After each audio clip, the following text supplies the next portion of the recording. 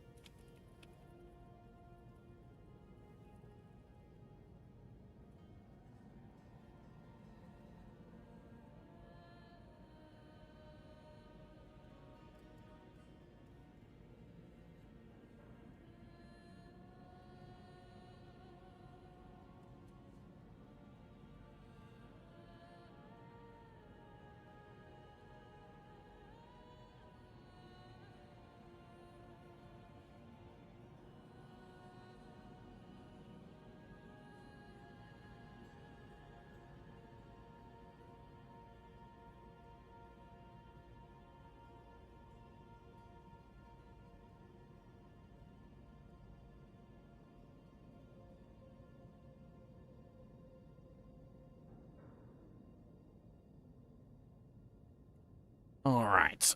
I did manage to get one unique item.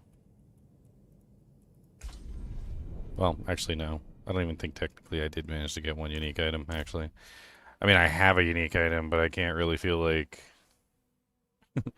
I can't really feel like I actually got that one. So there was a ring that came from, like, the end of the campaign. I think it was the same thing with the end of the Lilith campaign, is you got, like, a random ring.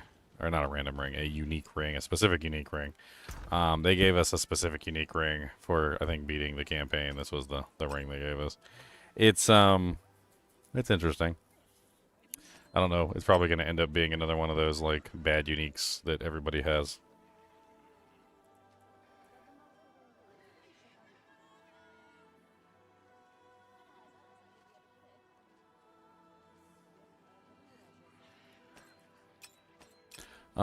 This one I created. I didn't find this one. I created this one. Apparently there's a recipe in the cube that you can create with. But it does require a specific component called enhanced primordial dust. So I'm assuming it's going to be something we're going to have to mess with. Well, it says Tree of Whispers. I burned that thing down. That thing better not still be there.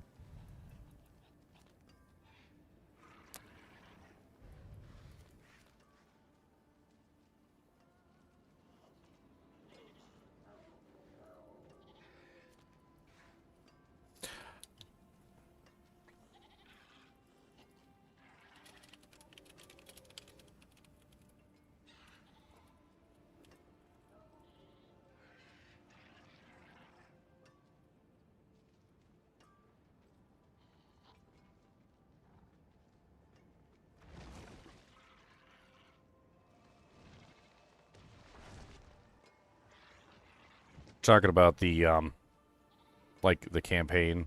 So spoilers if you don't want to listen to spoilers about the campaign. We're talking about the campaign and like one of the plot points, which wasn't really the greatest. It's probably the only plot point that I didn't really enjoy out of the entire campaign, and I'm gonna try to avoid like all of the spoilers for the entire campaign. But basically, in the very beginning of the campaign, there is a moment where Mephisto tricks Lorath into doing something stupid. And a lot of people feel that that particular moment was very uncharacteristic of Lorath, in that they had spent a long time building up Lorath's character. And Lorath was a wise Haradrim who had knowledge of the prime evils. He was a learned man, essentially, right? He wasn't just like some yokel off the street who would get scared by anything. This is a man who's literally fought against Andariel and Duriel and all sorts of other demons and lesser demons and higher demons. And then, like, he's literally just fooled by the simplest of tricks in the entire world. It doesn't make any sense. A lot of people are talking about how that particular plot point doesn't really make a lot of sense in the campaign, and that Lorath wouldn't have fallen for such a simple trick. The whole other thing is that the queen, like in that exact same scene, the queen falls for, you know, Mephisto's trick essentially as well, because Lorath falls for the trick. So the whole entire campaign is built on this, like, one cornerstone, which doesn't make any sense. And I feel like Lorath would have never fallen for that trick. Now, granted, the story could still be exactly the same, even if Lorath didn't fall for the trick. Like, I feel like the story could actually even be better, honestly. Because one of the issues is that the queen falls for the trick, and she's just immediately under Mephisto's spell. Like, there's no conflict. There's no like, you know, in her inner turmoil in her soul. There's nothing. Like, she's not conflicted about her choice. You know, like, she doesn't go. Lorath comes and talks to her and tries to convince her to come back to the side of the good, right? And, like, she's never conflicted about it. She doesn't go like, Lorath, maybe you're right, but I have to follow what I believe in, or something like that. You know, like, there's never a moment where it seems like she's conflicted. And that particular plot point is very weird to me. I mean, Lorath is essentially the equivalent of a prophet. Like, if you want to break it down into the like the most basic components, Mephisto or Tophet is essentially the devil. So if you want to, like, equate things into terms, Tophet is the devil. Anu is essentially God. Whatever God you want to believe he is, right? They were broken down into their constituent parts. So then you got the prime evils, and you got the lesser evils, right? So basically, none of these are the devil, because the devil is up here, and each one of the prime evils and the lesser evils are basically just a part of their whole, right? There's 3 lesser prime evils, and there's, what is it, 5 lesser evils for 5, 6, 7? I thought it was it 4? I'm trying to remember. Asmodan and Duriel. I'm missing one. Is it just 4?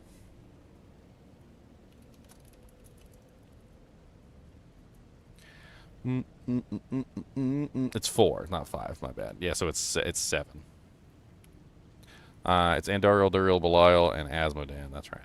Okay, so then Anu breaks down into his constituent parts. So then you get the archangels. So the archangels are essentially Tyrael. Trying to remember all of the archangels. So it's yeah. So it's Tyrael, Imperius,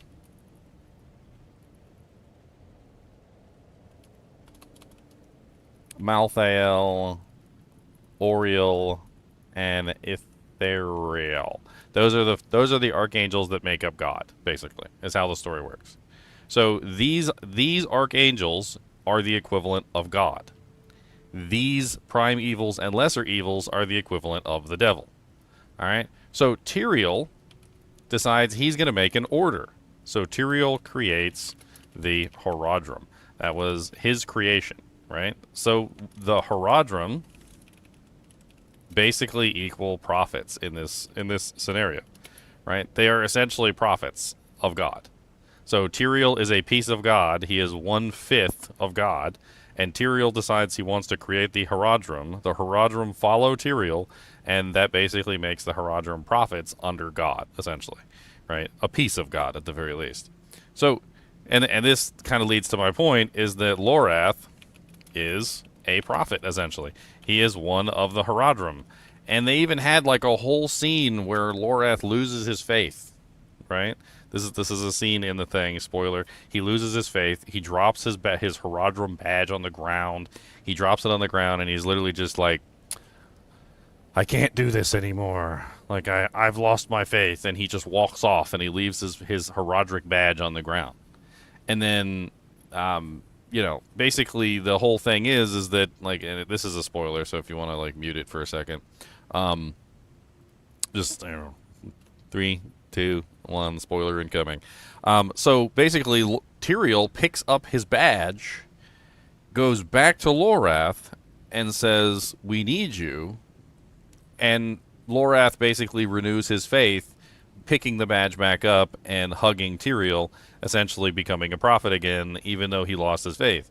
Right? So, like, they do this whole scene, and they show basically that Lorath is essentially a prophet of God, right? A prophet of Tyrael, at the very least, who is a piece of God. And then Lorath, the prophet of God, just falls for Mephisto's trick. Lorath, who has, like, you know, the knowledge of the Herodrum, who literally has read entire books about Mephisto, who literally isn't a fighter. Like, none of it makes any sense that he would fall for the trick. Like, he went there knowing that Mephisto would be there. He went there with the understanding that Mephisto would try something. He went there to convince the queen not to follow Mephisto. He went there with the understanding that if he did something stupid, it would make things worse. Like, and then you're telling me that he goes there with all of this knowledge as a prophet of God, literally with Tyrael's blessing, with the knowledge of the Herodrum, with literally reading tons of books on Mephisto, Diablo, and Baal, and all of the other lesser evils, knowing all the stupid tricks and silly things that they do, and you're telling me he falls for, like, the dumbest trick ever and kills the queen? It doesn't make any sense. That's the only plot point that just doesn't make any sense. Lorath would never have fallen for the trick, and it just doesn't make any sense. Honestly, the thing is that the entire plot of it would have flowed better if they didn't have Lorath fall for the trick. That's my opinion. They could have very easily had the same exact story, no changes, just not have Lorath fall for the trick. They could have had Lorath avoid the trick, and then they could have had Mephisto resurrect some homeless guy. It really doesn't matter. It was the act of resurrecting somebody that was important, not the like who was being resurrected. And then it would have had the same exact effect, and it would have even been a better story, because at this point the queen would have been conflicted. And this was something that was also a little bit of a bother of the plot point, and it had to do with Lorath. It all builds on the same plot point that doesn't really make a lot of sense. Is that the queen should have been conflicted. She always should have been conflicted, but she wasn't conflicted at all. She just simply, like, made up her mind, like a 1 or a 0 on a computer board, like a yes or a no. And if they had done it this way, the queen would have been conflicted. She still could have sided with Akarat, who was Mephisto, of course. She still would have ended up doing all the stupid stuff. But what they could have done at the end was they could have basically made it so that she, like, flipped back to the side of good at the, you know, at the very last, you know, fight scene or whatever you want to call it. And, you know, it still wouldn't have changed anything. Like, they could have had the story flow exactly as it was before, and then, like, Lorath manages to convince her at the last possible moment or whatever, which causes her to, you know, like, break down in tears or whatever. And I get too much into spoilers. I don't want to talk too much about, like, the ending or anything, because I know there's still some people who haven't beaten it. But I don't know. It's just this plot point right here just sticks in my mind as just a very weird plot point. I mean, you're not talking about a regular individual. You're talking about literally a prophet of Tyrael, who is essentially God in the story of Lord of the. I almost said Lord of the Rings, of the story of Diablo. Like, he's a prophet of the God. He has all the knowledge of the Herodrum. He literally has talked with Tyrael about the angel, the demons. Like, he knows about the prime evils. He knows about the lesser evils. He knows what tricks they employ. Like, he has defensive magic to protect against these sort of things. Like, he has seals and all sorts of crazy stuff. He's not a pushover. And, like, it just doesn't make any sense. Anyway, moving on.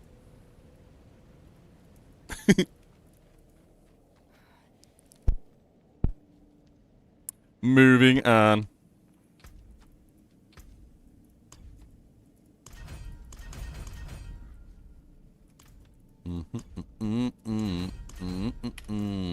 Ooh, an amulet. What we get?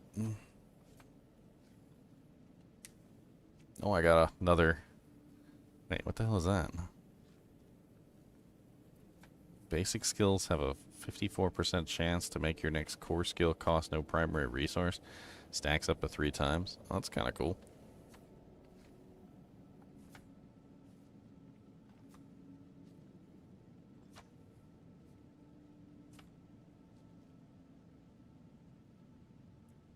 They're gonna use the Warlock to bring Diablo and Bale back?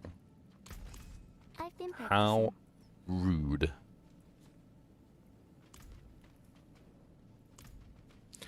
Alright, so I'm not sure exactly what we need to do with this character now. I guess we can start diving into some of the endgame stuff.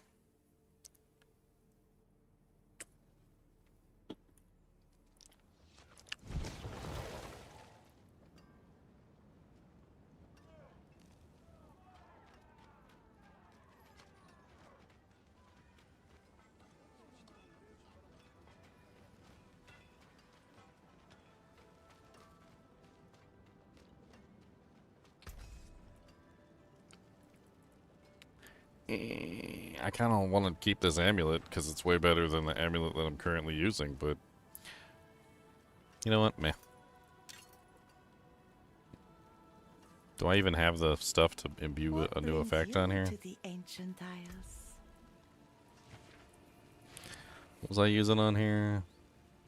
Your summons gain increased damage while alive.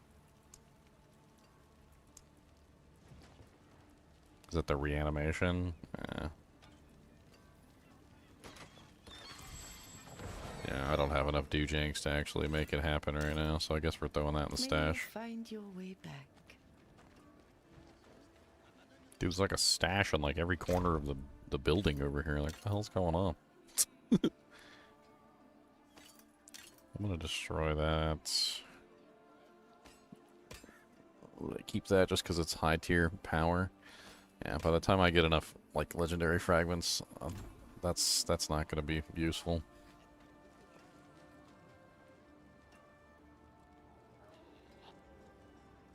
Does Diablo 4 have Diablo in it? It does not at this point. It does not. Back to it then. Chart the course. Where do we strike?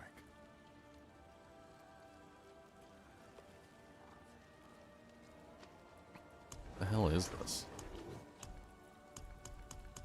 This is their new endgame Doojank that like takes you through all the activities.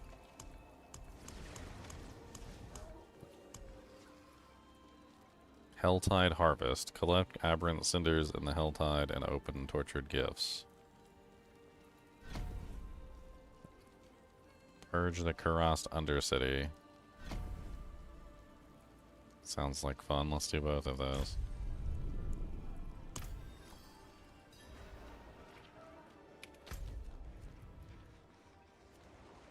Am I back to just like the normal farm all over again?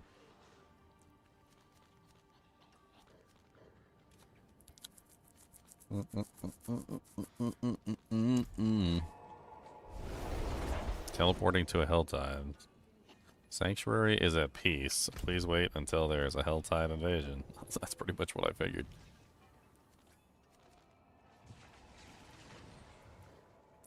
I'm kind of upset that the Tree of Whispers is still there. I thought we burned it. I thought we burned it.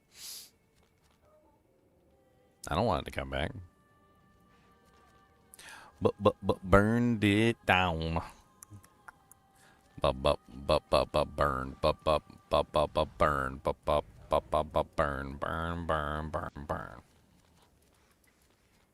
I guess I can start doing some. Yeah, let's start doing some strongholds. Let's just get some EXP and get leveled up. I'm level 52. We can use the strongholds to boost ourselves to the max, the level cap, and we can start getting the high-end equipment.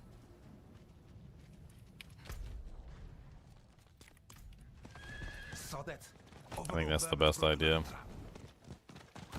I'll have to wait till HellTide so I can do that war plans crap. It seems like a good way to get an extra bonus for doing what you're probably gonna do anyway, I guess. I don't know. Signs of a bloody struggle. What happened here?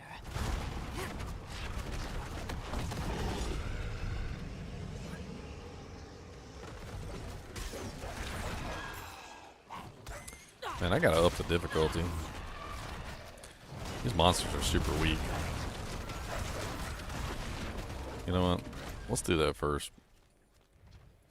I haven't really upped the difficulty at all the entire time.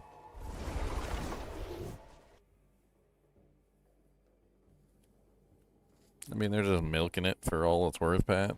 So it's not a surprise. You, wanderer, I know what you are.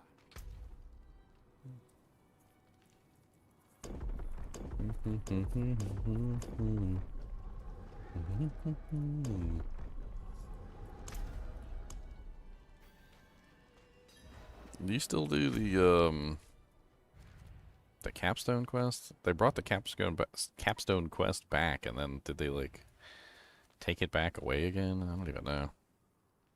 Did I hop into voice chat? I don't even remember. I hopped into voice chat. I did not.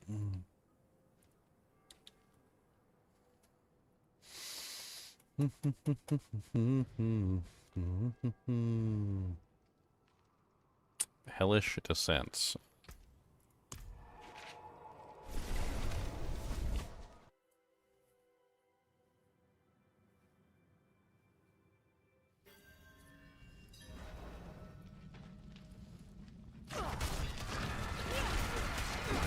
Will be tested now.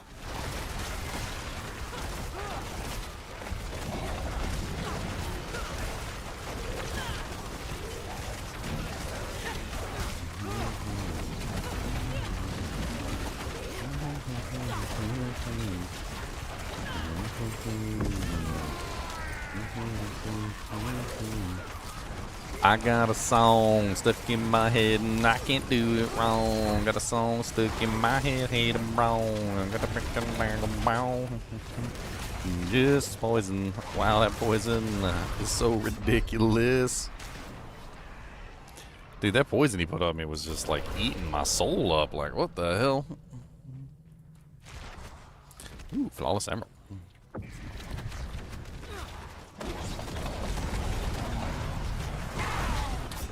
Oh, well, that was rude. Don't get hit by the lightning. Got it.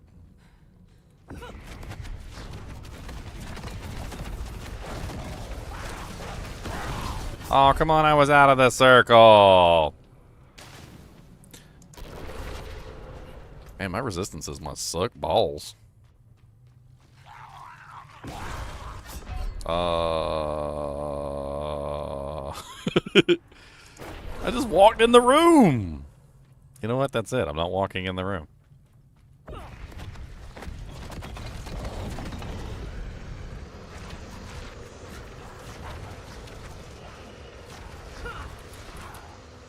Oh, he puts it under my feet, so it doesn't really matter one way or the other, does it?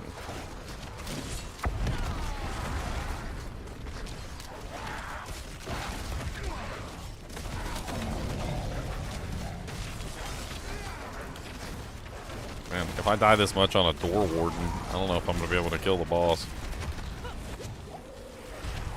And that poison he's got is ridiculous.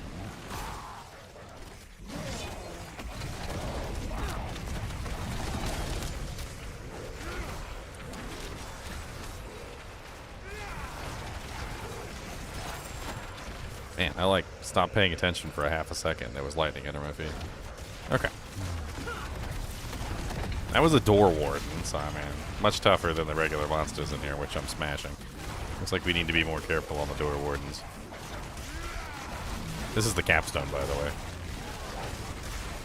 Which I probably shouldn't be doing right now, because I'm only level 52, but whatever. Can't tell me what to do.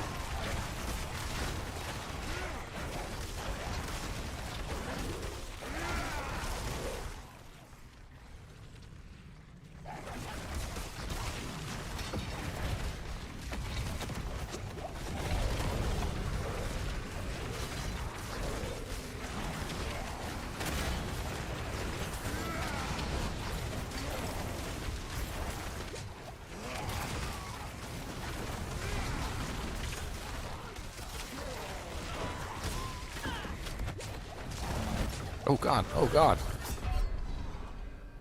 Must have been one of the range monsters just picking at me. Ah! Works well.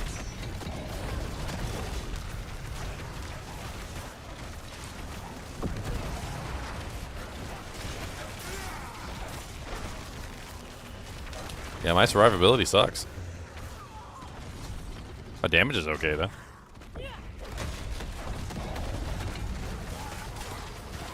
Oh, great, another door warden.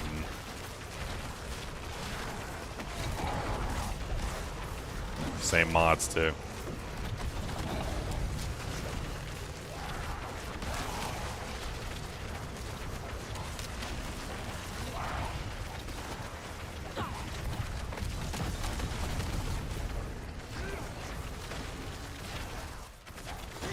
Was it you, man?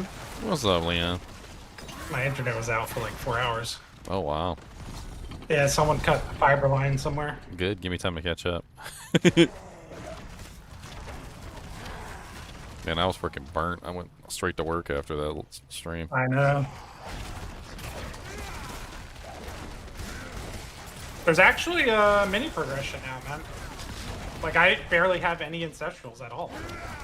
And Yeah, they don't even come with greater affixes guaranteed. I haven't found any uniques yet.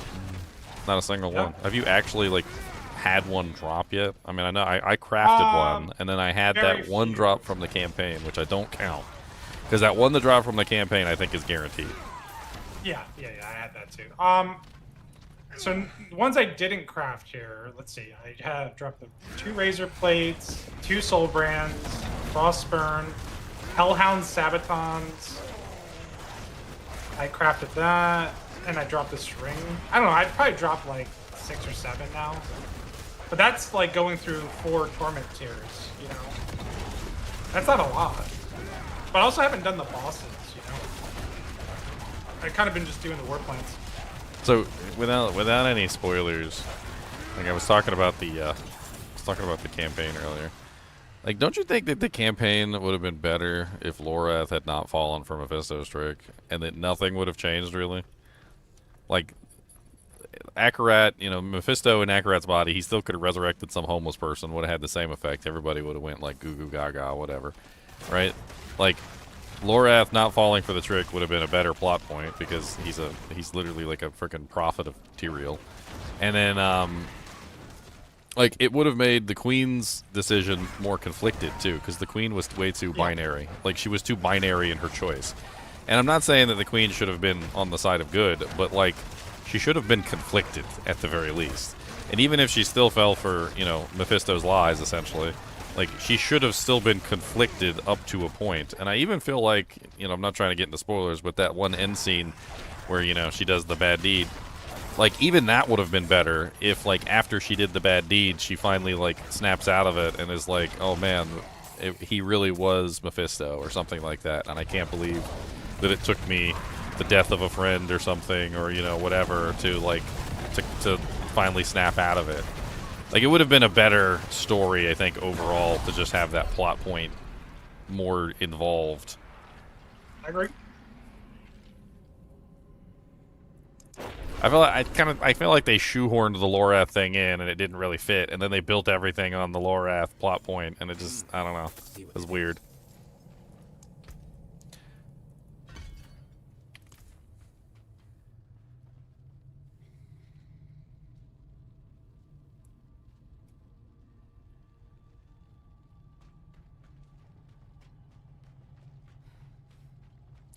Lorath is just a human?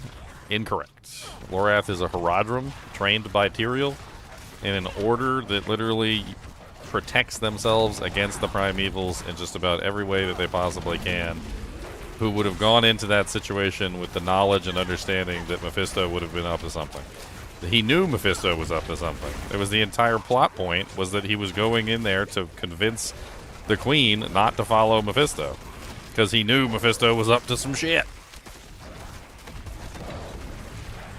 Pretty sure when I first saw that, like a month or 2 ago, I even told you they did Laura dirty.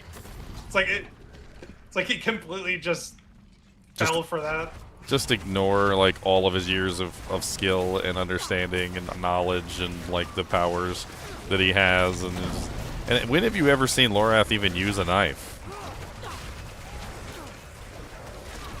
Like, he just whips out a knife out of nowhere. Like, where'd the knife even come from? I don't think I've ever even seen him use a knife. Granted, in this day and in this particular time period, I'm sure everybody has a knife, but it's usually for like cutting apples and like.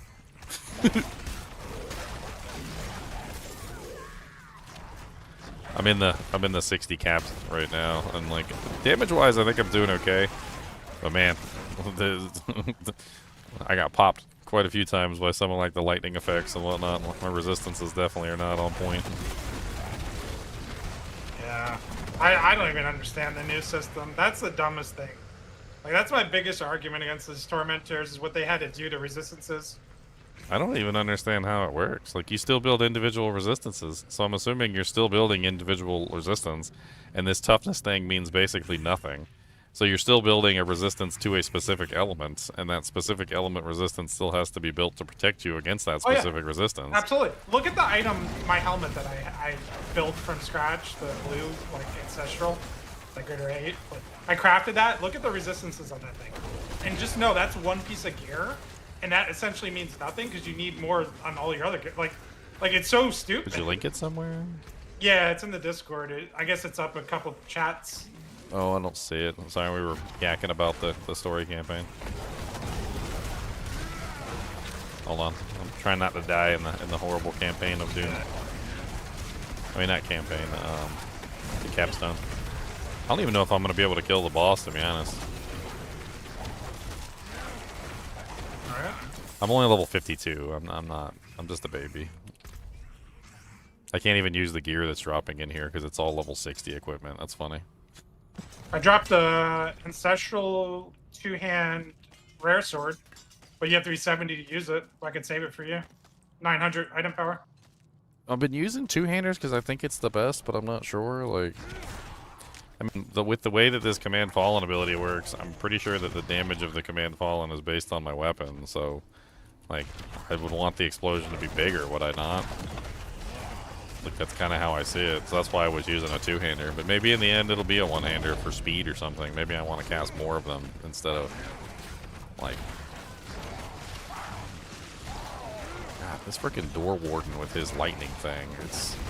It's kind of crazy how good the Command Fallen are even for me, and I'm not even dealing with them.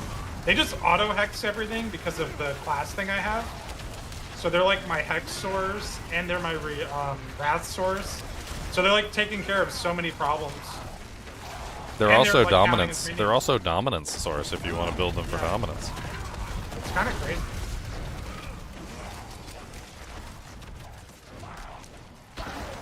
Yeah, I can kill the Door Wardens, but there's this one like suicide minion. It looks like a fallen. It's like they have like a lightning fallen that comes and blows up suicides next to you. As soon as he does that, like, he'll kill me. I can't. It pops me immediately if I get hit by one of his little suicide minions.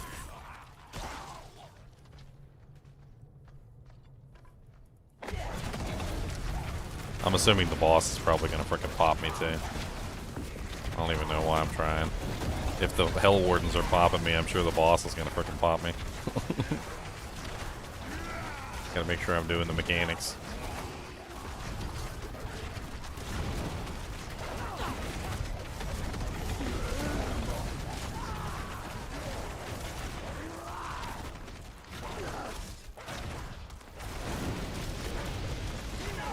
I'll actually link this helmet in the clan chat when you have a chance. Just take a look at it. You're gonna see the resistances on that, and it's like, why does that? It makes no sense.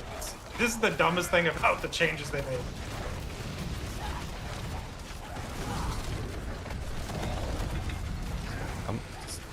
Some of the casting stuff on this character is so weird.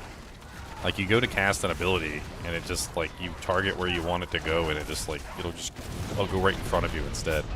Man, all that just to get hit by one fire thing and get one shot. That's hilarious. Yeah, let's try that again. Are damage numbers way down? I mean, I don't know. I'm currently in the baby mode. I just was telling somebody yesterday, I'm in the baby zone, so you can't really tell what's going on with the baby zone until I get to like higher tiers. Yeah, it's you know, the gear is going to scale the damage numbers back to where it was. It's harder to scale that high though. I'll say that they actually made gearing a progression. Like you don't just log in and get full ancestral items. Acts like everything just doesn't happen anymore.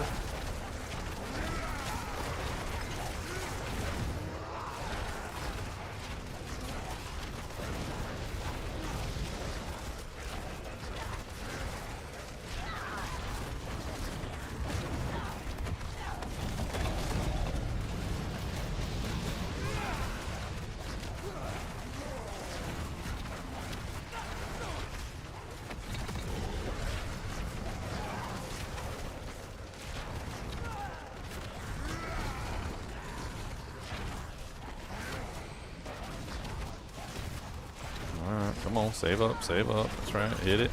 1, 2, 3. The devil's after me. 4, 5, 6. He's always throwing 6. 7, 8, 9. He misses every time. 1, 2, 3. The devil's after me. 4, 5, 6. He's always throwing sticks.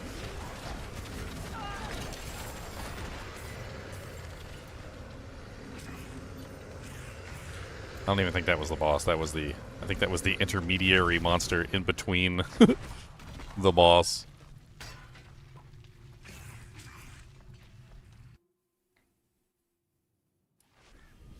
If my abilities were blue,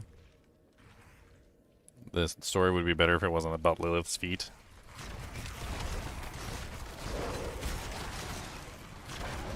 I don't know. I kind of have like a point of contention about Lilith coming back. Like, I know it's just a convenient plot device or whatever, but I don't understand why Lilith came back.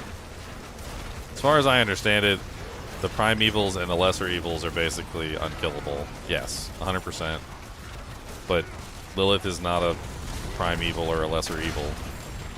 Which is kind of like what we were talking about yesterday, is that does this imply that Lilith is a prime evil?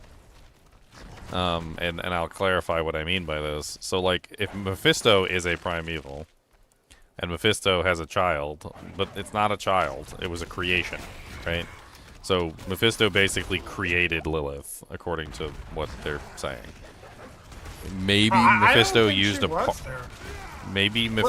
a part of himself when he created Lilith, and so now maybe Lilith is literally just, like, It's kind of the weirdest thing ever, but maybe Lilith is just an alternate personality of Mephisto. It's the only thing. From what I understand, no one else saw her. Jeriel didn't see her, or no one else actually interacted with her. It was only us through our connection. And Mephisto was interacting with her because he's connected to her, and we were interacting with both of them because we're connected through her. Like she was like the link between both of us. The butcher just showed up in my capstone and murdered me. Yeah, so we were linked to Lilith, and Lilith would link to Mephisto. And I don't think anyone else saw her. Like, I don't think she was actually physically interacting with anyone else besides us in her like mind or whatever that thing is, sightless eye, and however that magic works. Yeah, I don't know. It's a point. It's definitely a point of contention to like try and figure out what the hell's going on there. I mean, were we literally just dealing with Mephisto killing himself, basically? Mephisto creates an alternate personality, which ends up being Lilith. Lilith ends up figuring out a way to kill her father, which is literally herself. Like, maybe it's all happening in Mephisto's mind. Maybe it's not even... Maybe Lilith isn't even a real. Maybe she's just a piece of Mephisto.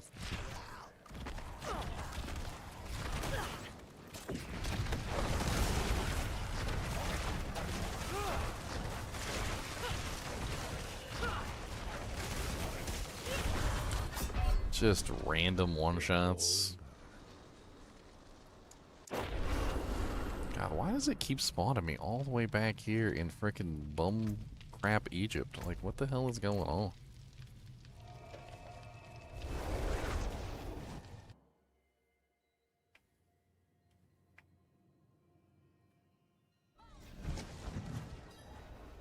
I think the campaign is worth playing through. I'm not gonna speak on the end game because I haven't really done anything in the end game yet. But I mean, I'll say that the campaign's good. Campaign's never been bad. Like, the campaign from the beginning has been entertaining. Of course, you could always just wait until it goes on sale and then play the campaign. You could also just watch my stream. I did the entire thing all the way through.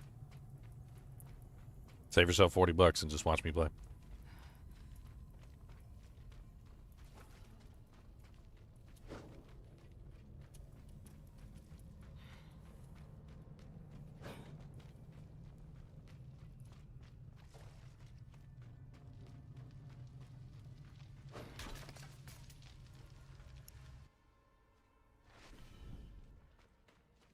I mean, they've already broken several tropes in the Diablo universe. Like, the first trope that they broke was that they come by 3. So this is something that's been established for a very long time, is that the primevals don't appear on their own. They never appear by themselves. Mephisto appeared by himself. So I guess technically you could say that Lilith woke him up, and then it wasn't necessarily Mephisto's plan. So I guess from that standpoint, like, it sort of makes a little bit of sense, like from the idea that this was an unplanned incursion into Mephisto's realm, I guess. But how did I spawn the butcher a second time? What the hell? How? So did Bale never showed up in D3, right? Only Diablo with boobies. How did he die though? Was he banished, or did he die normally where he just comes back? Who? Diablo in D3. So I forgot the story there. So in D3, what happens is you find out that Zoltan Kuhl has created the Black Soulstone in secret, and so Diablo gets a whiff of this, and he wants to recreate Tothamet. So going back to what we were talking about earlier, that the devil is basically Tothamet. Tothamet is essentially all of the primevals and all of the lesser evils in one body. It's like Anu and him, right? They split. Yeah. They were actually one person. So the whole story with the Black Soulstone is that Diablo gets the idea that he wants to recreate Tothamet. There's actually a line in there where Tyrael goes, "Oh my god, he's trying to remake Tothamet." And so, like, he basically gets all the other primevals and lesser evils that he can anyway, and he shoves them all into the Black Soulstone to become, like, Diablo Prime. At which point you use the Black Soulstone to get rid of... It's like the same story all over again, except now it's the Black Soulstone instead of the regular Soulstone. And then you basically destroy the Black Soulstone or whatever. It's a tale as old as time. I guess I'm just trying to figure out how they're going to bring him or Vale into it. Well, I mean, the three brothers don't like to be without each other, so my thinking on this is basically that Bale and Diablo will probably come to try and save Mephisto. That's my thinking on it. It's probably going to end up being a situation like that where they try to rescue their brother. Because Mephisto being in the void is certainly, like, not something that they're going to put up with. Especially since Mephisto is one of the primevals, and they're like butt buddies.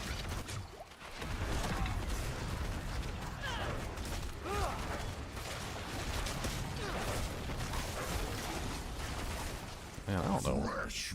Dude, I got the Butcher again. Is this just like a scripted event with the Butcher? In that first thing, yes. He keeps showing up. He shows up multiple times in there. I mean, I might be able to kill him. It's definitely going to take some doing, and I really need these other monsters to not be here. I think that first one you only have to do on hard difficulty, too. I don't think it has to be penitent. I mean, I'm trying to frickin' clear this one little room that's just spewing out an infinite demon horde.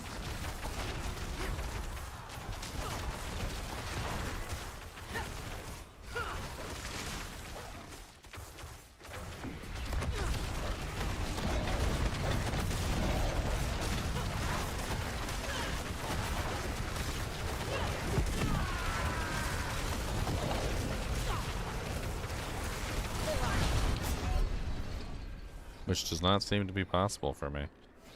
I don't have the tankiness to get in there and actually like sit. I guess what I probably have to do is sit in that room to charge up the altar,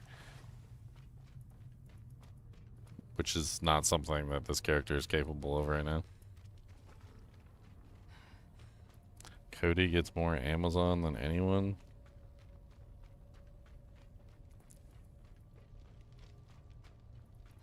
Cody's the one that needs more Amazon than anyone. Stinky boy.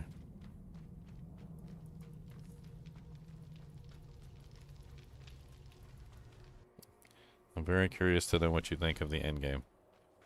Very underwhelming in my opinion. Well, I haven't gotten to the endgame yet, so I guess I'll be able to say that once I get there. I wasn't... I wasn't of the opinion that it was going to be amazing, though. I mean, I'll definitely say that much. God, where they keep respawning me is pissing me off to no end. Like, I just don't want to be in this exact place. Why do you keep putting me here?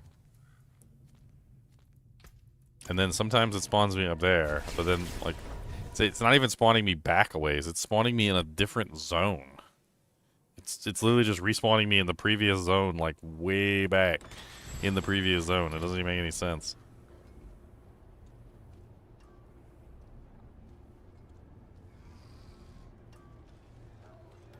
Somebody commented, can we go back to D2R now? That's funny.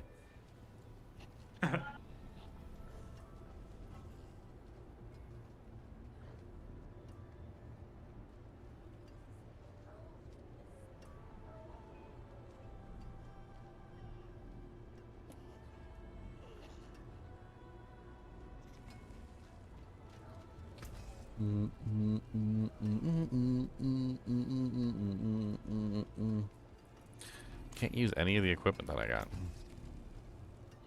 It's all level 60.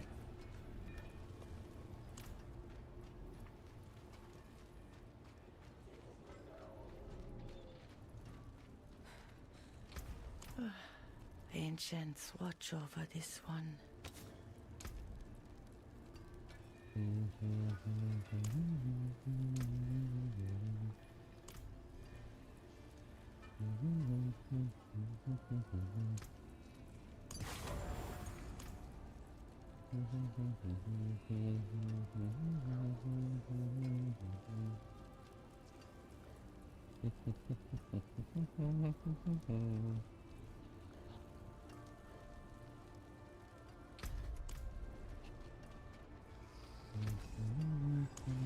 Worthy of the ancients, this.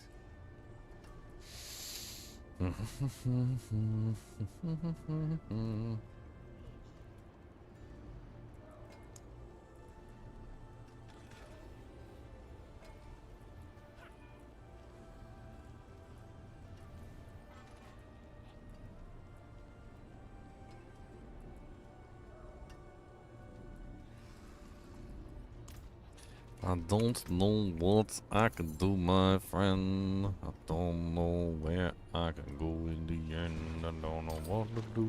I don't know where to see.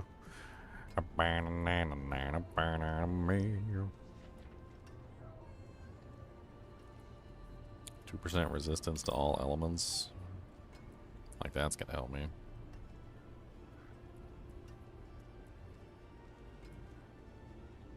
Physical resistance.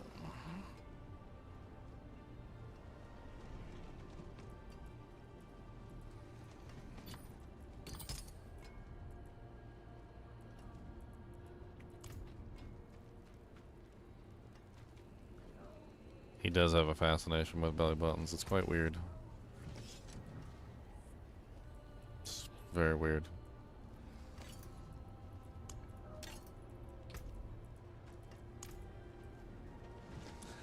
It's very freaking weird. It's very freaking weird.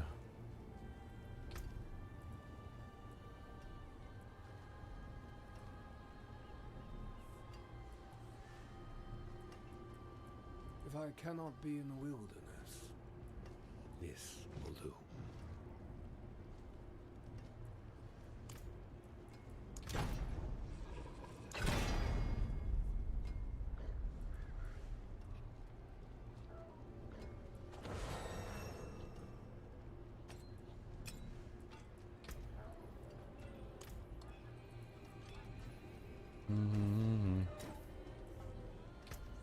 The charm system seems a little deeper than I initially thought it was going to be. Like that bonus that you're asking about, like why you weren't getting it. It's like it seems like you need specific charms. Like the sets can roll different ways. Like mine is practice technique. I could put in a non-practice technique version, and then I wouldn't have the bonus, for example.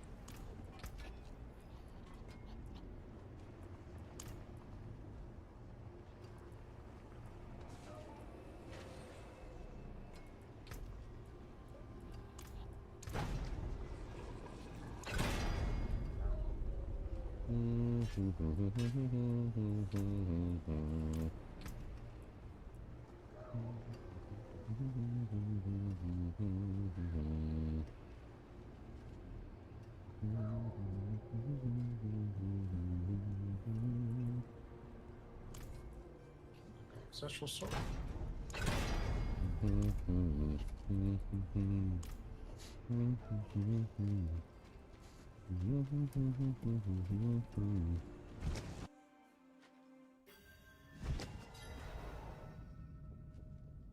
Cody's belly button. He loves talking about it. I just say that Cody's. I told her that Cody's belly button looks like a cartoon character's. That's all. She said I didn't even know he had a belly button. I don't understand what's weird about that. Like, have you ever seen like a cartoon character's belly button that looks like an X that somebody drew on like a button? That's Cody's belly button. That's weird. It looks like a cartoon character's.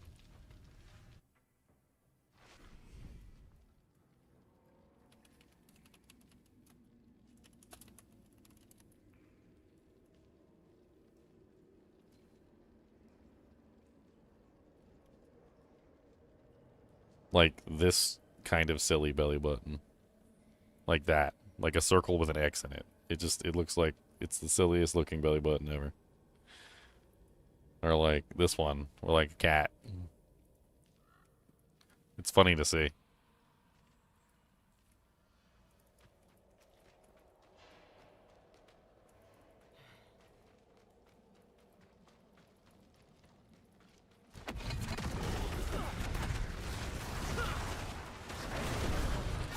Dude, what the hell?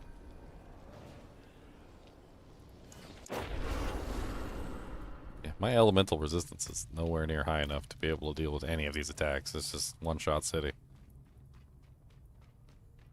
Probably also doesn't help that I'm underleveled, but, you know, whatever. How's the season? I don't know, the campaign was fun. I haven't really gotten into the endgame yet. How many times am I going to have to answer that question today? Just put it. 7,455,633 kabillion and 5. I have not gotten to Endgame yet. I cannot answer a question about Endgame. I have not gotten to Endgame yet. I cannot answer any questions about Endgame. I have not gotten to Endgame yet. I cannot answer questions about Endgame. You can clearly see my level is 53. I'm level 53. I'm a baby, okay? I do not know anything about Endgame yet. I have not gotten there.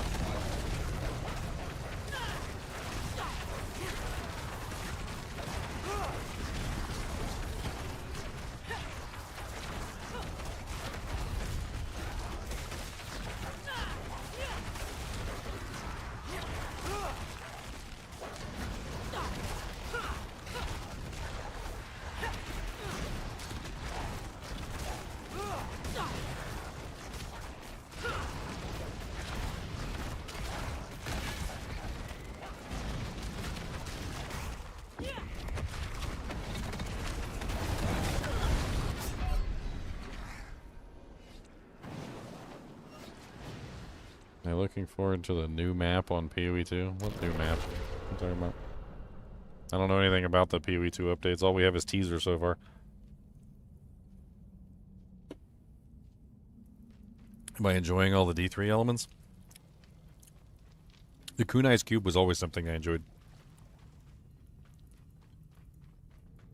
Like, out of all of the things, the Kunai's Cube was definitely something they should have added.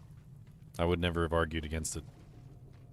In fact, I'm pretty sure on several times on live stream, I was literally telling people that I would be fine with them adding the Kunai's Cube into Diablo 4 because it would expand the build diversity and make the game better.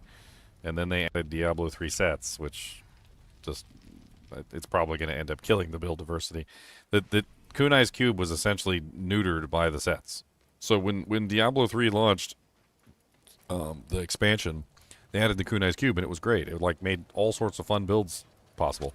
And then they were like, here, have this set, and it like completely invalidated the Kunai's Cube. It was a really weird decision on their part to make an amazing thing like the Kunai's Cube and then just completely invalidate it with put this set on and turn off your brain.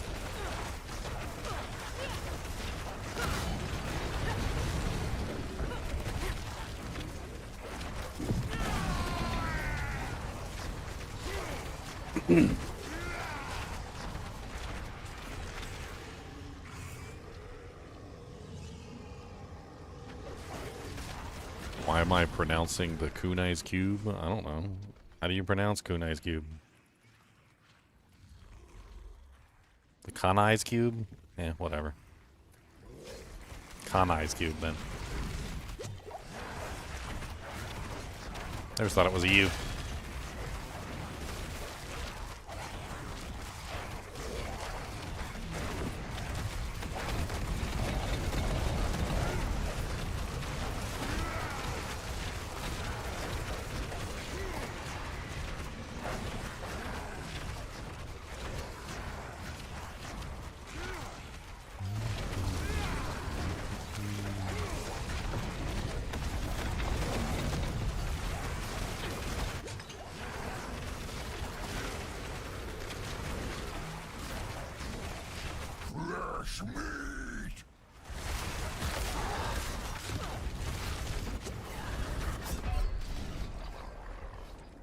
Fresh meat, immediately die.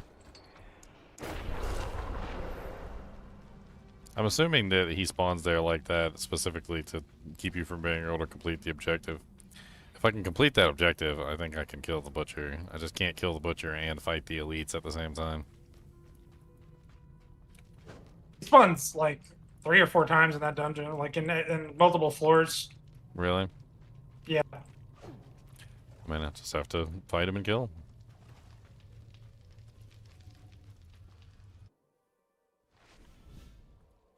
What's up, Bulbasaur?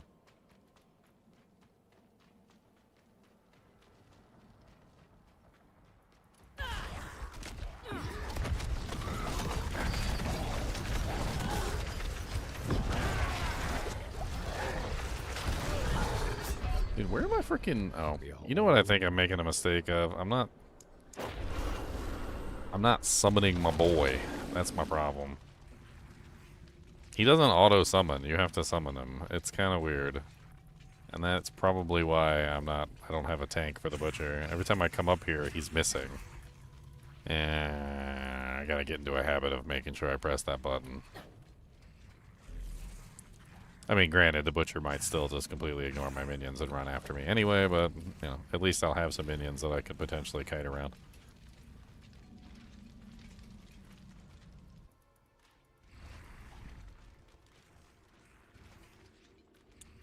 Alright.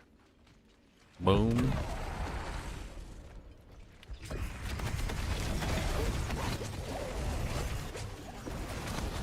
He's just like completely ignoring my minions and just going straight for me.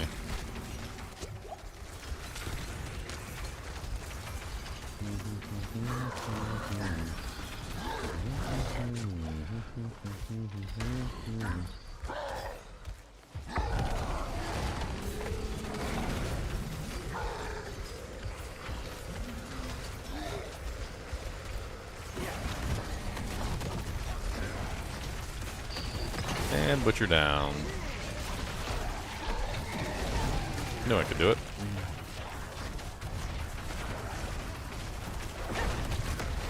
It helps that my minions were actually there to tank for me, which I didn't realize that they just disappear and they just don't come back. It's freaking weird. So I gotta make sure that I'm pressing the button to summon what is his name? Agramon or whatever? Agrom? if I don't actually summon Agrom, then like he doesn't appear. He's just like, eh.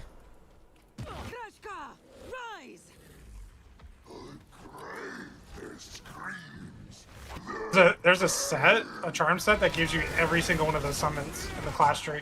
Oh, yeah? Sounds insane to me. Yeah, there was a set like that for the in Diablo 3. There was a set like that for the demon hunter who had pets. It was a set that gave you every pet. It was kind of cool. It's a horizon set.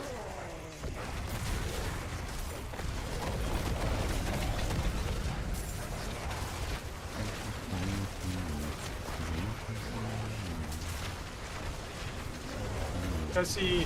Oh, It's worth 3 to 1. so close. Alright, well at least now I know when the icon changes to the face. That's the point where I have to actually summon him specifically. Man, that puddle is ridiculous.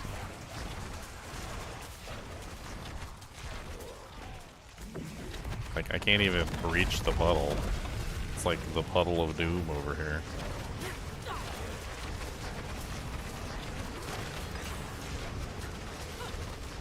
I think if I step one toe in that puddle, I would just immediately just disintegrate into a pile of ash. Literally.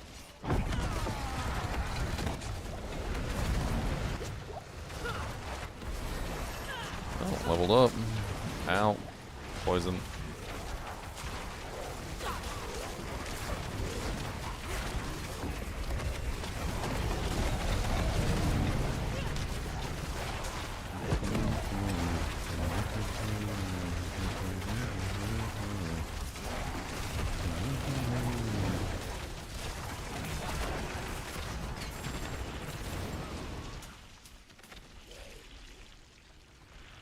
Do you know anything about he's talking about some new map on PoE 2? What is he talking about? I think he's just saying new. And I have to read exactly. New what he said. expansion? He said new map. Yeah, probably new maps, new endgame. Who knows?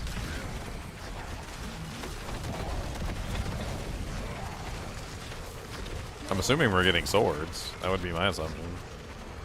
They said that the swords were coming after the druid. I think that was Jonathan was quoted as saying that it would be sad if the swords didn't come after the druid launched. So I'm pretty sure we're getting swords. There's a dagger in the latest teaser. Sounds to Okay, me like so- I'm not gonna like swords. Like the way that they explained it, they made it seem like the swords were this I don't know, like not really a melee fighter, like a kind of like a stealth slash something character. I don't know how to explain it.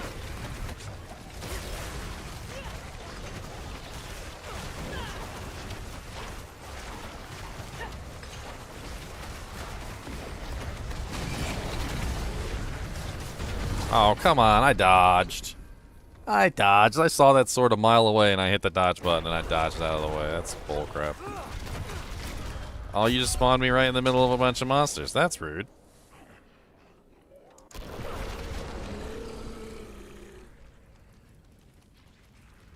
That's rude. 17-minute roll. Oh. Never forget.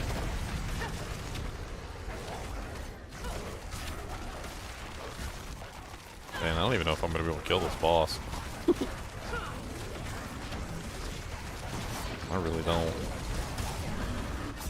Oh, I'll put myself in combat. That's what I get. Your equipment is close to breaking.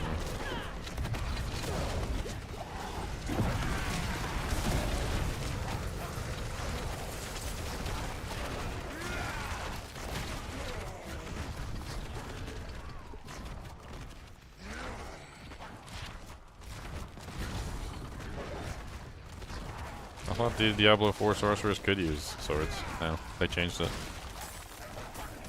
They changed a lot of those restrictions. They released a lot of the restrictions for a lot of the weapon types. I don't know if they released all of them, but they released most of them.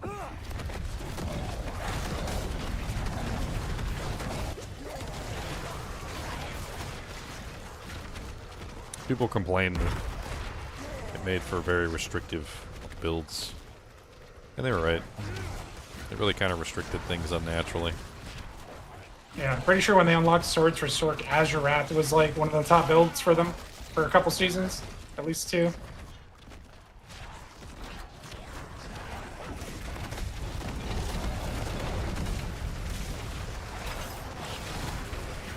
Oh no, you don't, frickin' Crimson Blade.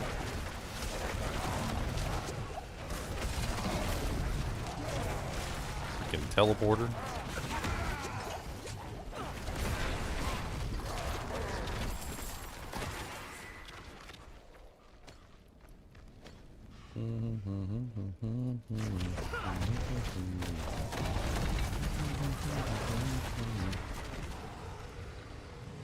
Okay, I need to go back and repair.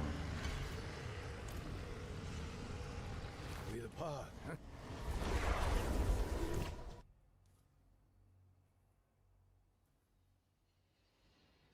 Can sorceresses use bows now? Don't know. That's a question. That is a question.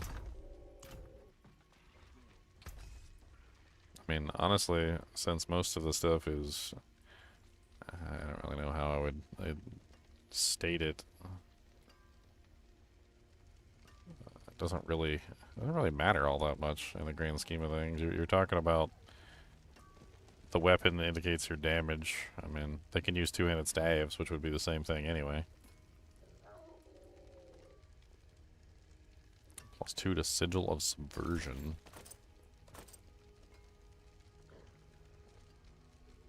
I'm kind of upset that maximum resource doesn't seem to apply to dominance. Oh, See dominance can be strong. You see how small the dominance pool is? Like the little itty bitty baby pool. Yep. I mean, there's a Paragon board that gives you a 3% multiplier for demonology skills for every point of dominance you have. Kind of want to scale my dominance.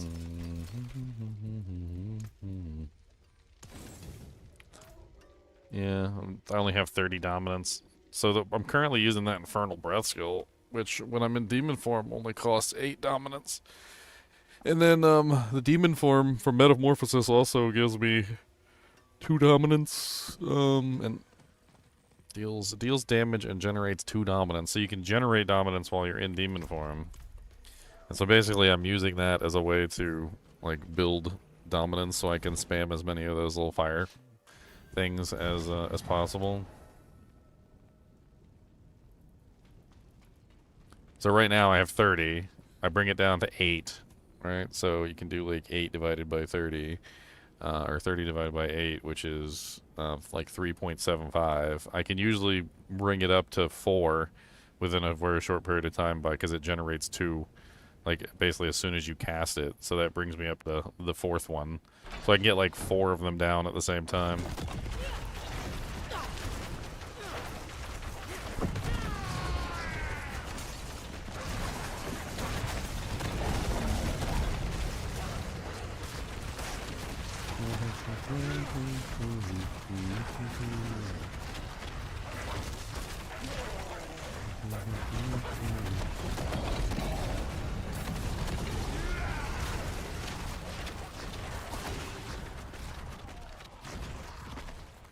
Alright.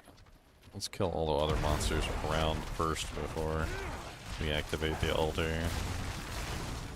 We can't handle extremely large groups.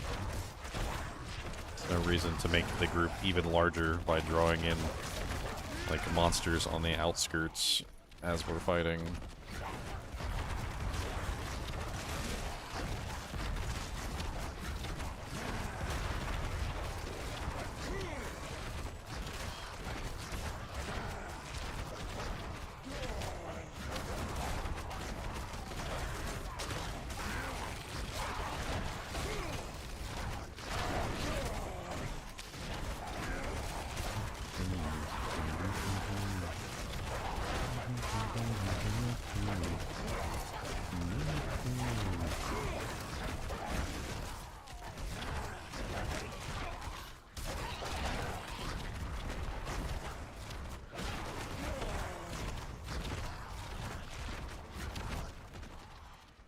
Alright, I feel like we've done enough. I forgot to repair when I was in town. I'm an idiot. Alright. So, let's start from this side. Let's go ahead and throw down the summoning circle. Make sure we got Agramon. 1, 2, 3.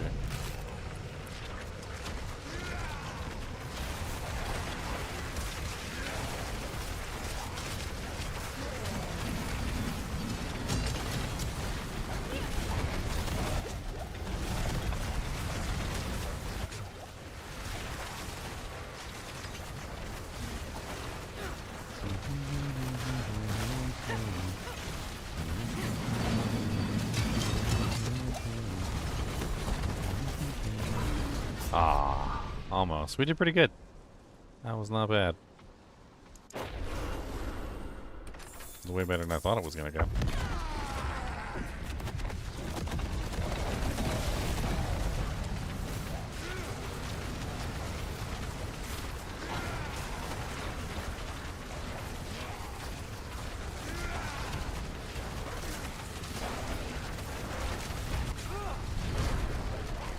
Oh, my equipment's broken. That's great.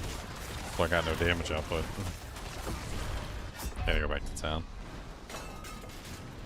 Oh, my equipment wasn't broken yet. Okay, now it's broken.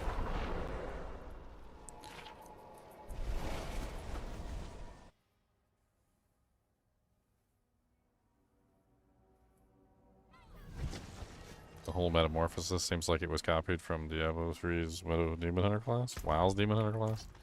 I mean, yeah, it's Blizzard. They copied them. All the stuff is just copies. That's what I've been telling people all the whole time. Just a bunch of copied stuff from, like, the Witch Doctor, and yeah, they probably copied stuff from the Demon Hunter, too.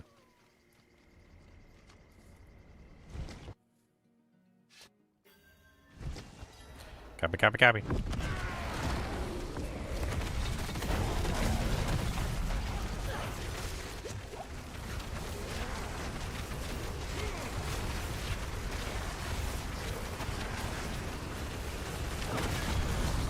Oh, I shouldn't have moved forward. Good job, Ninja.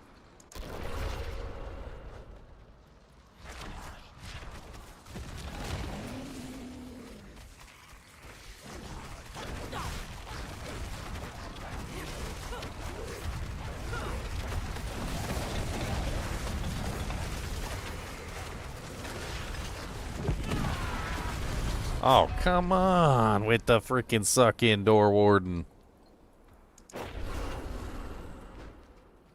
That's it, little punk. Come here. Instantly die. Okay, so he's lightning enchanted. He's hitting me with like random lightning attacks. That's what's going on, and I don't have enough lightning resistance to fight him. The only thing I can really do in this scenario is just hang back. I can't see the lightning bolts because I'm putting too much crap on the screen.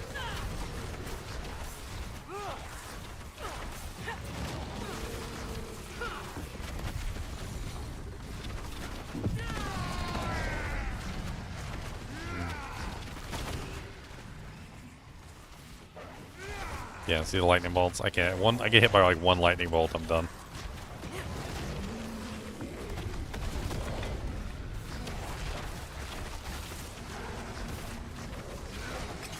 Hey, he's dead. Oh, he got me. Double KO. One lightning bolt was still flying in the air. They drop me a ring though.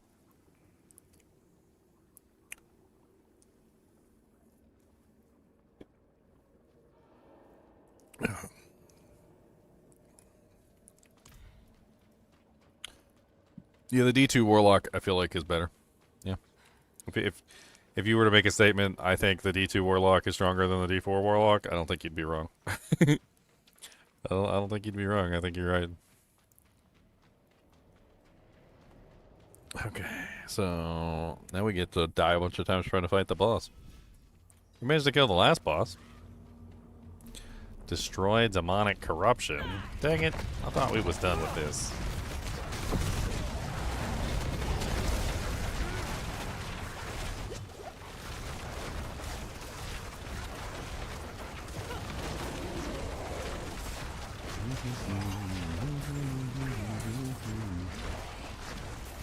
Fresh meat.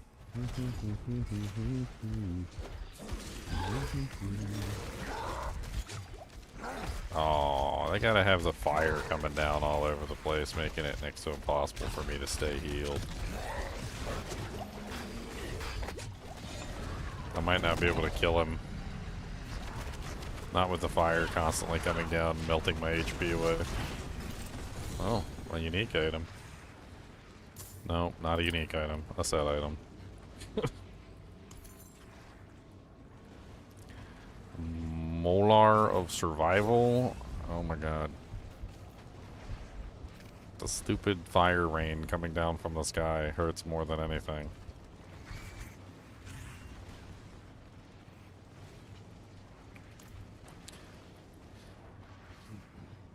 That's the second time I've been hoodwinked by the frickin' set items instead of unique items. We need a green icon for the map. I don't know why there's not a green icon for the map. It's rude, and it's rude.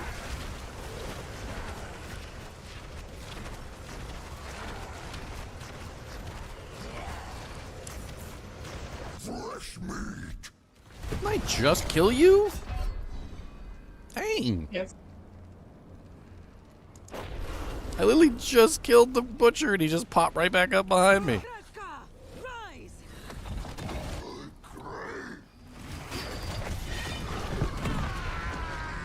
The Infernal Hunter retreats.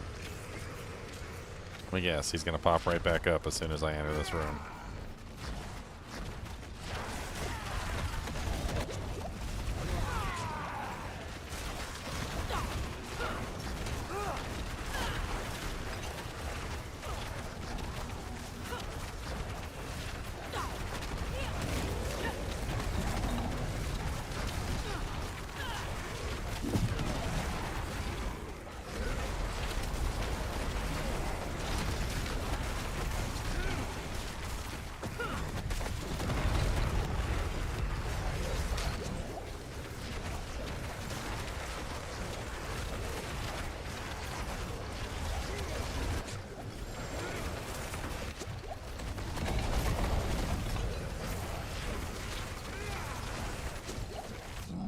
Fresh meat.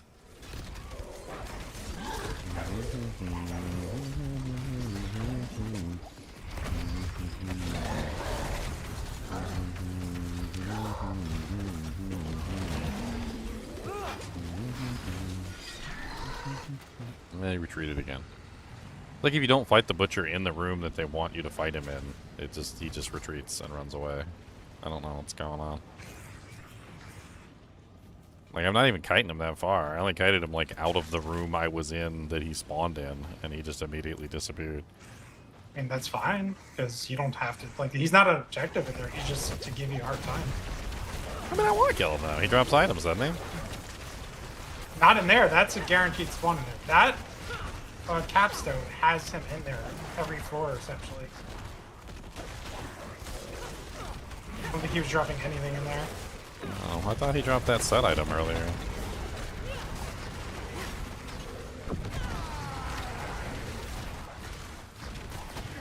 Infernal Hunter has got your sense.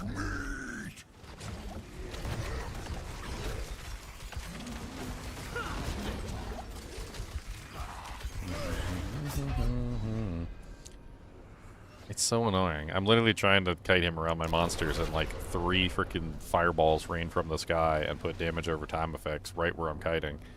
And just take all my HP away. The butcher doesn't even hit me. Like he didn't even hit me once. It was literally just me dying to damage over time effects because the stupid fire never stops raining from the sky.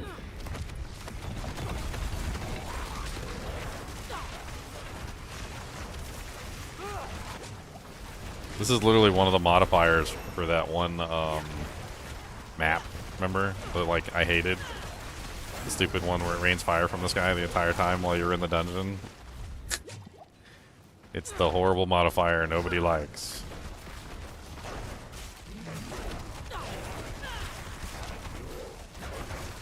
And I don't have the resistances to stand it. I can't stand it. I'm just a little baby. Why you gotta be so mean to me?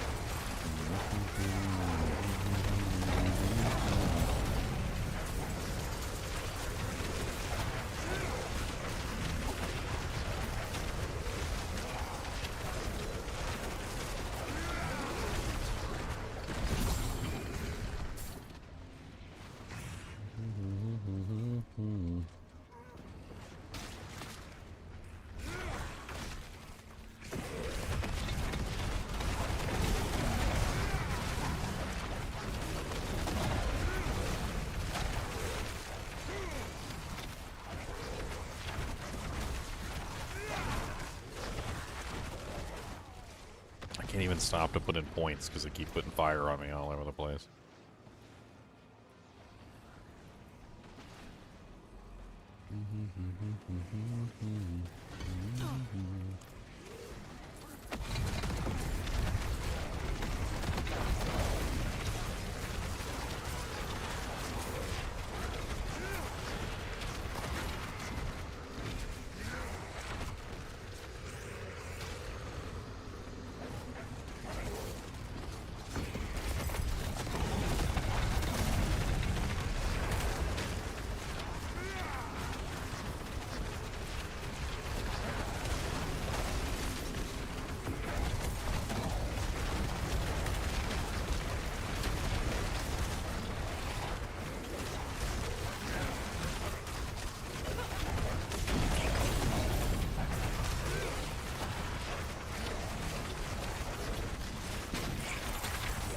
Okay.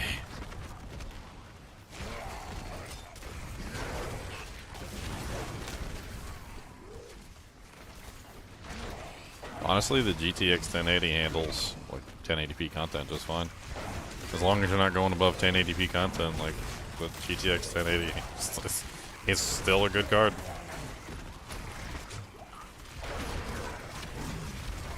It's kind of crazy how well the GTX 1080, especially the TI version, like the GTX 1080 Ti, it's TI, how well it's held up over the many seasons of video card upgrades.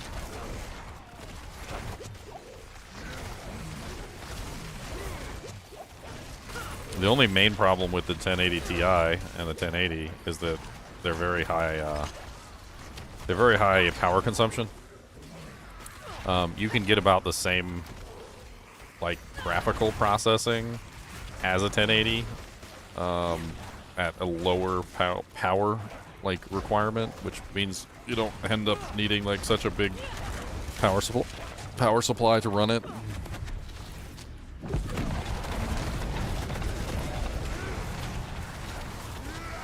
There are newer cards that have lower power consumption, which can sometimes be a factor depending on like your system and like how big of a power supply you could put in there. Like some smaller form factor systems might not have the easiest time getting like a crazy power supply.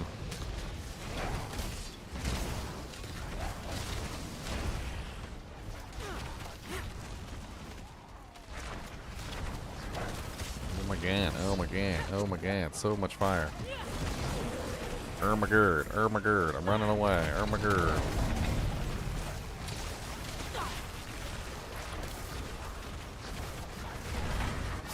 God, no matter how far I go, they just keep following me. Now, 1060 you should have upgraded by now. I mean, especially considering the 1080 is so cheap.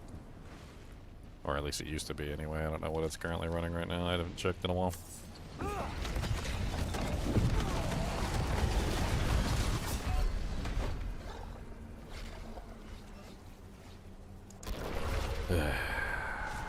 All these freaking splash effects and elemental damage bone things. And like I just can't do anything because there's just so much going on the screen.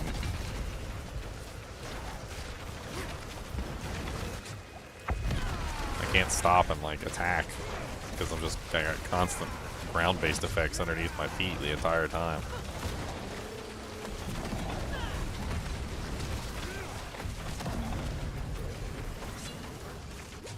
Lightning circles, fire circles, butthole circles.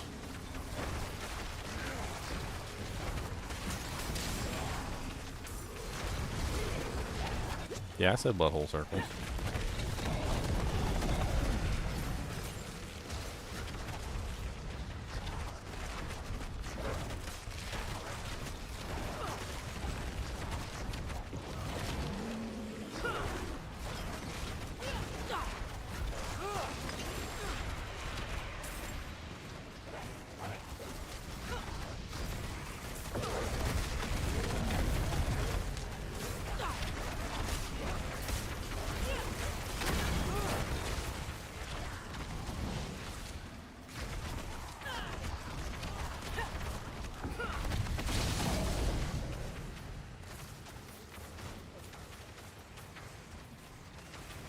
Yeah, did I do it? I think I did it.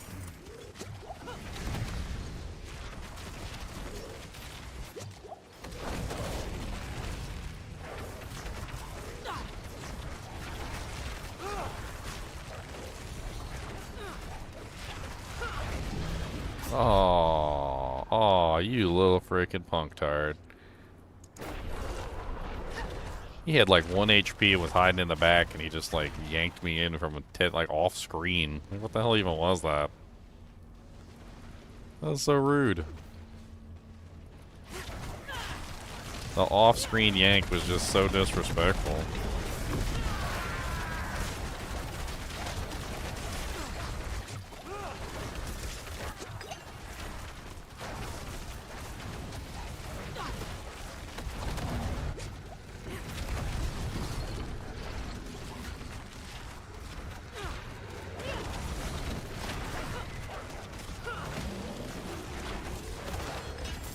Yeah, die. Give me my stuff. Punk.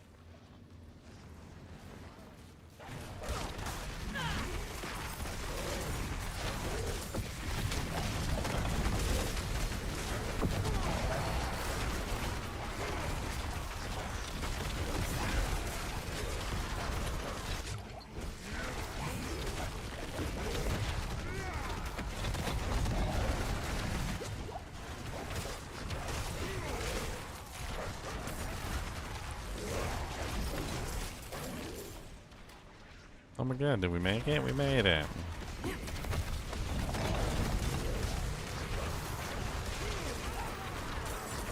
Only took us forever and 17 butchers.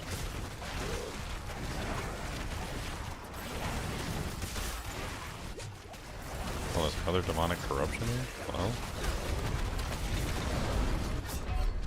I guess I'd already destroyed the requisite number.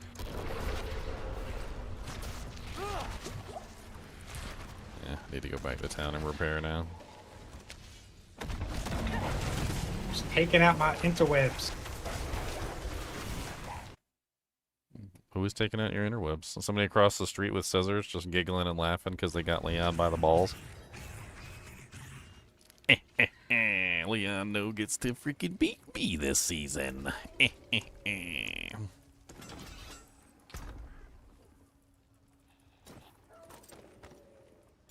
Leon doesn't get to beat me. Digga-digga-doo, digga-digga-doo, digga-digga-doo-doo-doo-doo, digga-digga-doo, digga-digga-doo, digga-digga-doo-digga-doo-doo-doo, digga-digga-digga-digga-doo, digga-digga-digga-digga-doo.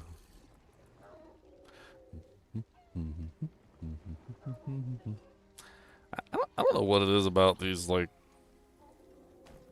items, but, like, why do the stats on them just seem so generically weird?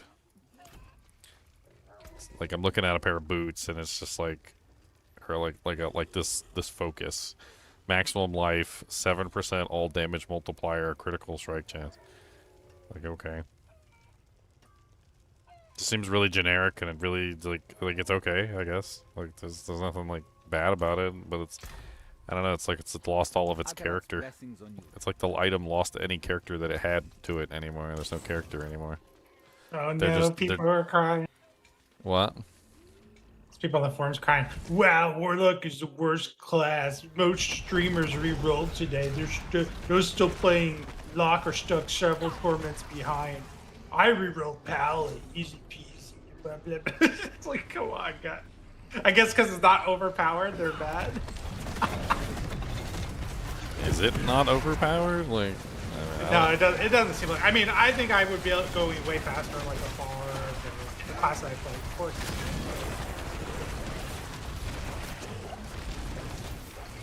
I feel like from what I'm seeing so far, I mean, I haven't had a chance to like scale everything up or anything. But it certainly seems like this Command Fallen ability, it looks like it would be absolutely insane late game.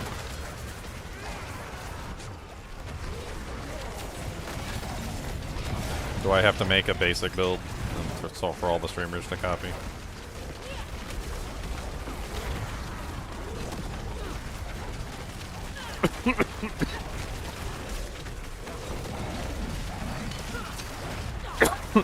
Dying.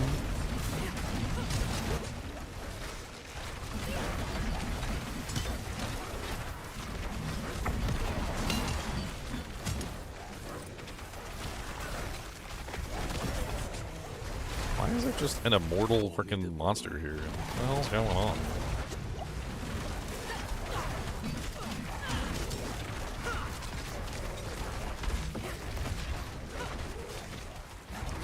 Oh my god, every time I stop to attack, every time, freaking fire under my feet.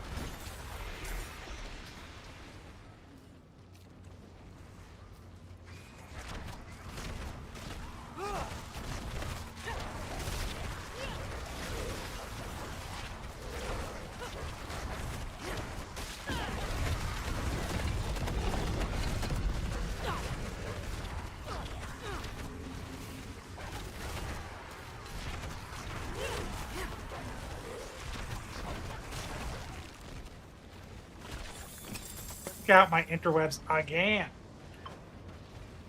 No interwebs for you? Stop doing this. Alright, final boss time. Time for me to die about 10,000 times trying to do this final boss. Hopefully he doesn't have, like, spewy spray, like, hit the entire screen elemental attacks. Otherwise I'm never beating him.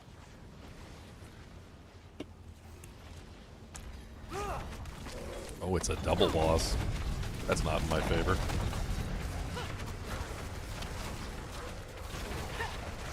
Pretty sure the butcher showed up too.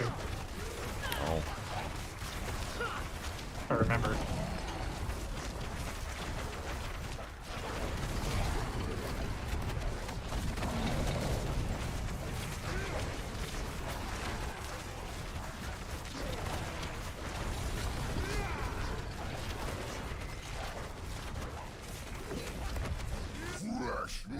Yep, there's the butcher.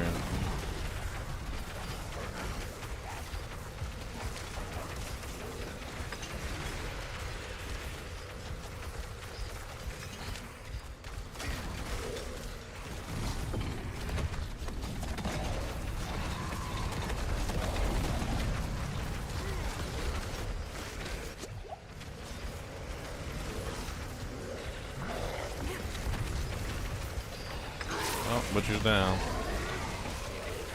How is the whole dungeon, like, easier than the end boss? Like, what the hell? I mean, the whole dungeon's harder than the end boss. I'm literally bodying the end boss. I expected to die like 10 times. My build's really good at the boss. It's kind of bad at clearing. I think I have a bad clearing build. I have a good bossing build. Same for me, I guess.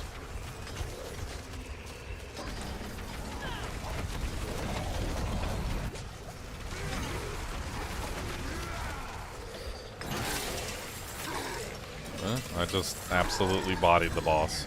Struggled with the dungeon, bodied the boss. Like, what the hell?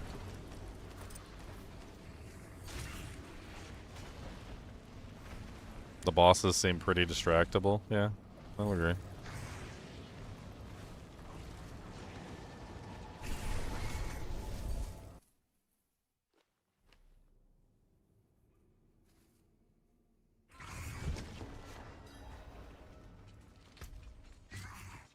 Well, I got access to a temper. What the hell's with the tempers? Why do I only have, like, the basic trash tempers? Is there a specific reason for that? I mean, you just started. But I've already collected so many books, and every time I look in here for, like, a weapon, it's just, like, all that's in here is the elemental damage tempers and, like, the chance to daze or freeze tempers. Like, there's nothing in here specific to any abilities or anything. Oh, they got rid of all that, I'm pretty sure. All the, like, the double damage stuff, I think they got rid of all that. Oh, okay, well, that's a good thing, I guess. Yeah. And you only have one temper nowadays, and you're guaranteed to get what you put on. It's just now it rolls, and that's it, like, in that range. But you can't, like, miss your tempers anymore. You get whatever you select is what you get. Okay.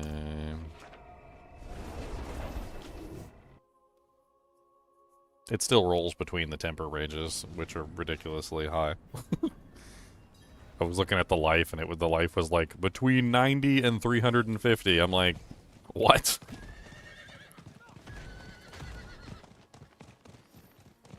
That's a pretty big range there.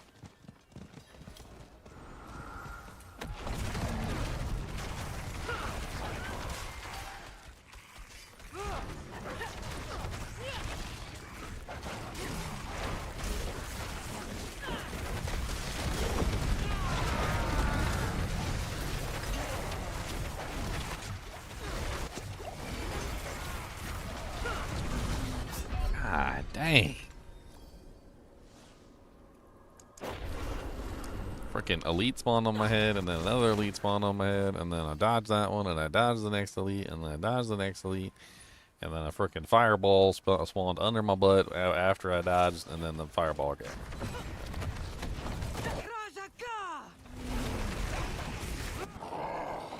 So much suffering.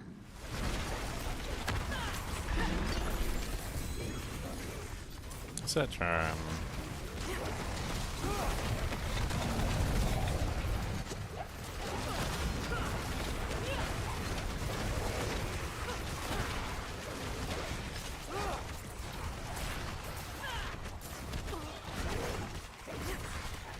I won't forget this, stranger.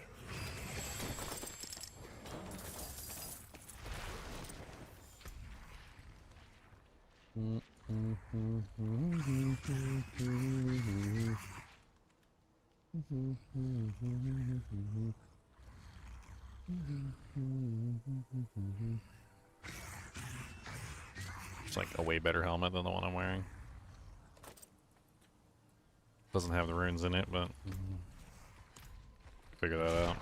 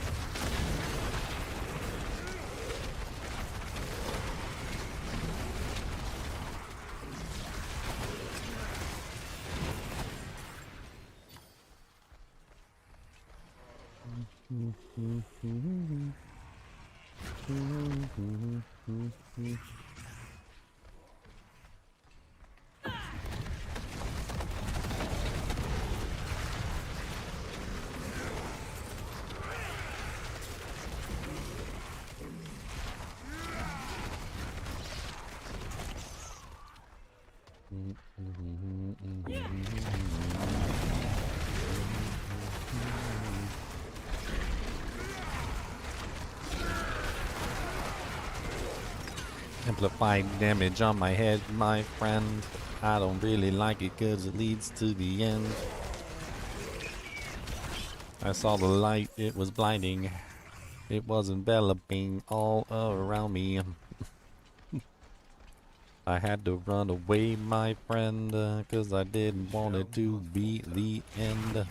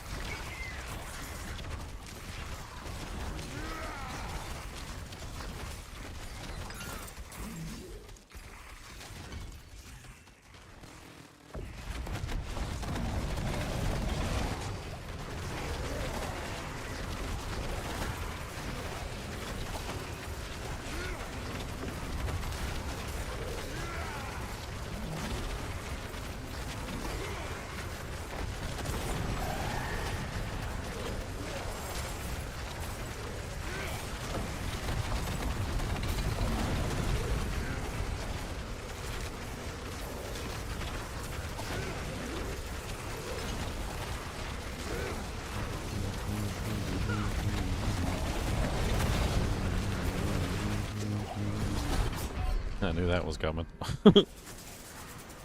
Can't fight infinitely in those things with this weak butt character. Kinda surprised I lived for as long as I did.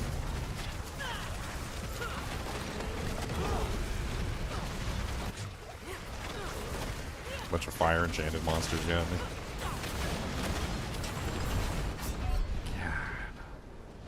Man, I'll have to drop it so I can do this HellTide thing. There's no way I'm gonna get enough aberrant cinders if I keep dying and having my cinders every single time I die.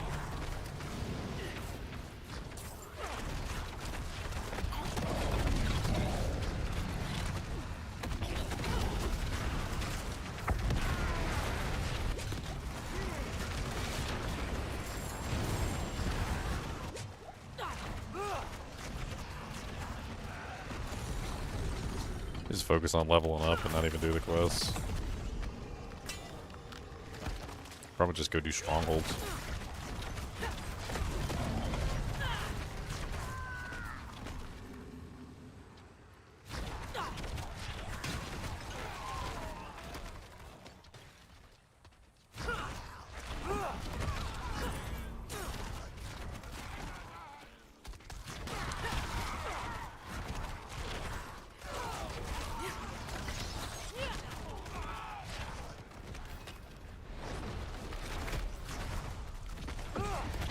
HellTide Commander.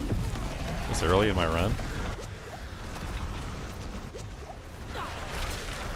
Usually need those for the achievement.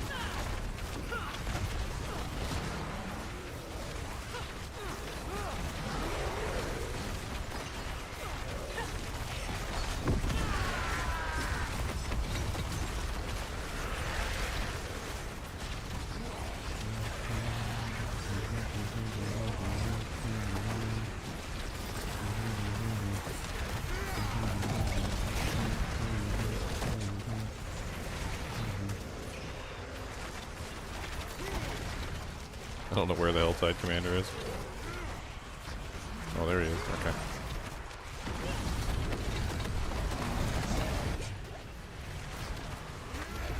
Yay, HellTide Commander down.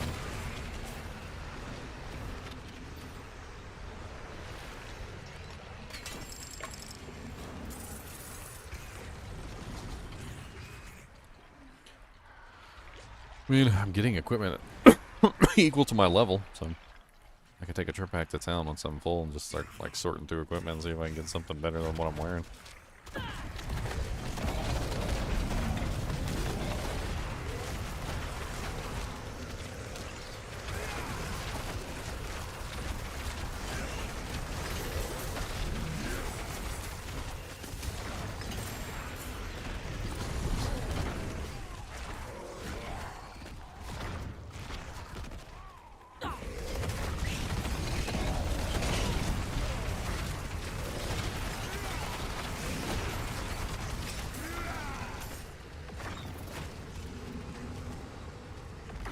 Got enough to open one chest. What do you know?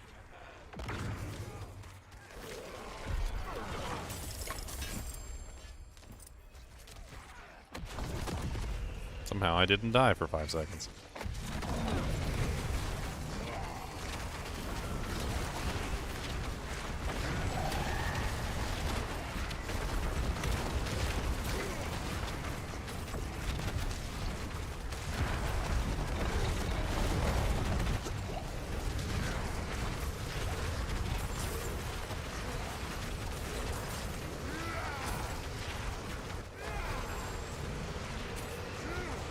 Yeah, you get melted, suckers.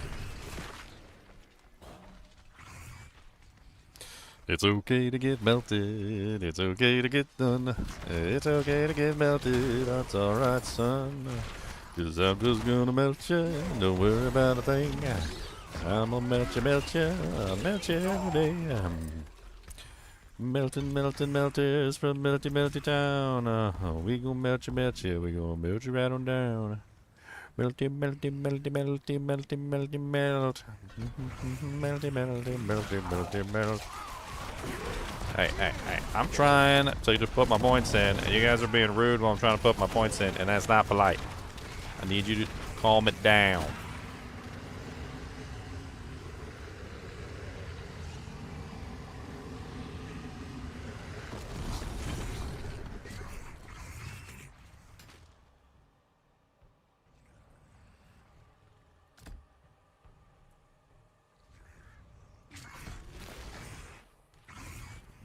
What about that?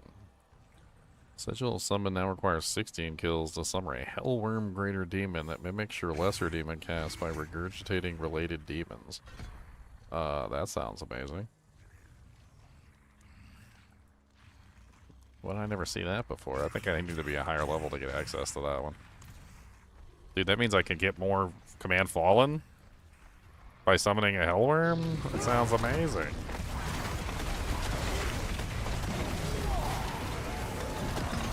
Cody tooted. Cody tooted. I seen him tooted. He tooted. So much tooting. Can't believe he's tooting. So many toots. Oh, he's upside down and he's tooting. Oh my god, he's doing both. He's the upside down tutor. Cody! Ugh, that's grody. He doesn't even care either, he's just grinning.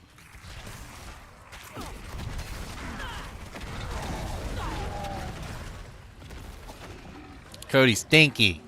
Stinky Cody. Stinky. Yeah, stinky. Smell like broccoli farts. You don't even eat broccoli.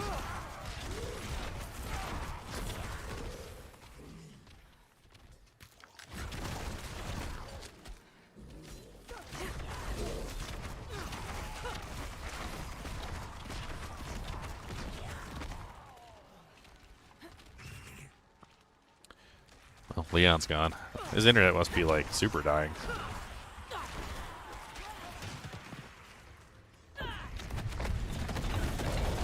I know he's mad too.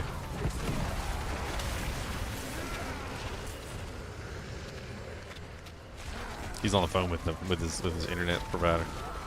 He's like, "You son of a blowjob!"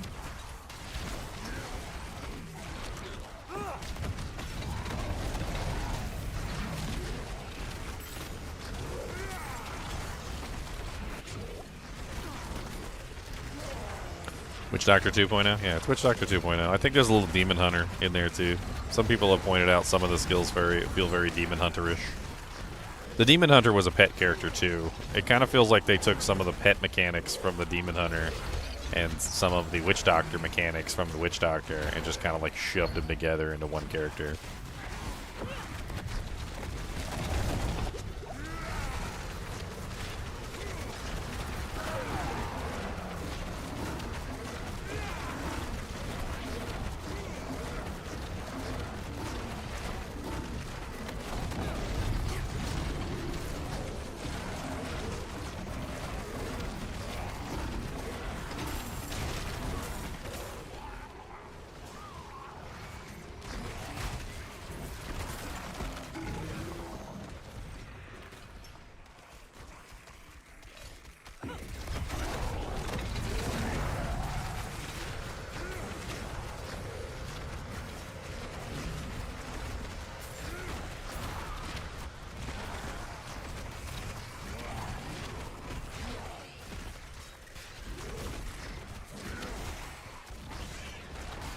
We're getting good EXP.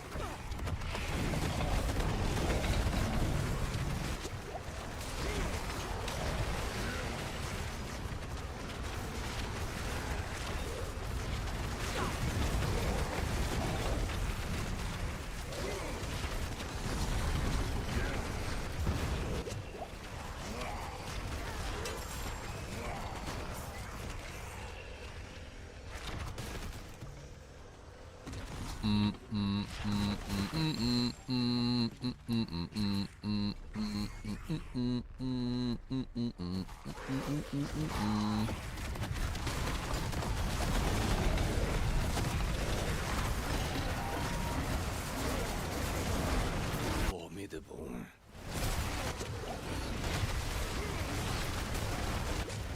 Oh god. The Broodmother just like clapped my booty cheeks. Okay. Looks like they upgraded the Broodmother a little bit. Oh, she died anyway. Nine Eyes? No, yeah, Nine Eyes, the Broodmother. Yeah.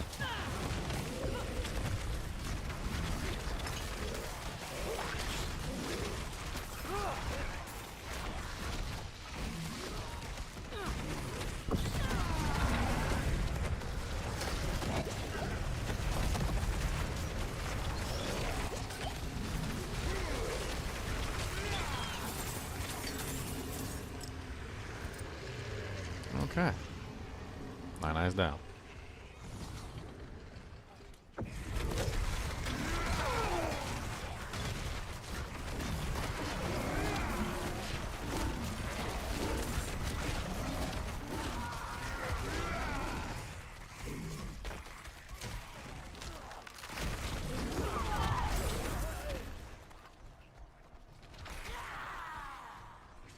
Poison damage? Oh, all damage over time in this game is insane. It doesn't make any sense. It's always been, like, just absolutely borked for no reason.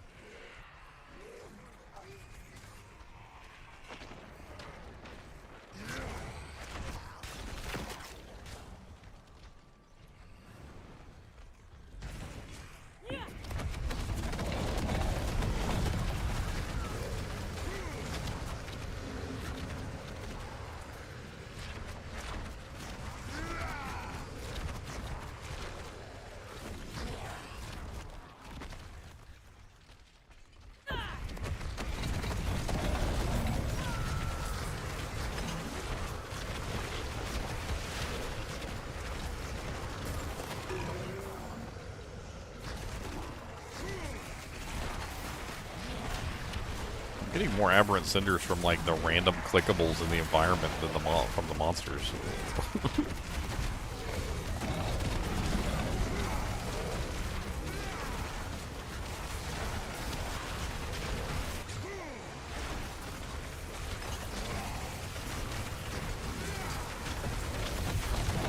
Oh god. Oh god. There goes my life. Oh, it's a Kember right there. The hell? These guys be spawning me in like weird places. I don't know what the hell it's doing sometimes. Like you die and it just puts you somewhere you've never been before. It used to be it would like throw you in like a checkpoint spot or something.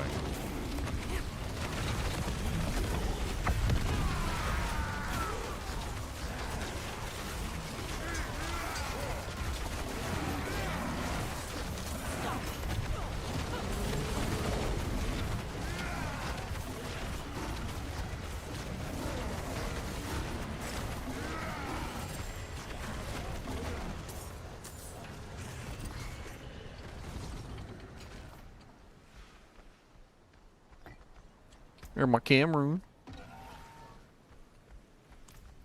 I'll go back to town once I'm full, and I'll just have to like sit here and upgrade all my gear. I don't have the materials to imbue in like a legendary effect on every single piece of equipment though.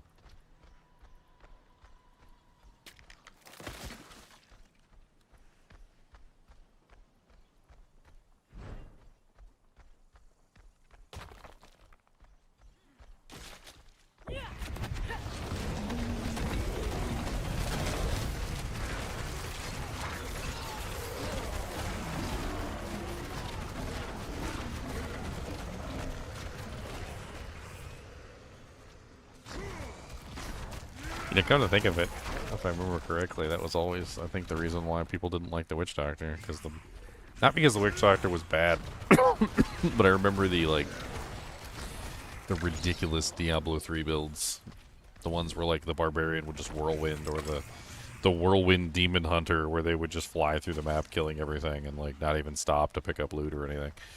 Like they would just fly through the map at Mach 73. While spinning and killing everything at the same time.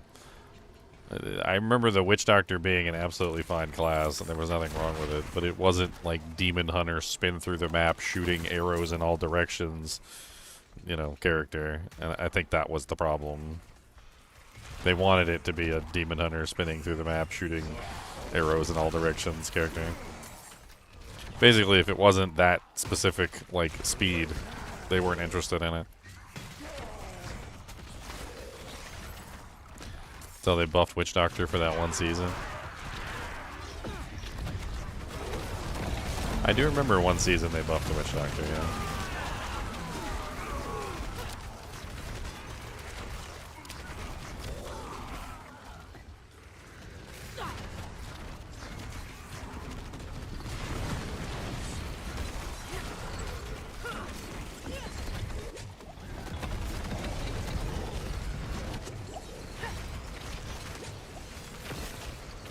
Oh my god, I'm so sick of getting hit by random freaking explosions. Dear Lord Jesus.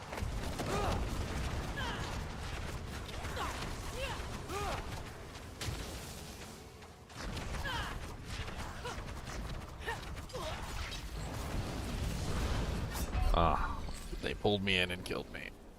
It's gonna be so hard to get this second chest. when the monsters can just suck me in and murder me.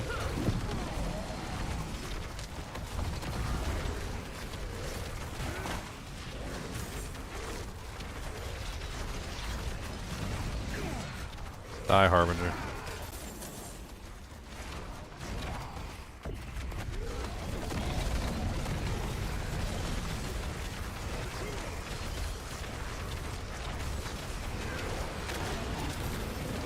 Die, second Harbinger.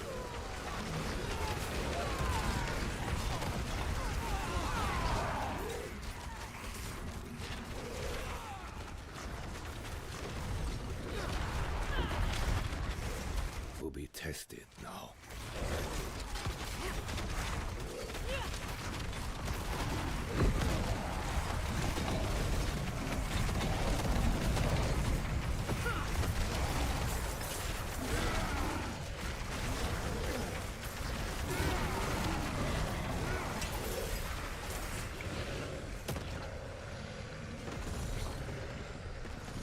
Okay.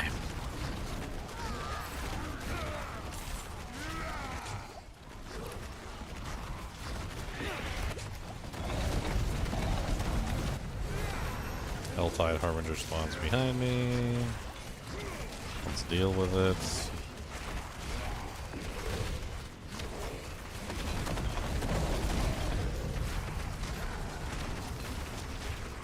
Oh, there's a paladin here with me. A Crusadums. There's a Crusader here with me.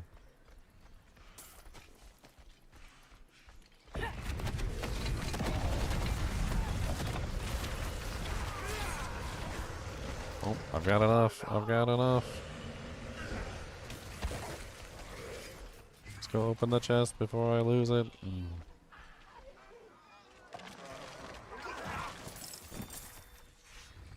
Okay. Now I need to go do the Undercity. That might not go very well.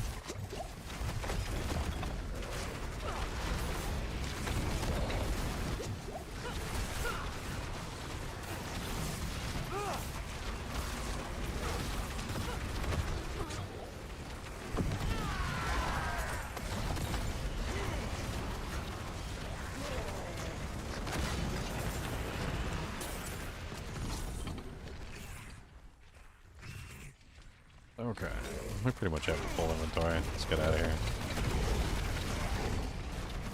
I didn't find any legendary items.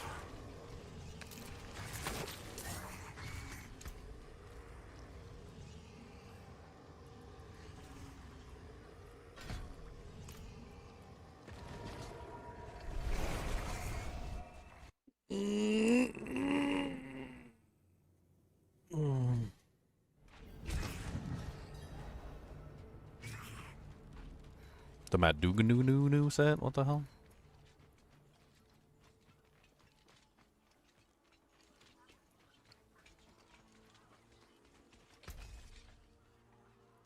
Alright, let's go ahead and destroy this.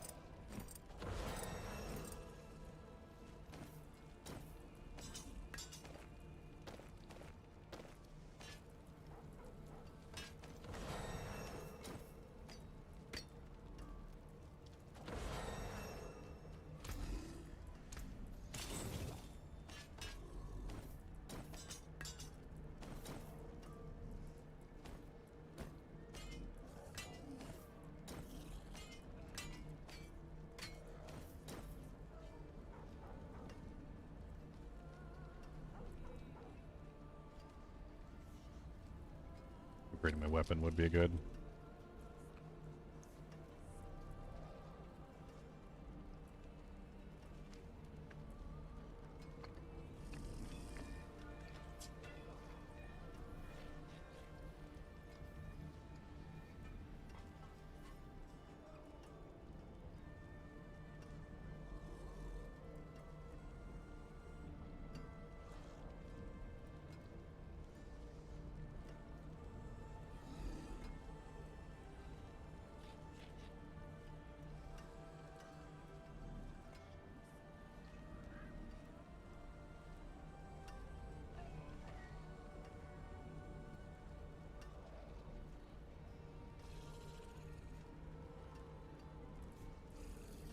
I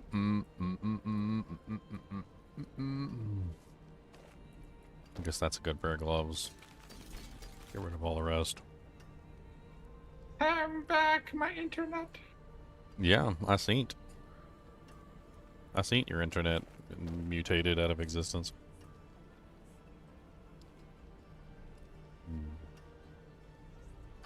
I blame Ginger. It's all his. Well, I think I want attack speed. Yeah, let's go for attack speed.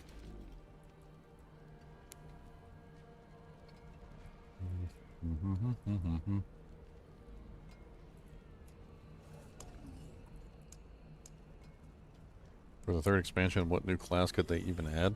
I don't know, they're pretty much recycling all the old classes. Maybe they could actually add a paladin, that would be great.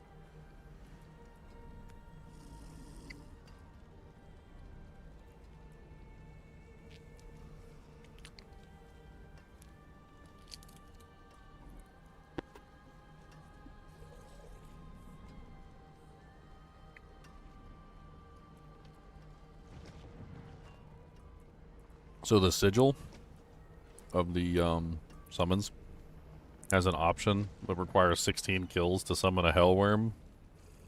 The hellworm mimics your lesser demon casts, which basically gives you more command fallen. It's a little difficult to actually get it to activate, though. 16 is a lot of demons. I've used Subversion and Chaos so far. Chaos because I want to try out the ring, and I have the chest piece that like multiplies the damage. But Subversion fits better for my build because it helps me get more shadow stacks.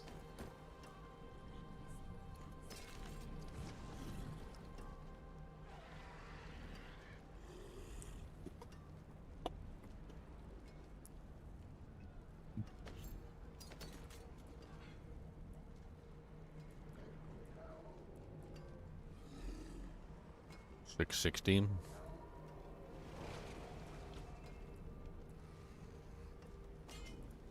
Seems like a really good one. Can I actually imbue it with anything, though? That's the question.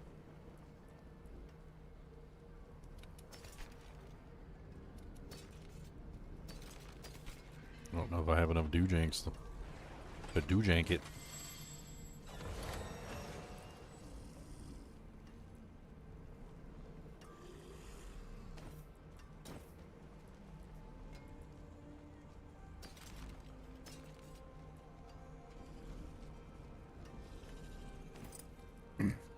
I do like my command falling, but my survivability is falling way behind. This should be interesting. Need 20 to put Moonrise back on the weapon. It's unfortunate. I do not have anywhere near that many legendary fragments. Don't really have a choice. That's it for that piece.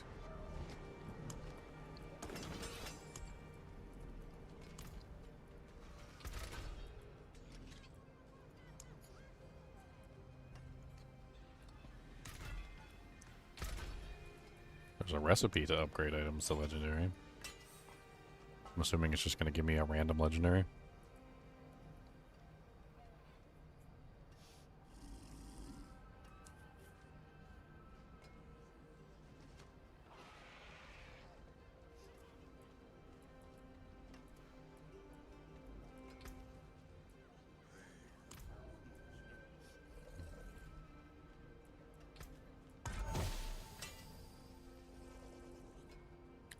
Abyss skills deal 140% times increased damage.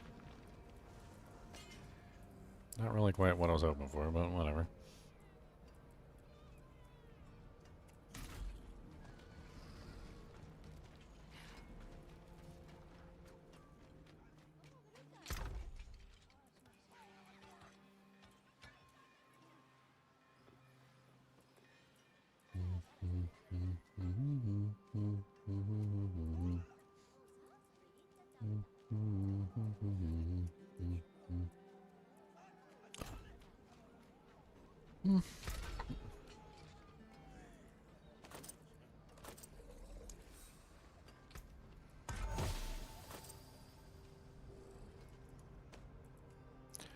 Maximum shadow form stacks.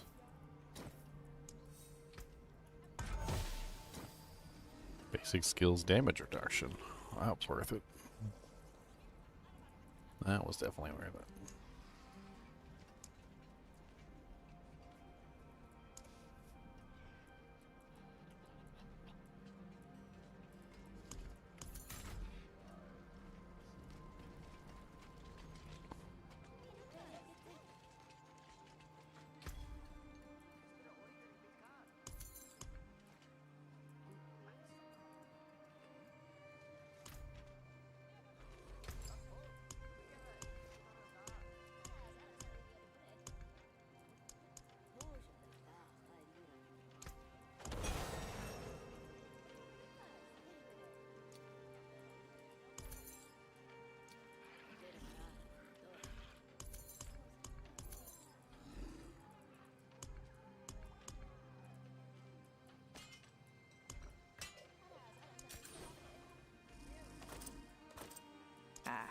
Beautiful, no?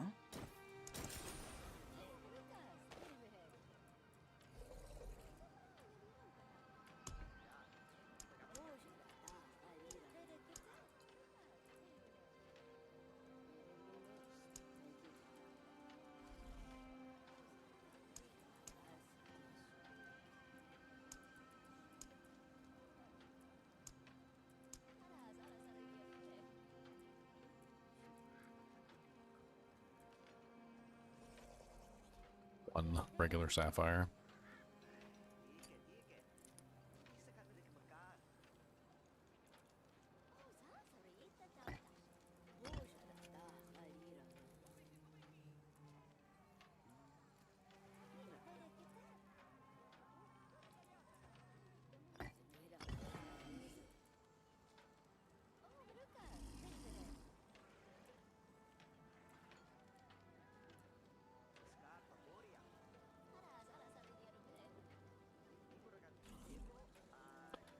Got 3 chems. We could upgrade the chems. Seems like a good idea right now. Give me a random rune. Qua. Okay, that's not what I wanted. Let's upgrade the quas. Another chem. The tibs. I don't care about the tibs either. Another qua. Tizik. Another Nur. I don't care about the Nurs. Another Tizik. It's the Yaks. That's the healing potion A one. jewel plucked from the sky. No winners. No winner chicken dinner. No wiener. No wiener, no wiener, no wiener. Here's what remains.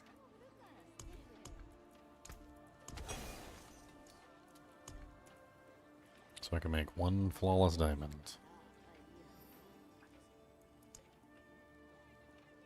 Or I can make several not... Why does it seem like the diamonds have like no resistance compared to the regular ones? Like the diamonds are 125 and the flat ones are 900.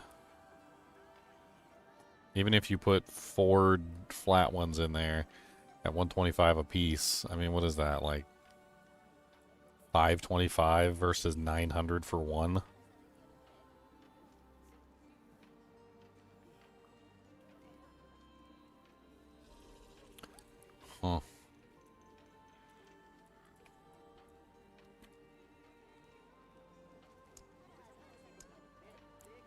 So I really don't have any choice. I guess it's back to chips.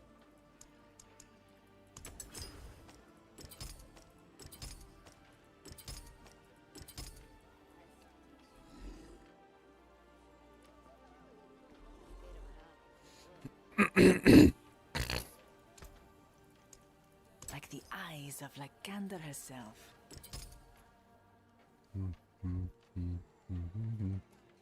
I need a poison. I need a shadow. A jewel plucked from the sky. And I need a lightning or a cold.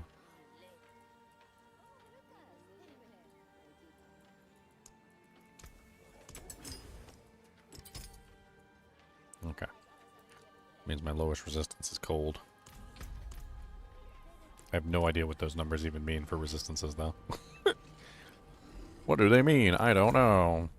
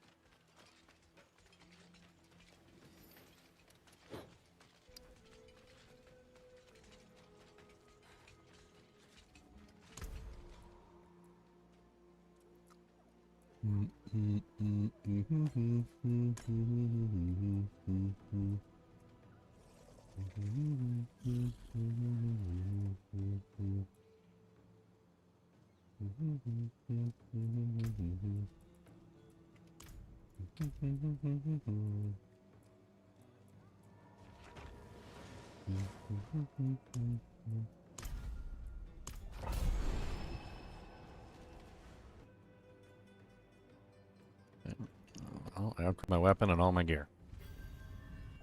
Lost some damage though, because I lost my Moonrise aspect. We'll see how that goes.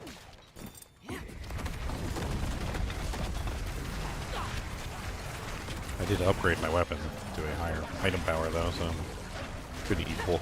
Could kind of scale out the difference, I think.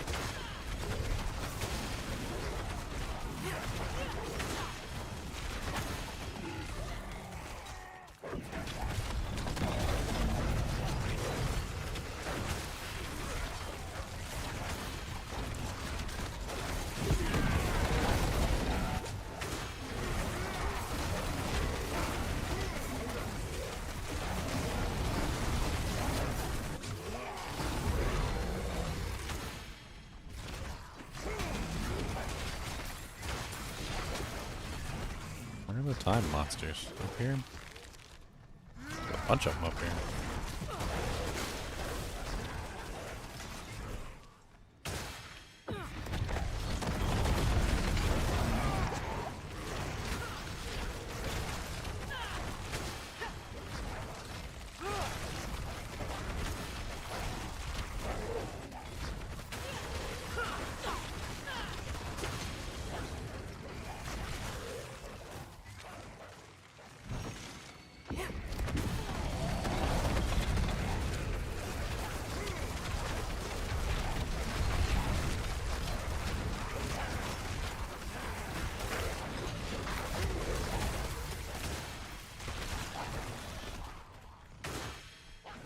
I'm gonna win this sometime. Not killing fast enough.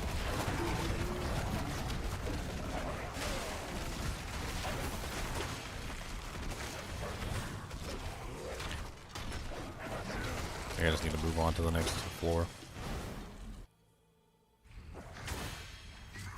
No cube, no fun, no rice, no power. Well, there's a cube. It's the Kanai's cube or whatever. It's the D3 cube, which is not like the worst thing in the world, but I would have preferred to have the cube in my inventory. Like, they could have added the Kanai's cube and still made it go in your inventory. I don't really see why not. Formidable.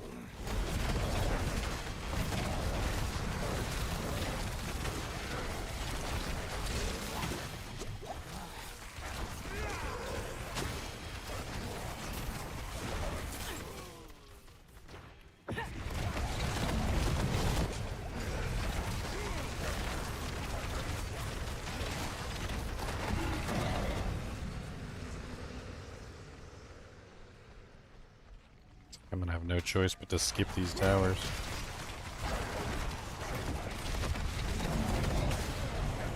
Not gonna have the time otherwise. I need to rush to the time monsters.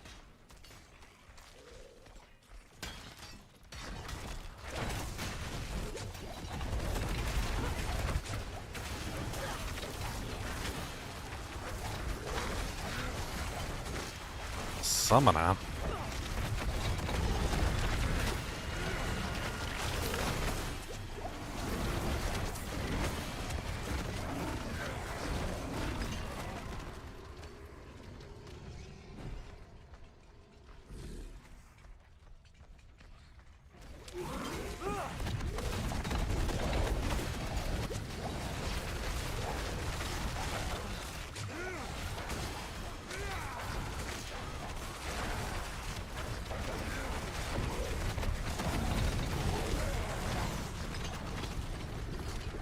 Nice. Do I have to do this? I don't think I have to do this. I think we just skip it.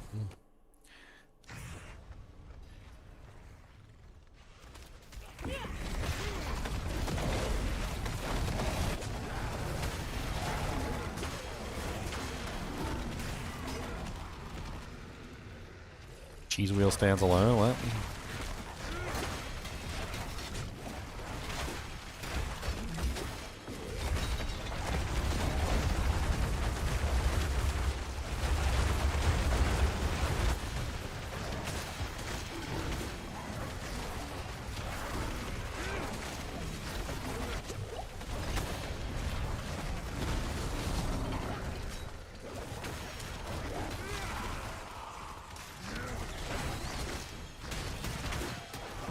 Into this.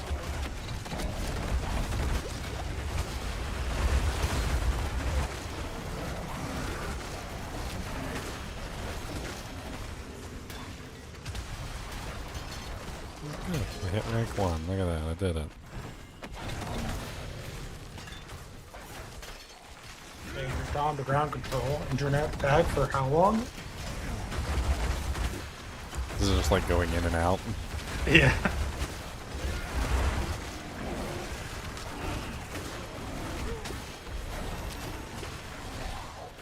I'm struggling to get through this Undercity. We got 96 seconds. I can make it. Time almost ran out on me a couple times. That's right, you don't have a timer when you actually get to the end to fight the boss, right? The timer stops, so you can just get as many tries as you want to kill the boss. Yeah. Let's go. See if we can do an Undercity. On Penitent. I have devoured many of your kind. How will you compare?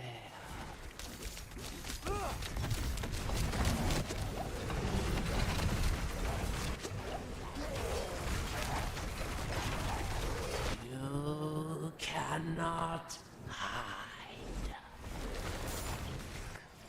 from now, sisters. I actually had to do the mechanic on the snake. Hang on. Oh yeah, I remember that. What's up, Acid Strike? How's it going? Bad. Bad? What's the matter? You shit yourself? Oh, it said not bad. Oh, okay. I was about to say.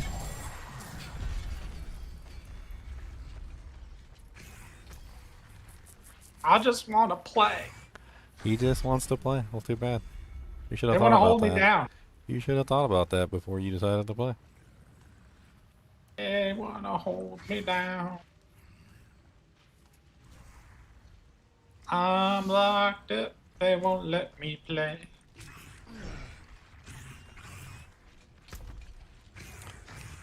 Cause he's locked up, and they won't let him. No, they won't let him freaking play. He's locked up, and they punched him right in his ugly butt.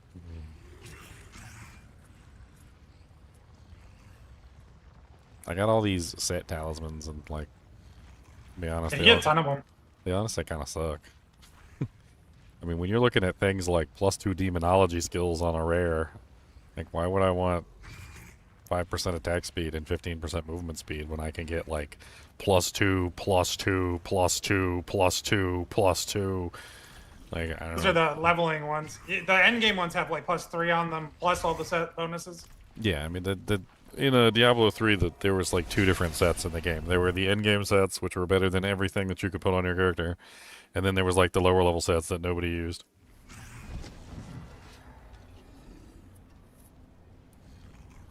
I'm one off having a full 5 set. I need Phobia of the Nameless. Or Phoba? Phoba?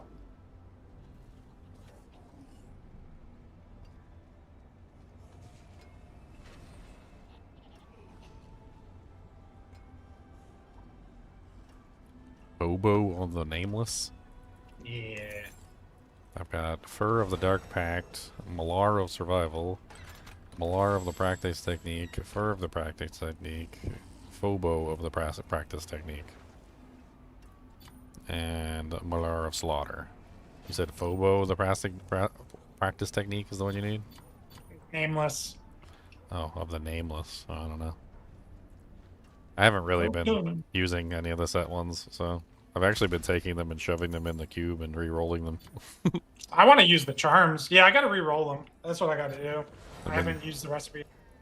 You just take 3 of them and throw them in there and just hit the re-roll button, see what you get. 3 sets it takes to re-roll to 1. Yeah, it's 3 to 1.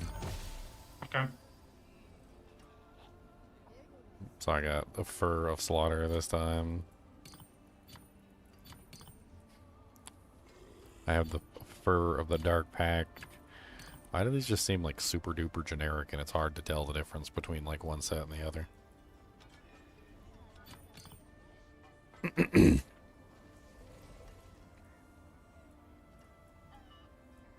Just drop the charm. I don't like Horizon. I don't AutoZone. I don't like that they have the same icon as unique items. They're freaking I feel like they're hoodwinking me. That was lazy work. I just got a razor blade. Very nice. I don't know what I would use it for. I'm not doing a Thorns build, but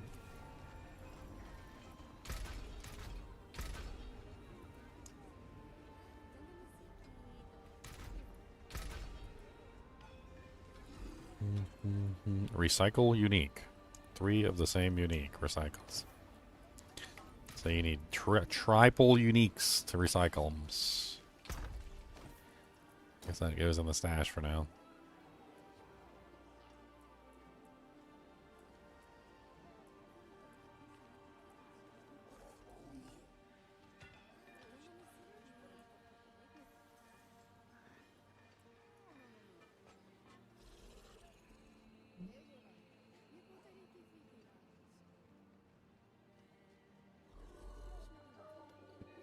The this one seems like it would be good for your build. It's an account bound one though, I can't give it to you. All good.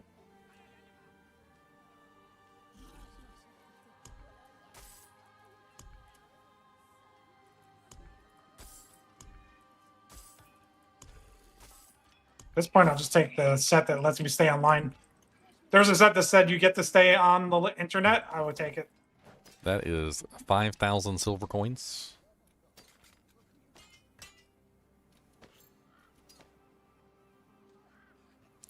$703 is better than what I'm currently using. Does it have willpower on it at least? Does not. Weapon damage. Weapon damage still goes up anyway.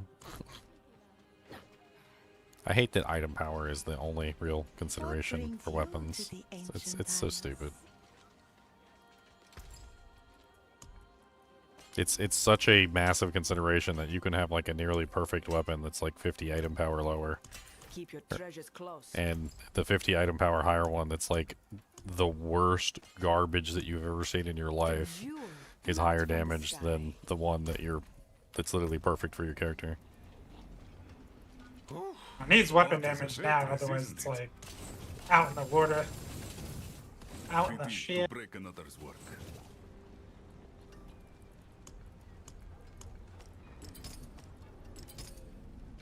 Back to it then.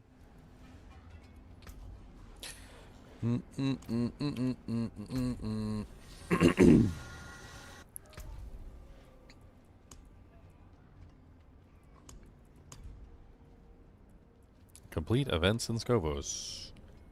I'm so mad that the Tree of Whispers is still there. I thought they would have gotten rid of the damn thing.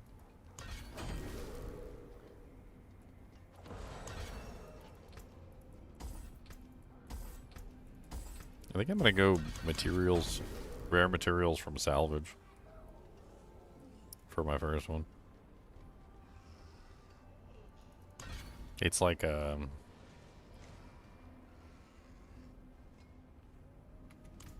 now material poor. Salvaging stuff is yeah.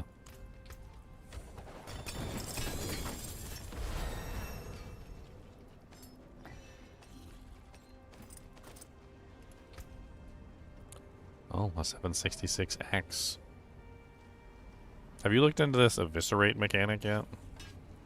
Yeah, isn't it just rupture? Is that the one I'm thinking of?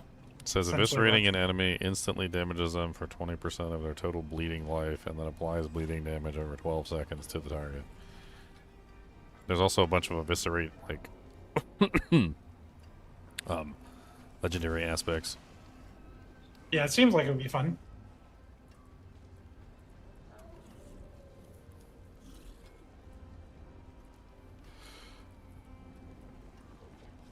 Yeah, I'm using Hellion Sting, which has the Eviscerate.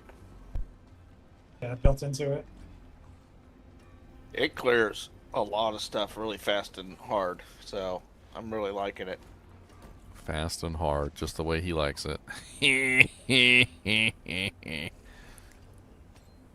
Got him. I mean, you said it, not me. Oh. I accidentally took the portal. Put me back in town, please. Get me out of here. Want to get my set charm. I don't even think this is a set I want, though, so You know where to find it's me. okay. I'll use it. This should be interesting.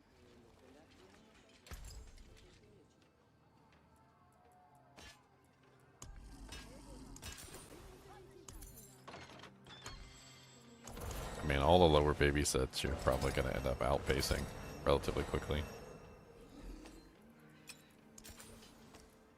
Bring me a challenge next time. I don't. The war plans gave me some good stuff for completing it, I guess. Yeah. Conquer a nightmare dungeon. HellTide harvest. Purge cursed Undercity. A large amount of armor.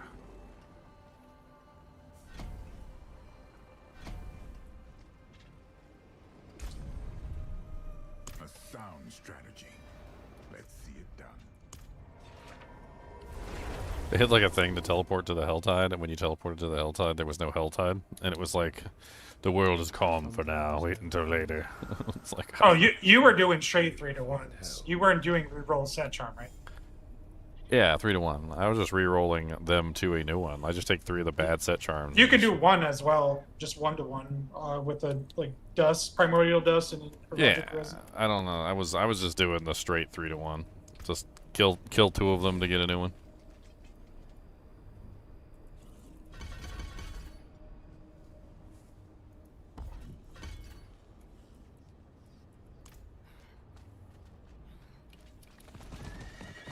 I've been finding so many of the set charms, and most of them are garbage anyway that I'm never going to use. So Oh, rolls it in the same set? Is that true? I don't know. I seem to be getting random ones.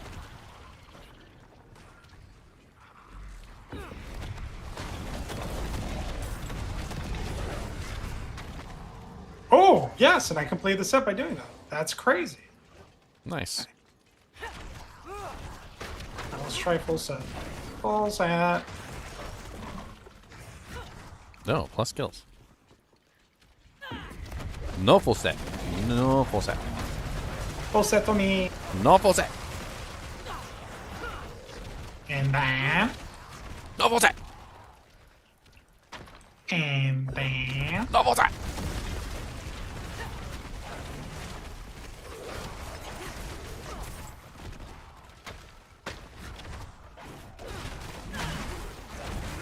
I have the sigil set completed, bro.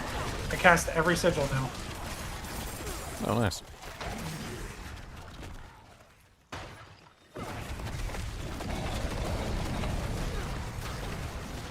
Put it in the Discord. These are my bonus sigils.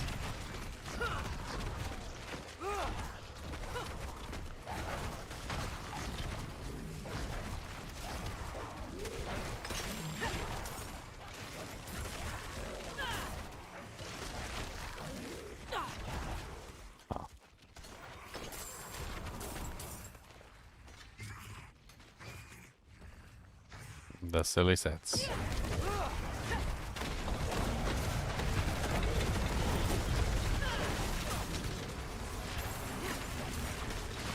And then I'm probably just gonna use the uniques in there instead of the sets. More customization.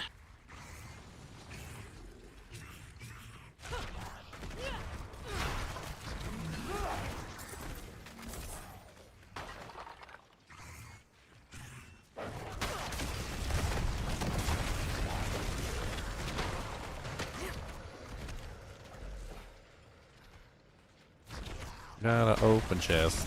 Beacles.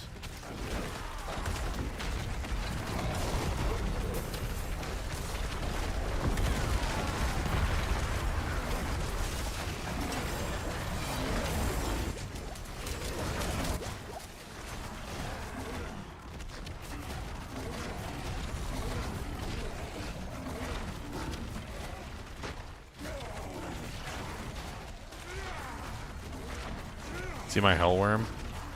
See how he puts out like the same thing that I'm putting out? Hey, It's kind of neat.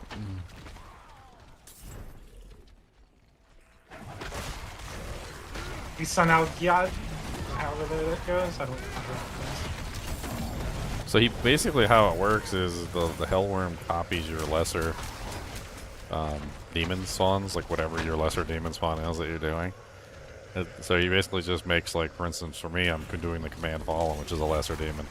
There's a bunch of lesser demons. And then, like, you basically get a bunch of free lesser demons spawning out because he's spawning whatever you're spawning at the same time.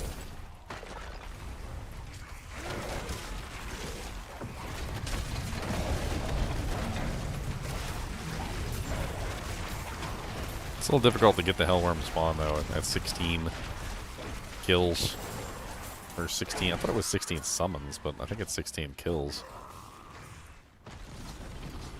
I think for him specifically, it's kills. Yeah, it's kills instead of summons. If I take that off... Yeah, no, it was always kills. Okay. There's unique. Like, I have one where my sigils get free kills every second. Yeah, I have like no uniques, so. I'm level 62 now, though. I guess I can go take a look at that gear that I got in the stash and see if any of it's better than mine.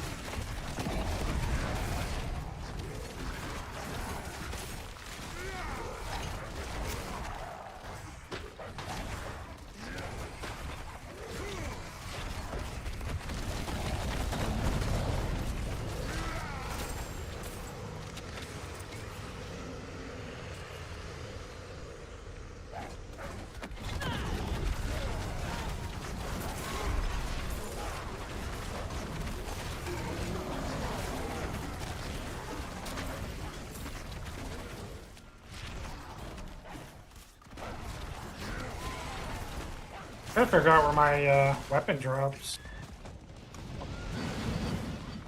It's just Gotta find the damn HellTide chest, well.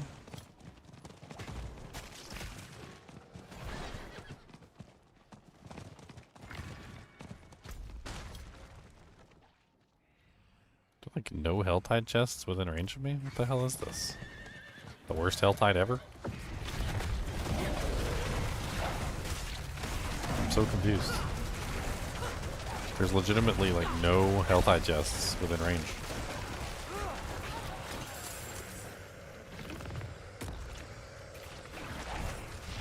Oh yeah, the UI for the overlay on the HellTide chest is not the greatest. Go through the world map and like do it the old way. Yeah, pull up the world map. There's no chests on the map either. Like, I don't know what's going on. There's no chests in this map?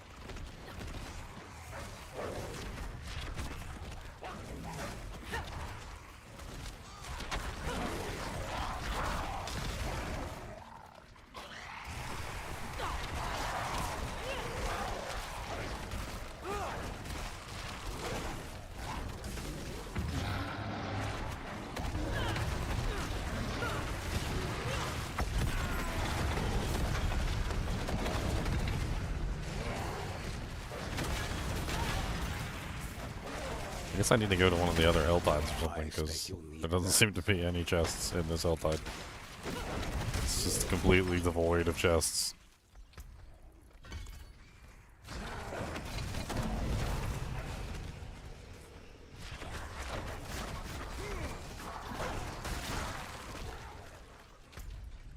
Is there another HellTide over here? Okay.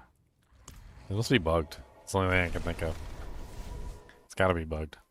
Maybe it's not even active or something. It's like glitched that's not even there. I ran around the whole HellTide looking for chests. There's not a single chest anywhere I went.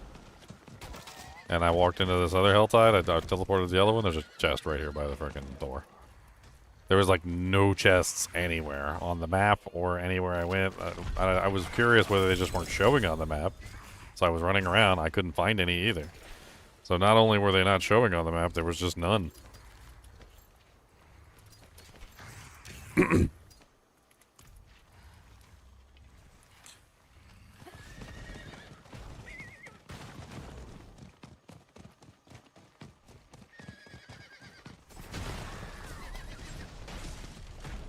Oh, there's another one right there. Yeah, I don't know. Weird.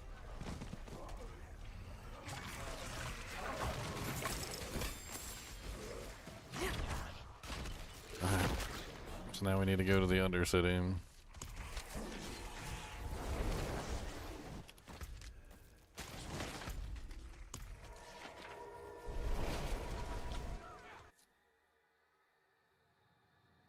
And then...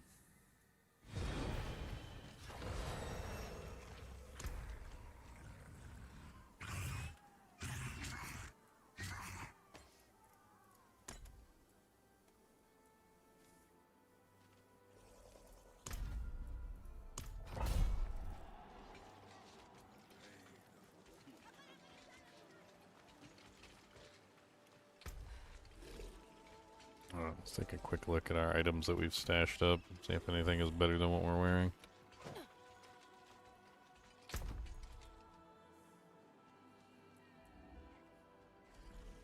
$1,512 maximum life. It's like way better than the weapon that I'm currently wearing, even if it is slightly lower item power.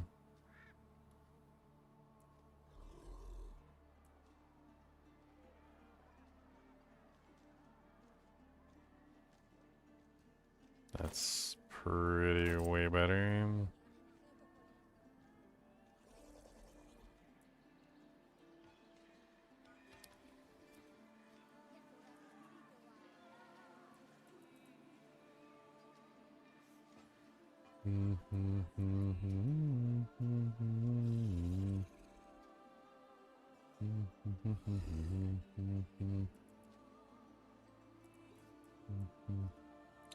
+3 to Umbral Chains. Might be worth hanging on to.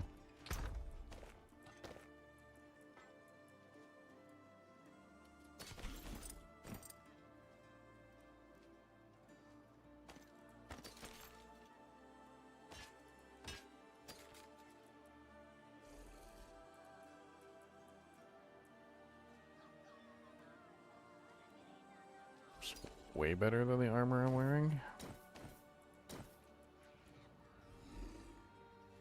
What's Tyrant's Grasp? I got a pair of boots with +2 Tyrant's Grasp on them. That's a skill on your tree, I'm pretty sure. Pretty sure you can make a build out of it.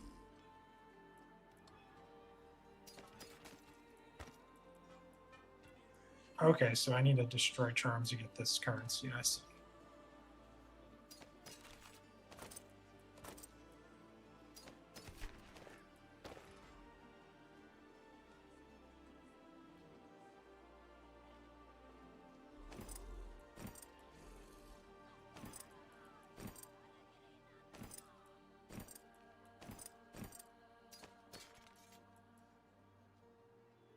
It looks like a knockback skill.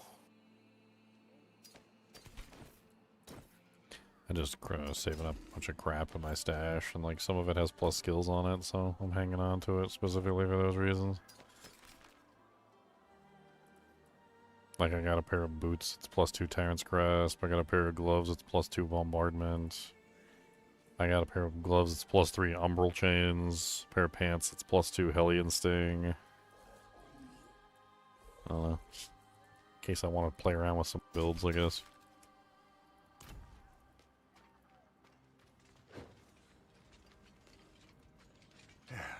Step up to my anvil. Pity to break another's work. I'm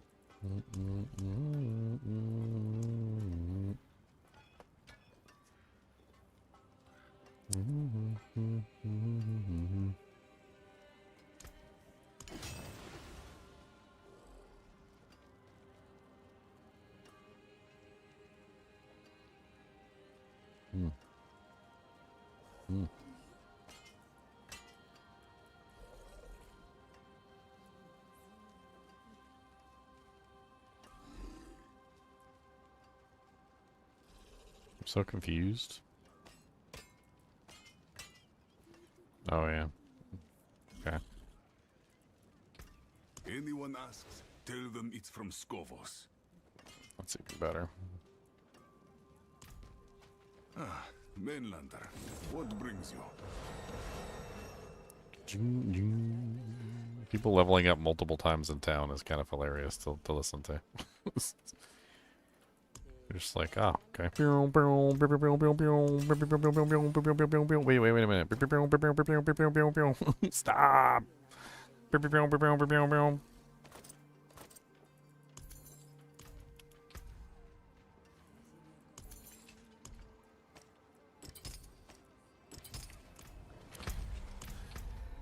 It's GTFO through the Undercity.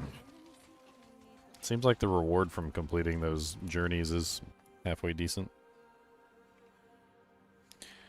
That was the expansion, and did they fix the Paladin so it's not just a rip of the Crusader? Nah, it's just a rip of the Crusader. They're not gonna do that. That's hopeful thinking right there.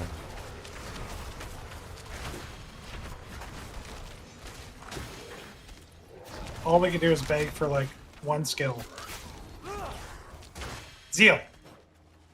Fanaticism, zeal. Yeah, it would be so nice if they just added a real Zeal skill. It's probably like the best skill on the Paladin. It's the one thing that makes the Paladin more than anything else. And they couldn't even give us a real Zeal skill.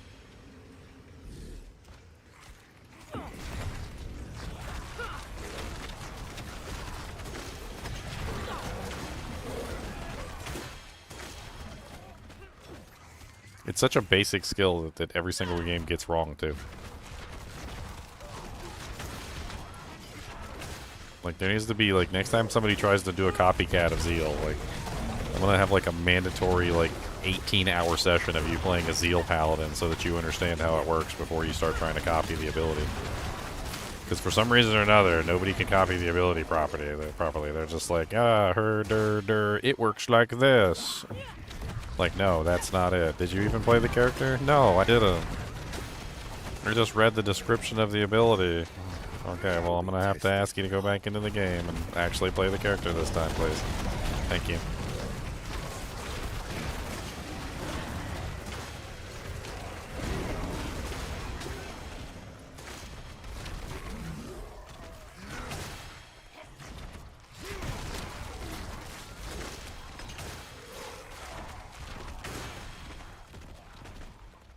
Profane 19.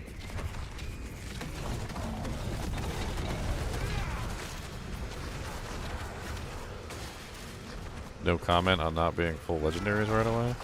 I like it. It doesn't ever stay that way, but I like it. I mean, what is there to comment about that exactly? I'm a brand new character. I mean, for some reason or another, they have this really odd idea that like brand new characters aren't allowed to have unique items, and brand new characters aren't allowed to have legendaries, and brand new characters aren't allowed to have like anything good. And then when you get to the end game, all of a sudden, like, you're being showered with uniques and legendaries, like, to the point where you can't even hold them all. Like, it'll change. Like, once I get to the end game, I can almost guarantee you it will change rather dramatically. It's always been that way. Like, the legendaries have always been a little scarce in the beginning as you're leveling up your character, and then they've always gotten more and more comically, you know, like, available as you increase your torment tiers. Until eventually, like, you have so many legendaries that they're just, like, coming out of your ears. Literally coming out of your ears. I really doubt it. You can get ancestral legendary caches from the Whispers. You can literally create legendaries by utilizing the cube. You can create set items. You can create unique items. Those recipes, like, they don't seem to be that ridiculously hard to come by, the materials. I've already created several legendaries already, and also created a unique item already. And I've already created a set item, and I've also re-rolled set items. I'm pretty sure I could take 3 legendaries, throw it in the cube, and re-roll to another legendary too. There's also one that literally just re-rolls the legendary power. So you can just put a legendary in there and just re-roll the power.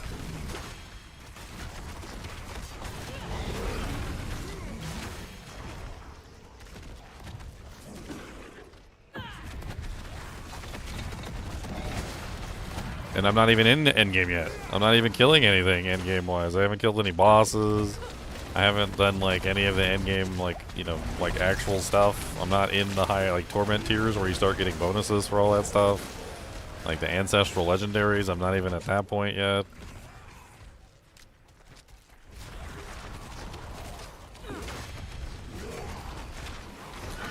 Full legendaries by level 20? I don't remember that.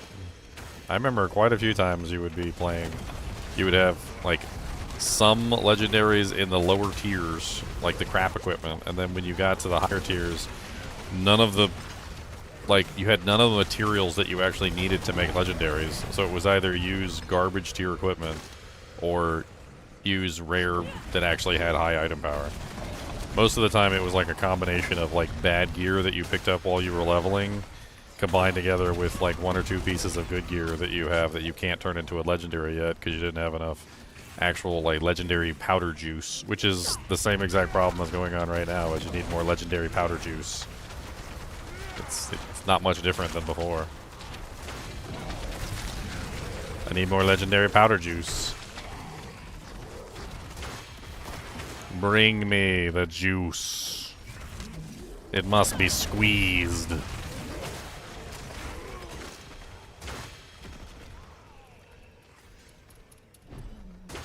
Nope, don't want to ignite the Grand Beacon. Moving on.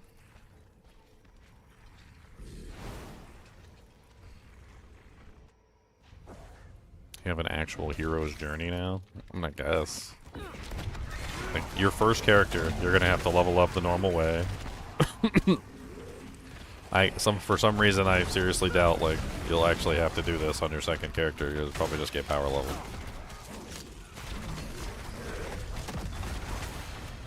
I'm pretty sure that once you get into the end game, you're just gonna have like raining uniques all over you. because you get to farm the bosses the same way that you did before. It's part of the end game. And the bosses drop several uniques, and the higher torment you go, the more uniques they drop.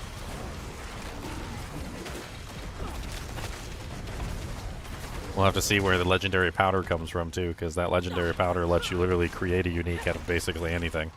Or, sorry, a legendary out of anything. I can't imagine the legendary powder is that rare.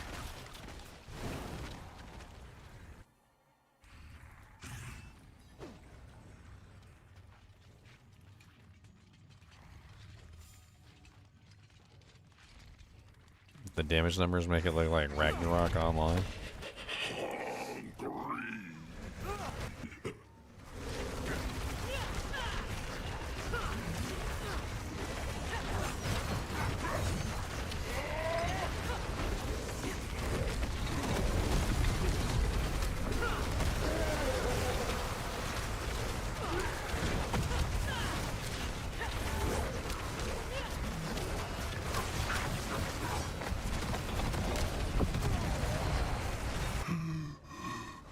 Undercity activity experience +1.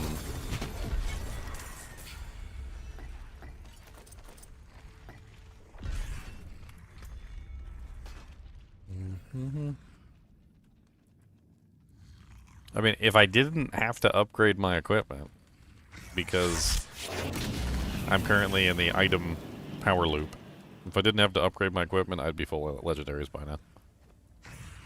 The problem is I do have to upgrade my equipment, and every time I upgrade my equipment, I have to replace a legendary. Because I'm constantly in the cycle right now where I don't have enough materials.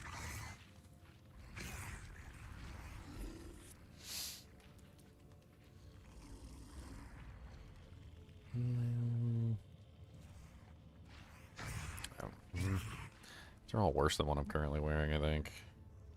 The gloves are the only thing that are even close, but they don't have any attack speed on them. They do have a massive amount of life, though. Yeah, okay. Whatever. Let's go back and collect my obligatory free items from Tyrael.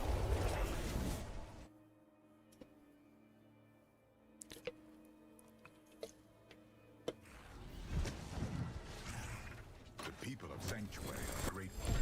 They've sent their regards. Obligatory free items from Tyrael. Come on down and you can see Burial.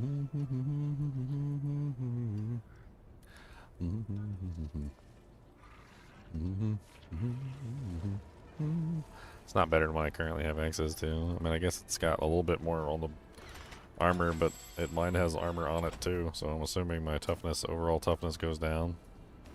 19,620, 1808, 16,120. I don't know, understand this freaking 16,890. I don't understand how that's higher armor than something that's giving me 1,249 armor. It doesn't make any sense. It has a tiny increase in the armor rating on the item, and that's it. And the rare item has 1,249 armor rating on it, unless it's not being counted in the total for some reason. Like, is that what's going on? Is it's not being counted in the total? You have life on the one.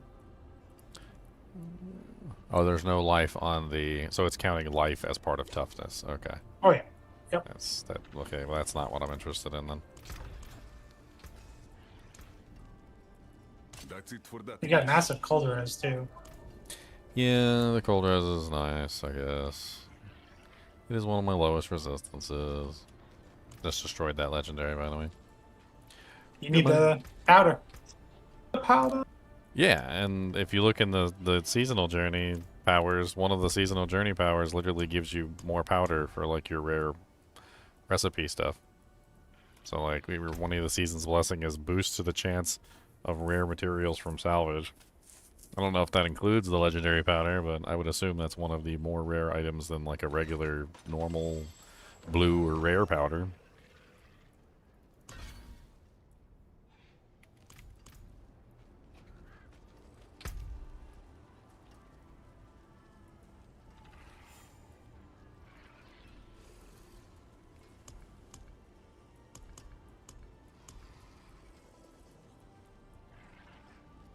Demonic rats will frequently attack you in HellTides.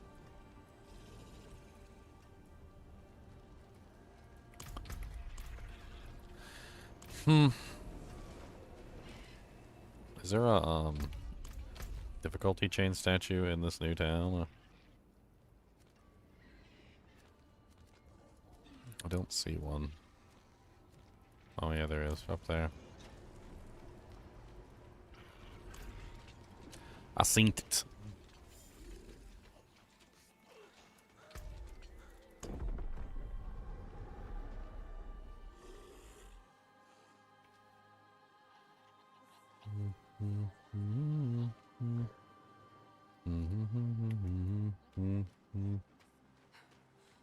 What do I think I'm going to be playing in a week? Don't know. I mean, I want to dive into this game a little bit. Give it at least some of my time.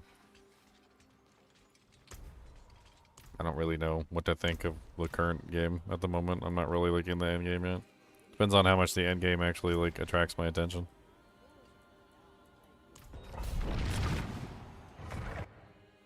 It looks to me like it's pretty much the same stuff I've always done with Diablo 4, so I don't know.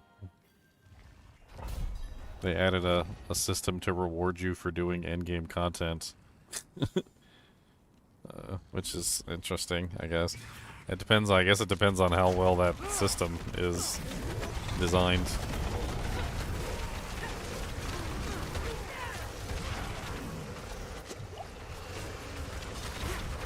Oh, nasty poison.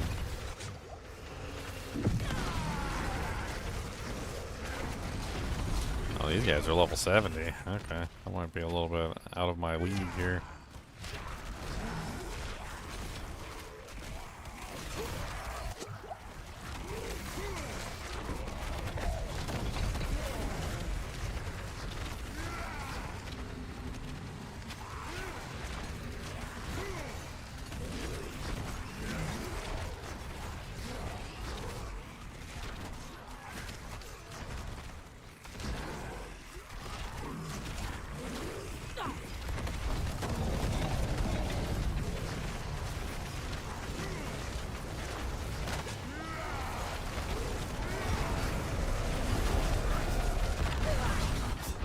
Alrighty then. Definitely not here. Not. Let's go.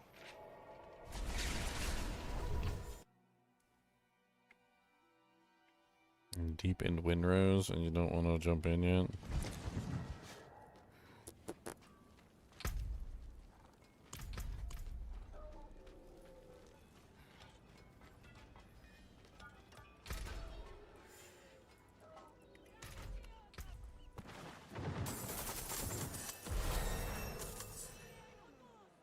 Another level. I don't know if I really want to level up Sigil of Summons to maximum, but I don't know what else to spend my points in right now.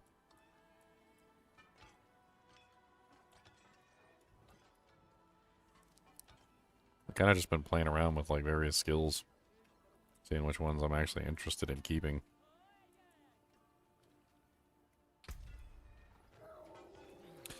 I kind of like the Infernal Breath Tower, but I didn't really want to run a fire build. It seems like it's a fire build no matter what.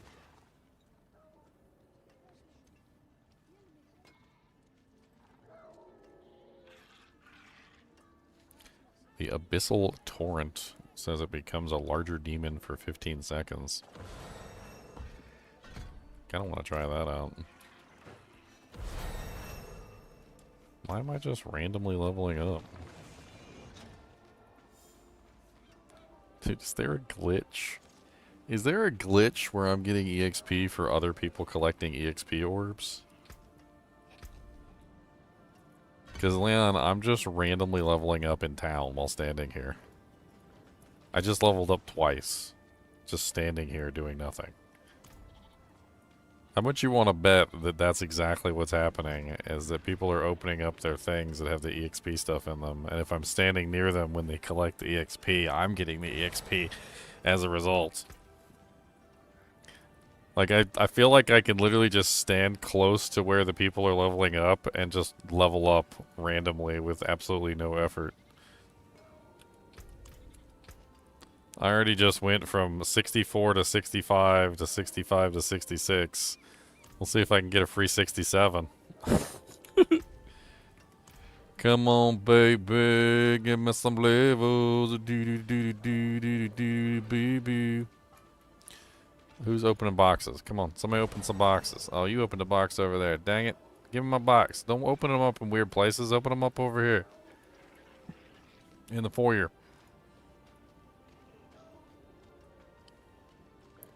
I think you got to be near them when they open the box and collect whatever's inside. So if you're not near them, you don't get the dujink.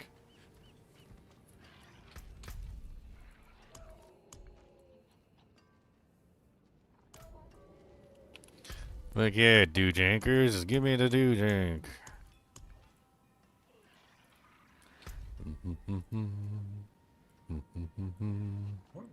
Nice.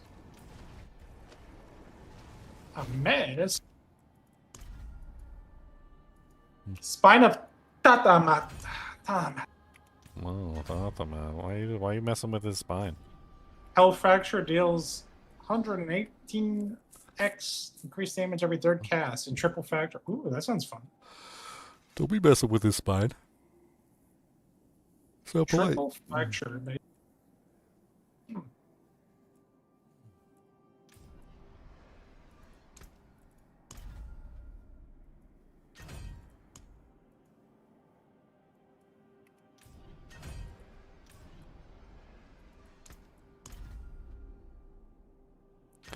Oh no, favor tokens. Oh, what the heck?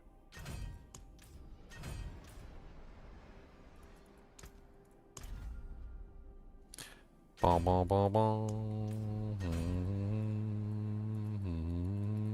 Was on it?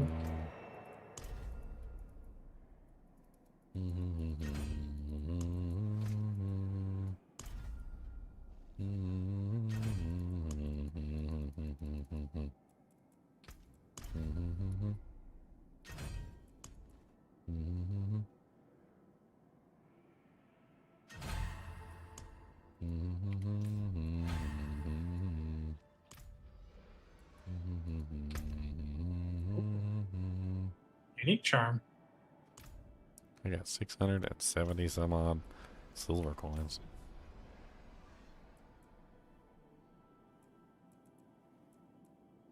I got my first unique charm. Your Yannikum Charmadumums.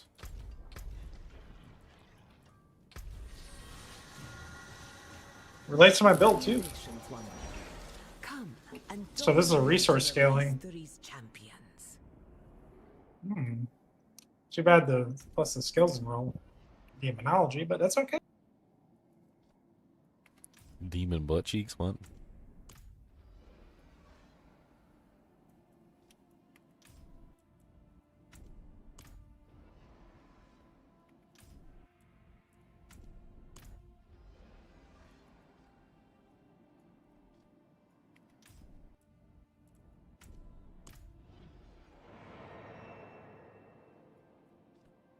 Man, look at them butt cheeks.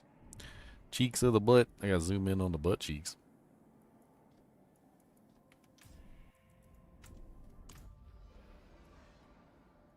Ain't got no skin on that one.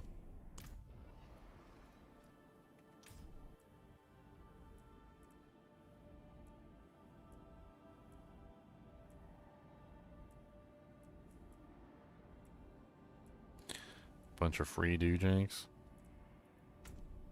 Interesting choice. It calls to you. They got a bunch of free stuff in the shop. I don't know if you grabbed it yet. I have been Okay. waiting for your return. I see. Oh, nice. Actually, for my build. It calls to you.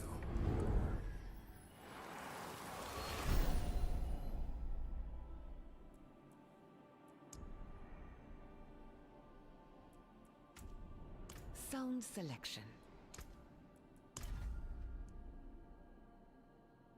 It calls to you.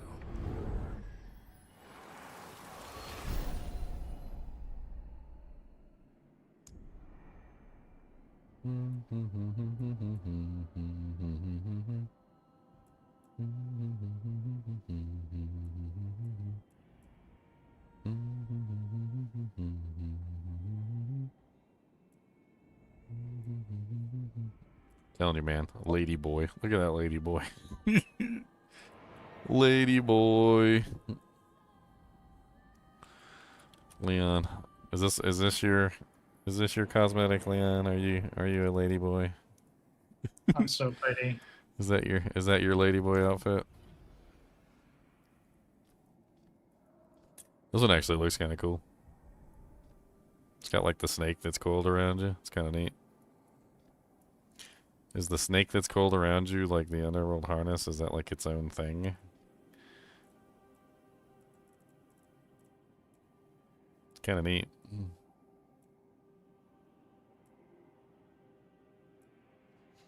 The decaying underworld set. I just like the snake. The snake's really cool.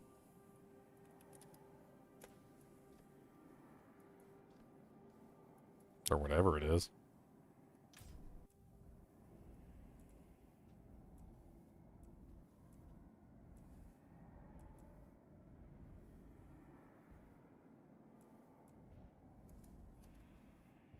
Okay, enough window shopping.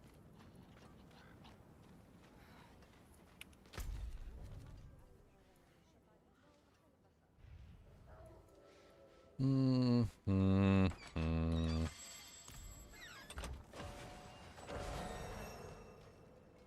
I wasn't standing close enough to the bug DXP bonus. No.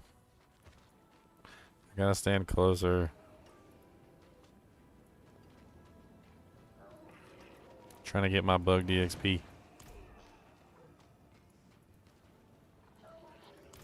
Come. Let us plan our next move.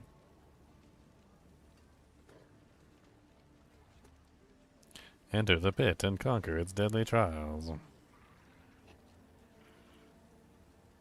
Conquer a nightmare dungeon.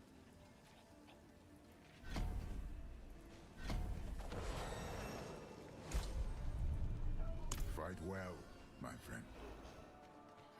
Apparently you can enter the Undercity in this new place. It's kind of cool. Although also doesn't really seem quite right, since technically it's the Kurast Undercity.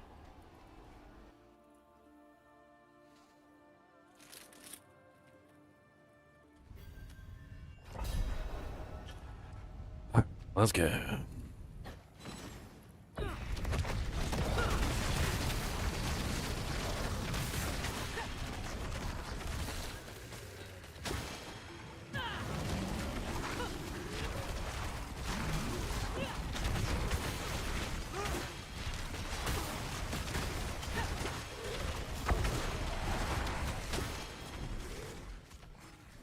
The cheese wheel stands alone, my friend. The cheese wheel stands alone.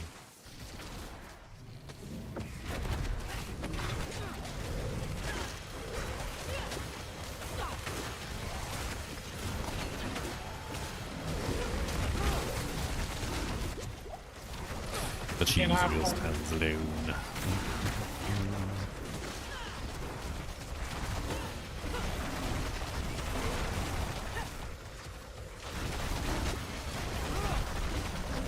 Oh, I forgot I changed my fire demon. This thing's kind of neat. I don't know what to make of it. Can I not have more than one now?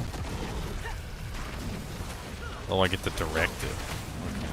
So I can't have more than one, but I get to direct the flow of the fire. Okay. That's interesting.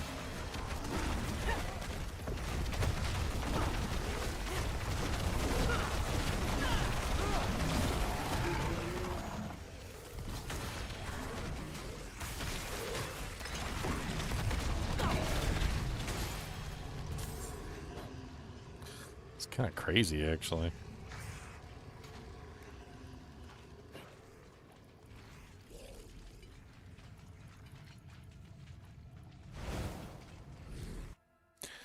I've been a huge fan of D2 since forever ago. I never really gotten into any modern ARPGs. Do you feel D4 holds up? I was unconvinced when it's launched. I mean, it's basically Diablo 3. I mean, if you've never played Diablo 3, then I guess technically it'll be new to you. I don't particularly like.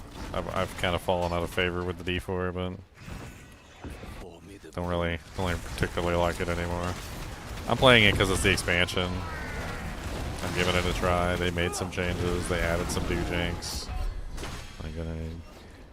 I don't know if you've really asked the right person, because I'm probably just going to give you a negative. I'm just going to tell you no. From my perspective, Diablo 2 is just the superior ARPG. It's just better. I was really hoping that the Warlock was going to be sort of like the Warlock from D2, actually. Which, yeah, I know that was a lot to hope for, but it is not. It's not like the Warlock from D2 at all, really. I don't know what the hell killed me the first time. I don't know what the hell killed me the second time. Just some random damage effect from the elite monster, I guess.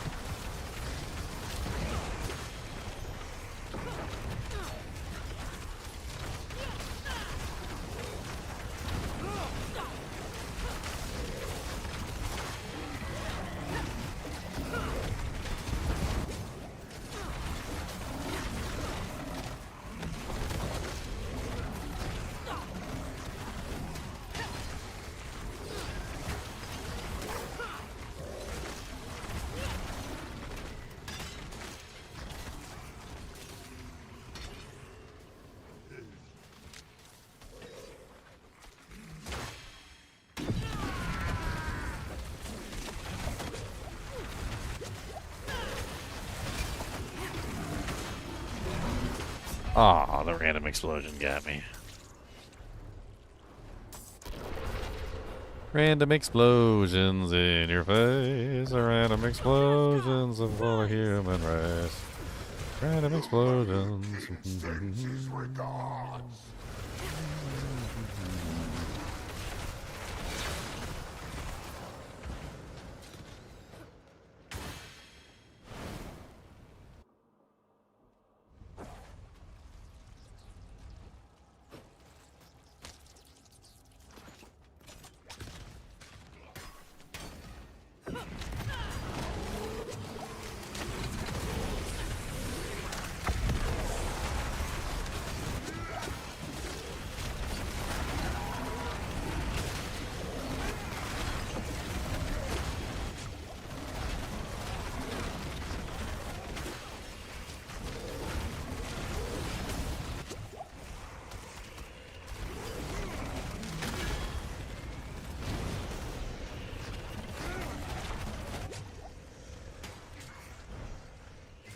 Interesting.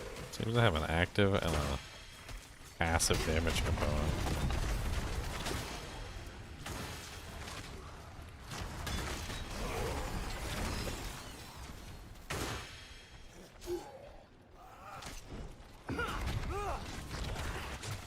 Yeah, I don't know if I like this new one better than the ones I had. I mean, I can direct it better, which seems to be the only real benefit.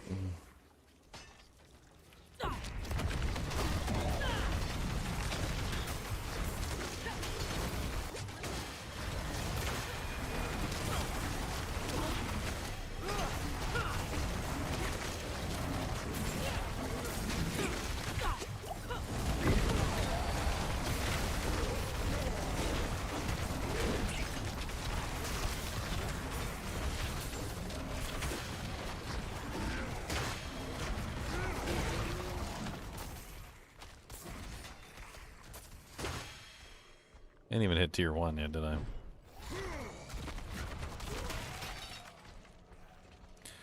Okay, there's another time monster up here. Hopefully I can hit tier 1 by killing him.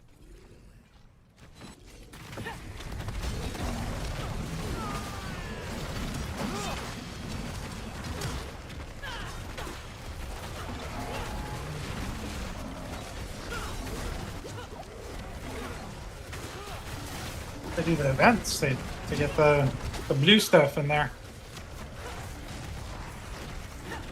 It's pillars. Yeah, don't really have the DPS to get everything as quickly as I would like.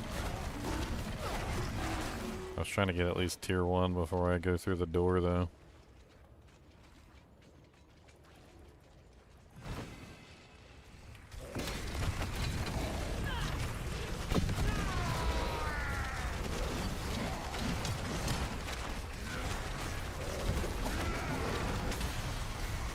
There we go. Here one.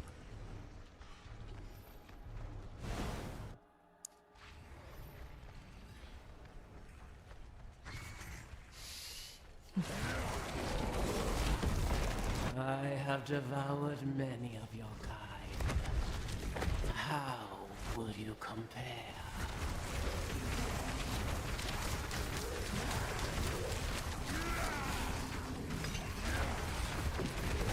You cannot hide. Oh, barely survived that.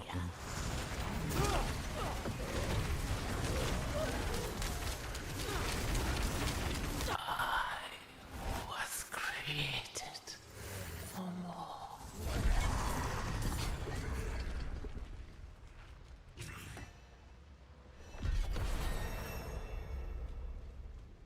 Oh, level 67.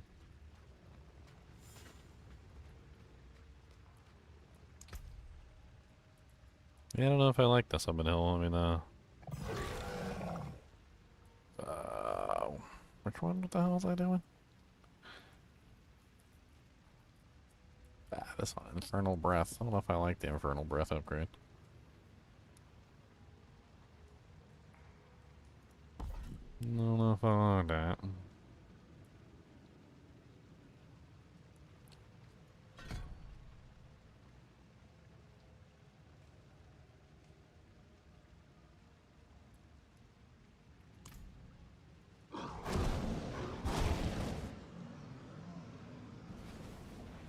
Interesting. That's not what I want either.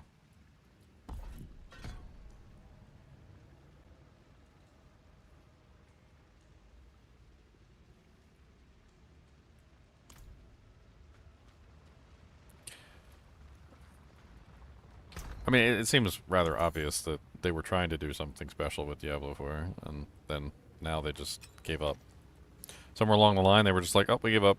We're just going to incorporate all the D3 mechanics that were left over from D3. We go. They gave up, and now we got D3. So that's pretty much exactly what's currently going on. Those are only devs that are left. There's not a lot of original thought in the Diablo 4 world at this point. It's just rehashed D3 mechanics.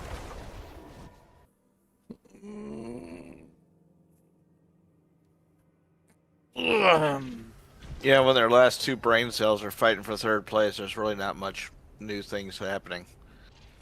I mean, the Crusader, the Paladin is literally just a rehashed Crusader. They just copied and pasted the Crusader in and like renamed some of his skills. It was the most lazy cash grab I've ever seen. And then this character, the Warlock, seems to be some sort of odd conglomeration of the Witch Doctor and the Demon Hunter skills. It's another just like there's no new mechanics. Like the Kanai's Cube is a old mechanic. It's the same mechanic, but they just renamed it the Horadric Cube. It's the Kanai's Cube from B3, like verbatim. I mean, it does have a couple interesting recipes in here, but you can't take it with you. So a lot of the stuff they added was just lazy grabs from D3. I mean, if you've played Diablo 3, you would know all these mechanics already. I would go pee real quick.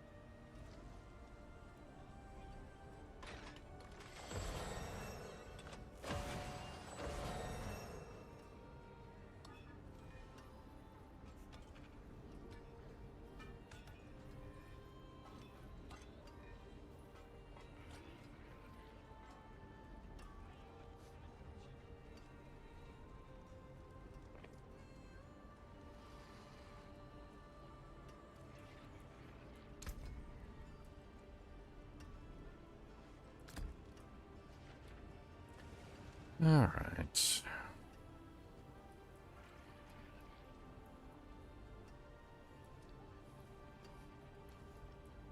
I don't like this 100% more dominance cost. It makes it like impossible to get more of them on the battlefield, and it's 100% more dominance cost, but they don't do like I don't know. I still don't know if it's worth it. Then I can't spawn very many of them at the same time. I mean, 46,000, no. 7,651. 3,187.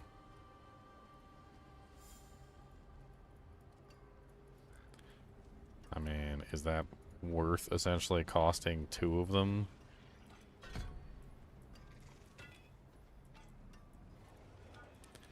$7,651. I mean, yes, I guess it is. I'm only going to be able to get 1 of them off, though. Whereas before I was able to get 4 of them off.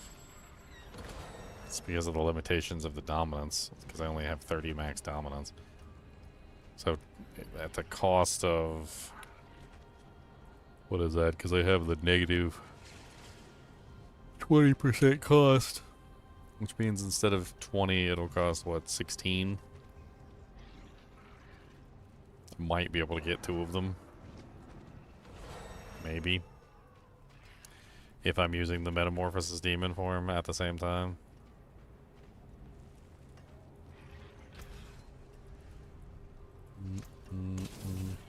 I'll begin swinging away.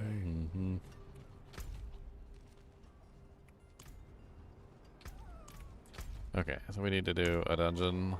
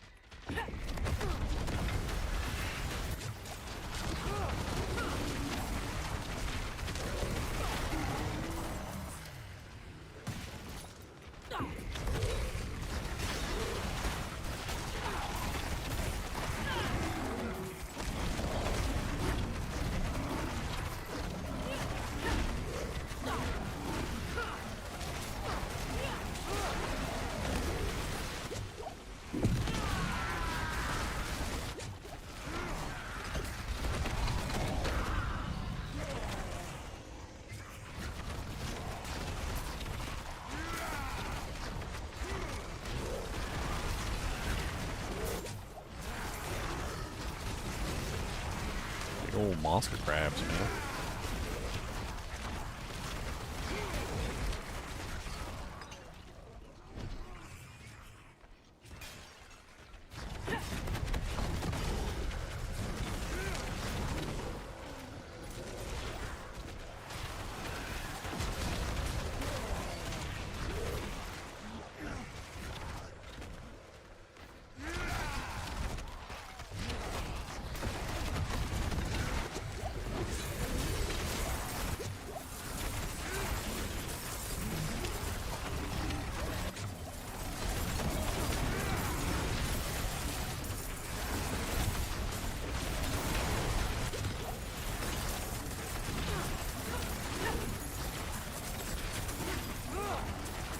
Oh, it's cursed.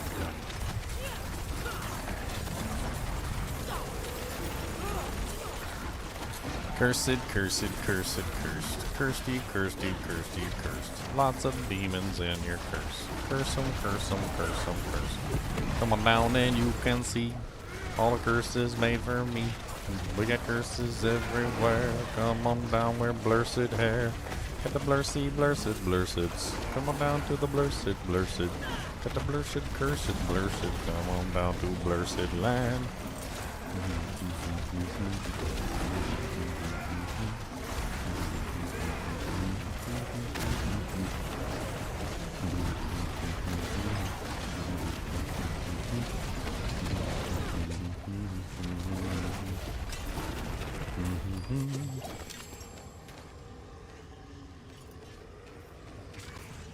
Hey, a cry rune.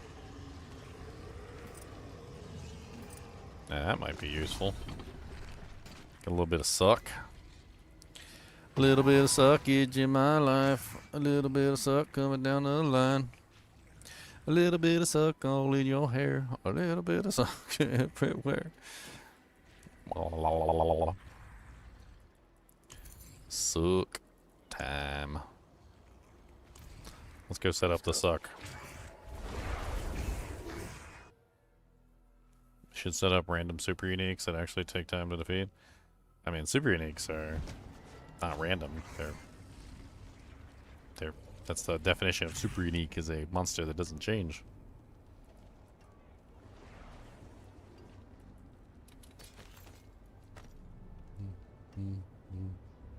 So what's the item power cap now? 800? 900. For what, the 900 is the highest item power. well, I'm not talking about the end game stuff. I mean, like, when you know how when you hit the end of the beginning, like, what was it, like 750 before? 850. 850? Went up 100. Everything went up 100. Okay.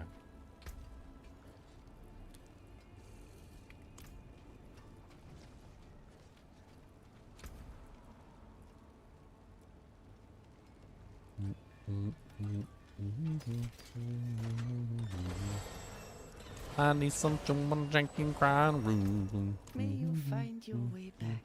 Dang it, I wasn't standing nearby when he was doing it. You gotta be so close. Anyone asks, tell them it's from. No, I didn't mean to click on that. No.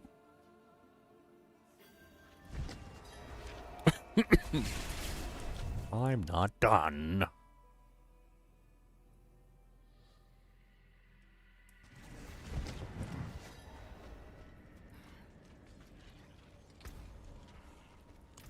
No, but they already have randomized regular unique monsters. That's a thing. Oh, they're already in there.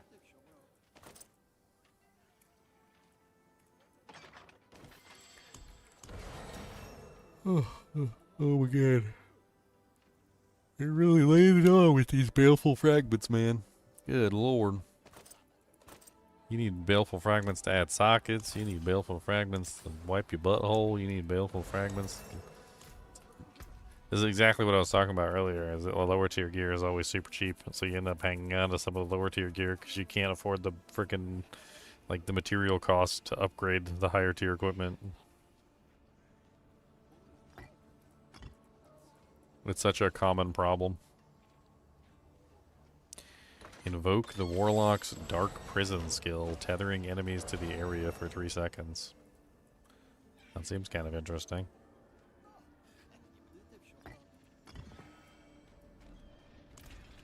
You haven't looked at that yet. I haven't. I haven't played it. Dark Prison.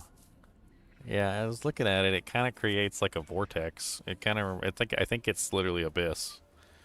It creates like a vortex on the ground, and the vortex that it creates seems to have a effectiveness. I don't know.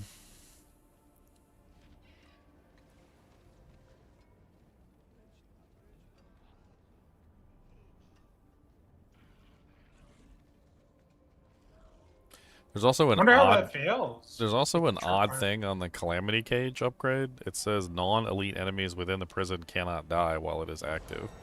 And it has to do with apparently that, like, you get more damage or something for every monster that's inside of the tether that's active. And so it basically allows you to not kill, like, the baby monsters inside the tether so you can keep increasing your damage or something. Yeah, you're like just dragging them with you. Yeah, Seems fun. it says increased by 100% per additional enemy within. And then non-elite enemies within the prison cannot die, so they're basically just stuck in there giving you damage bonuses. Right, here you go, Ginger. You can take this item on a journey when you hit 70. There's your blue 900. Take it on a journey. Take it on a journey to a red rocket ship, on a favorite rocket ship, let's go.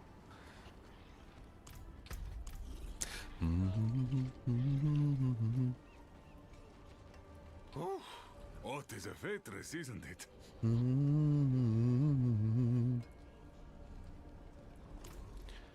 I'm gonna re-roll all my rares that suck right now. You're getting re-rolled.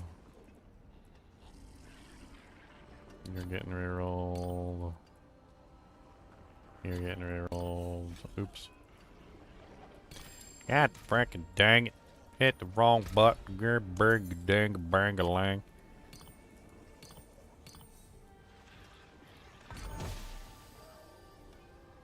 Nothing good.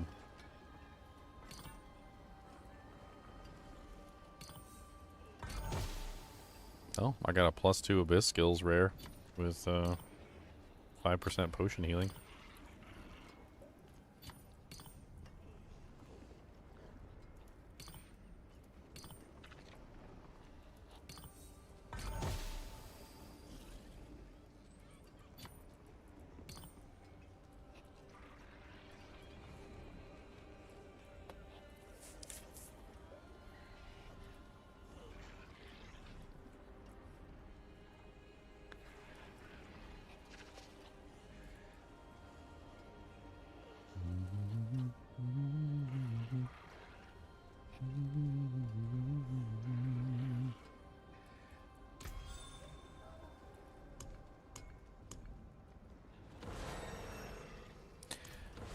Have you figured out what the hell causes the seal power to activate? Like, I can't. Yeah, essentially, there's a mini subsystem in there. I don't understand how it works.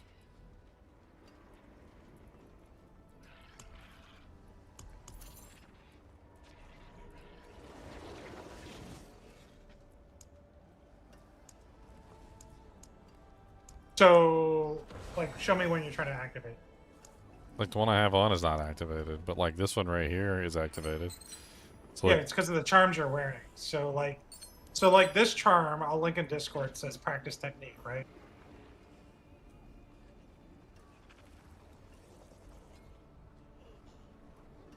So if you look in Discord, that actually says practice technique on it, and the name is practice technique. So Oh. that activates any bonus that has practice technique. oh, So okay. So it's not just, free. so it's just what you have equipped. I gotcha. So to activate the effect, you have to equip the items that are on the effect.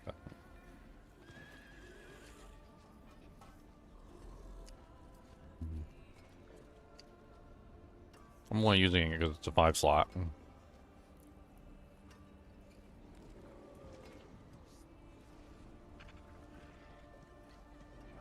Is a socket quest the only way to socket uniques? Yes. Correct.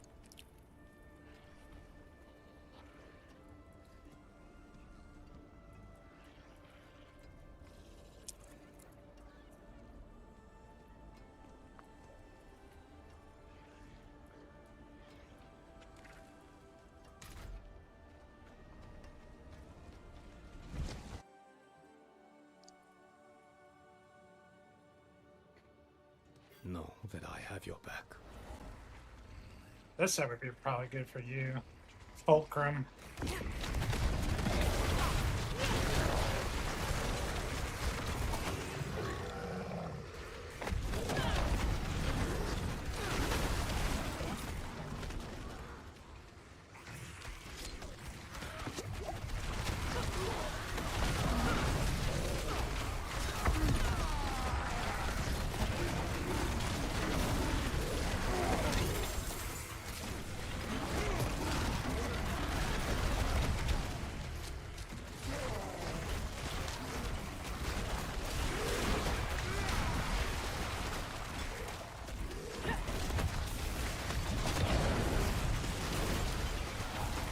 We got separated. My friends were cut down. I won't last on my own. Is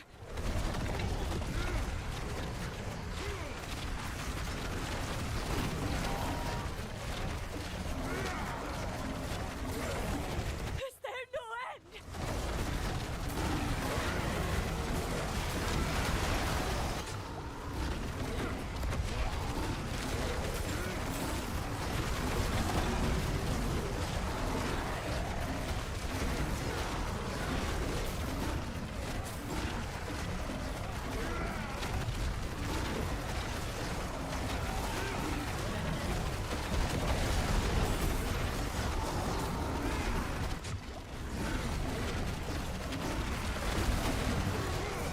See how many waves you can survive. Your mom's a wave.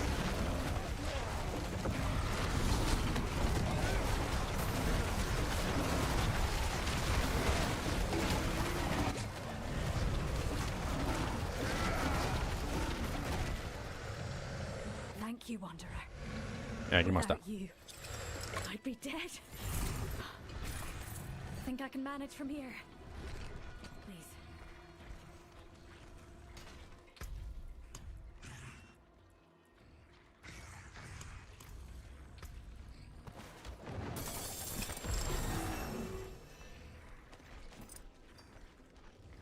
Oh, looks like yeah.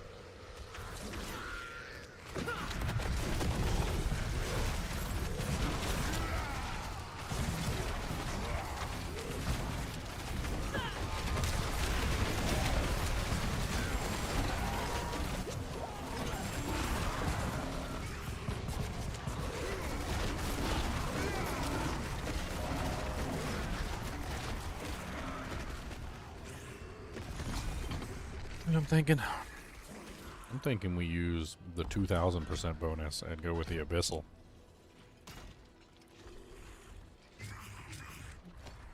Yeah, we might not get as many, but be interesting to see how that works out. Just have like one super powerful.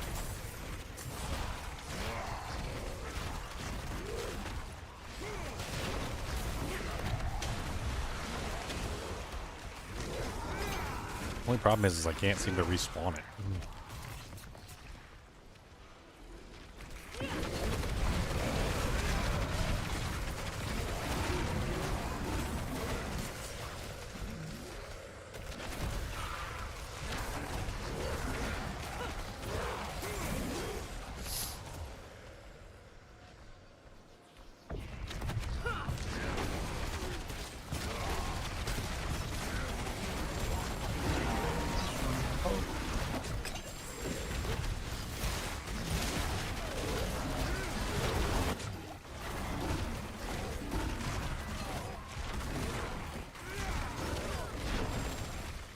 Neo! Nice. That's a good one.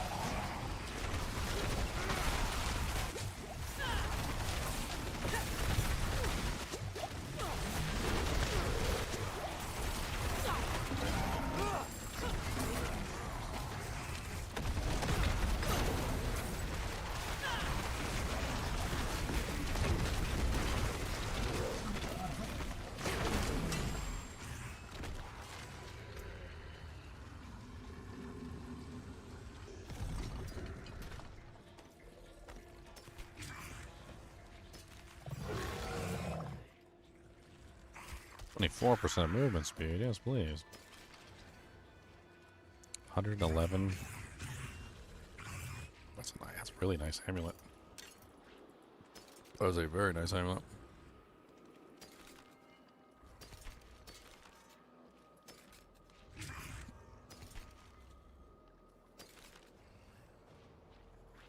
An 818 sword weapon. It's going to be way higher damage than what I'm using.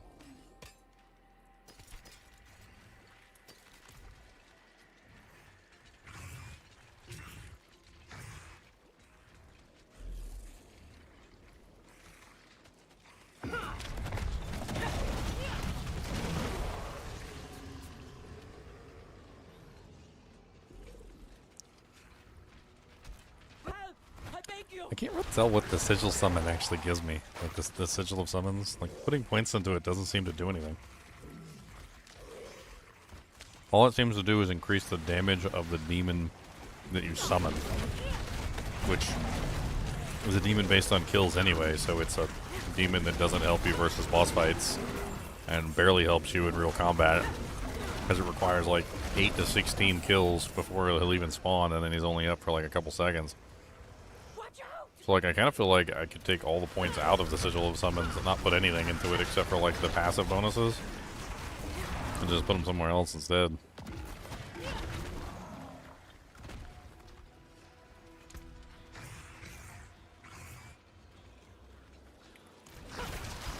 Seems like by the end you get to have almost all the skills in your bar axed, except for maybe one. Yeah, I mean that's kind of where I'm sitting at right now. I'm just thinking about like maybe a third skill to add into the total. Will be tested now.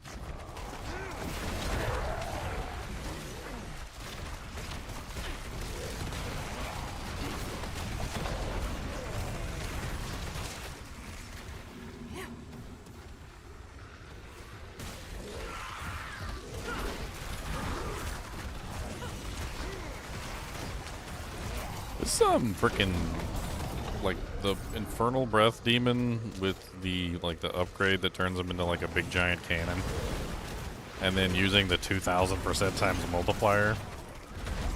Like my average hits are doing like I don't know, like 6k, 7k right now. Dude, he just that demon like with the bonuses, the 2000%, he hit for like 400k earlier. Like, legitimately smacked a monster in the gob for 400k for the first hit. That was a 200k AoE explosion right there. It's without a doubt, he's the highest damage thing that I currently have going. I don't even need that much damage in the current difficulty that I'm in. Like, the monsters are dying at 7k. Like, I hit them for 7k and they're dead. So the 200k AoE explosion is completely unnecessary.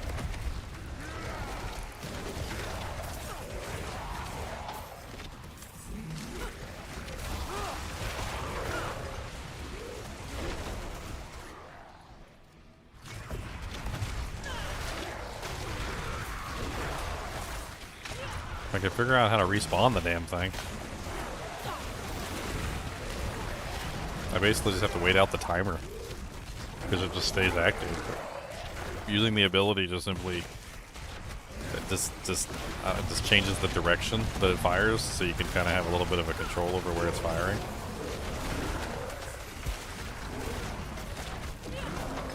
And then it fires off like some additional bolts whenever you choose a direction as well.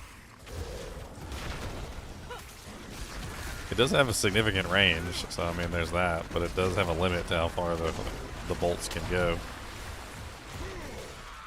It seems extremely powerful though. You might want to check it out for your build. I'm pretty sure it's abyss damage. Yeah, it's abyss damage. I don't know if you're watching right now, but like this is what it looks like normally. When you use it, it fires off like 3 of these giant projectiles, and the giant projectiles just do massive amounts of damage. I saw the giant balls. They look fun. And those, when they hit the target for the first time, if you choose it, they do 2000% multiplier for the first monster. So like you basically slap that down, use it, and then just like target a monster, and it just obliterates everything in that radius. That was a 307k right there, and I'm just a baby.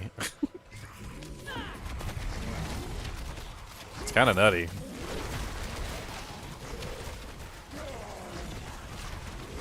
I mean, you do have control over where it shoots, somewhat.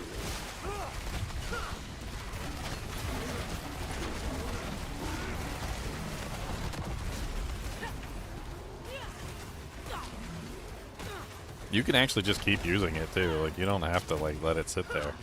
It's very much so an active skill. Or you can just leave it and let it have fun. I'm gonna test it out on this boss's face.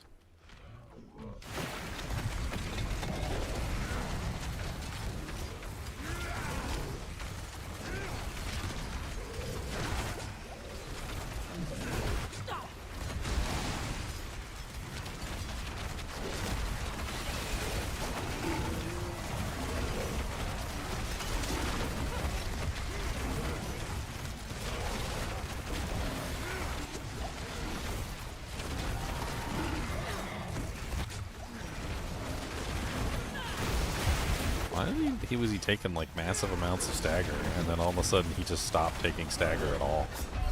Like his stagger bar just completely stopped going up. I was sitting there trying to stagger him, and like he just wasn't staggering. I guess he must be one of those bosses that has phases, and I'm just gonna have to run away during the phases.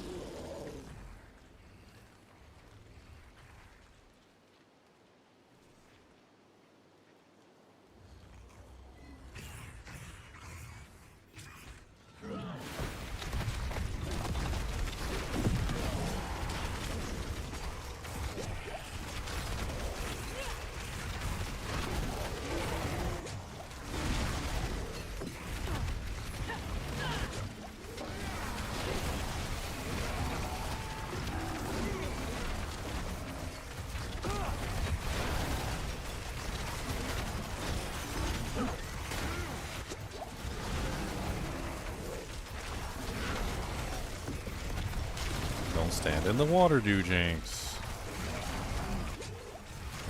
There's a snake in the watering hole.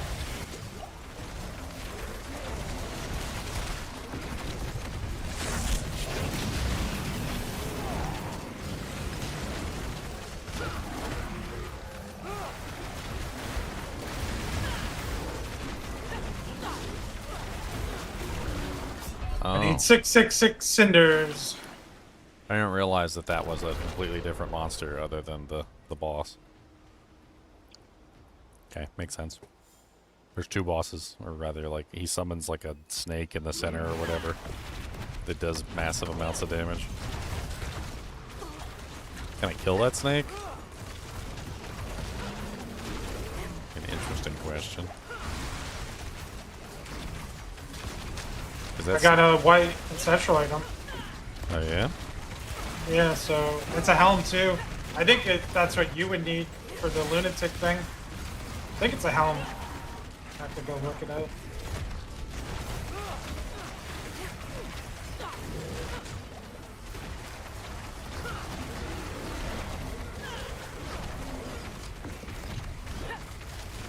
Ancestral white.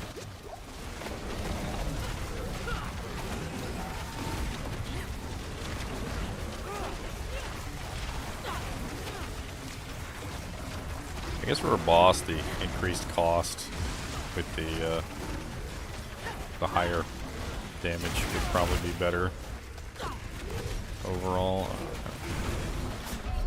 I guess I got stunned. Dude, this boss is kind of nasty. I don't know if I fought him yet.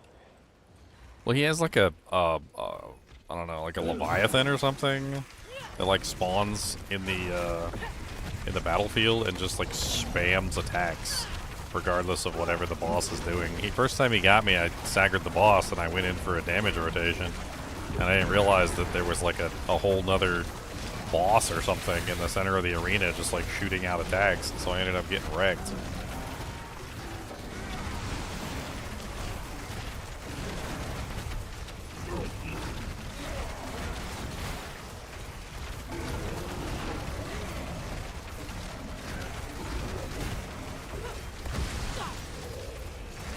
There's just a lot going on. Like, there's the water things all over the floor. There's the freaking, like, middle boss. He spawns a bunch of ads. There's tornadoes all over the place. Like, it's kind of a whole freaking lot.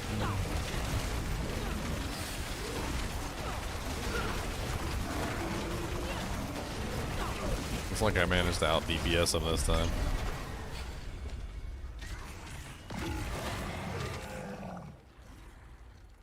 He dropped me no items? What the hell? I got a cache. Okay.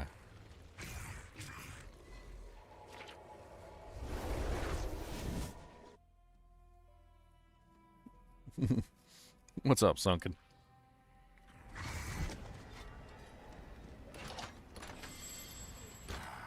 Hail victory, and many more to come.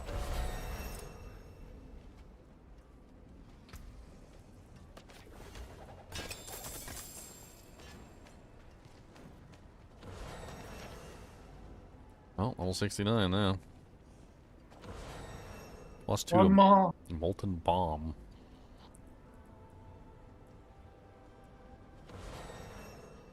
No, I'm at the perfect level. We don't level past this. We don't level up past 69. What's wrong with you? What's the max level? Maximum Doojankery. It's the maximum Doojank. Dee-doo-dee-doo. Dee-doo-dee-doo-doo. Dee-doo-dee-doo. Dee-doo-dee-doo-doo. Dee-doo-doo. Dee-doo-dee. Dee-doo-doo. Dee-doo-dee-doo-dee. Dee-dee-dee-dee-dee-dee-dee. So what is that one called? It's called Dark Prison. Alright. Create a shadowy totem for 8 seconds that chains enemies, tethering them to an area and preventing them from escaping. Enemies killed within the Dark Prison reduce the cooldown. Enemies within the Dark Prison are weakened. Weakened enemies deal reduced damage, 20% for normal enemies, 15% for elites, 10% for bosses. Small missiles that enter the Dark Prison are slowed by 99%. Hitting enemies within the Dark Prison fortifies you. That's actually really nice.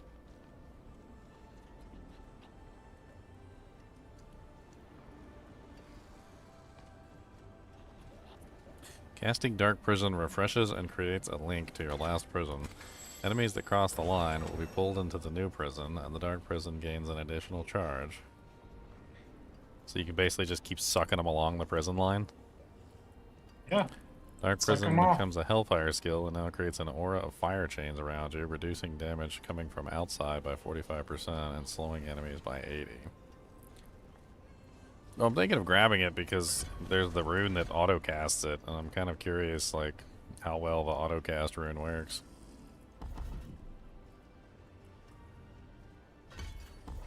It looks like that only increases the duration.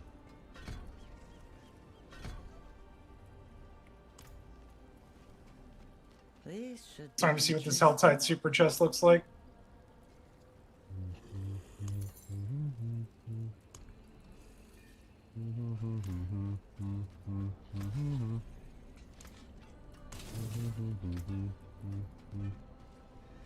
The hell? That was strange. You know where to I went to go destroy my items and it lagged out. Like, left and came back.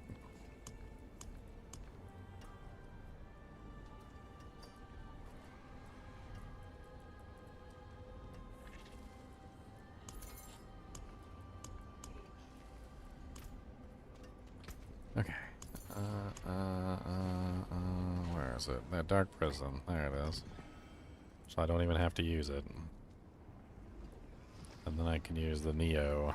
I think probably works pretty well with it.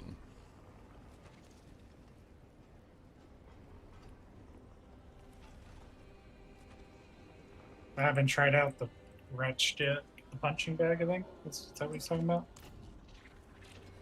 Punching bag.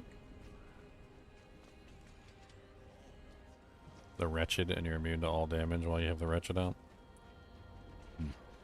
Has an upgrade called punching bag. I think it takes hits for you or something. I don't know how good it is, but I guess says it's good.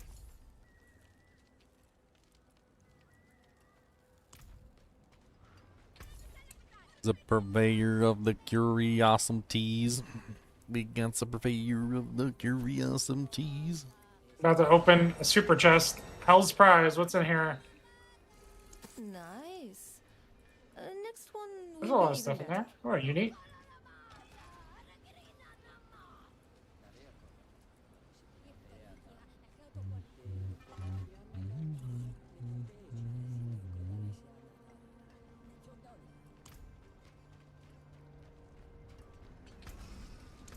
Taken apart, melted down. Let's just go get my level real quick. Oh, this seems like it'd be for you. What you got? What you got? What you got?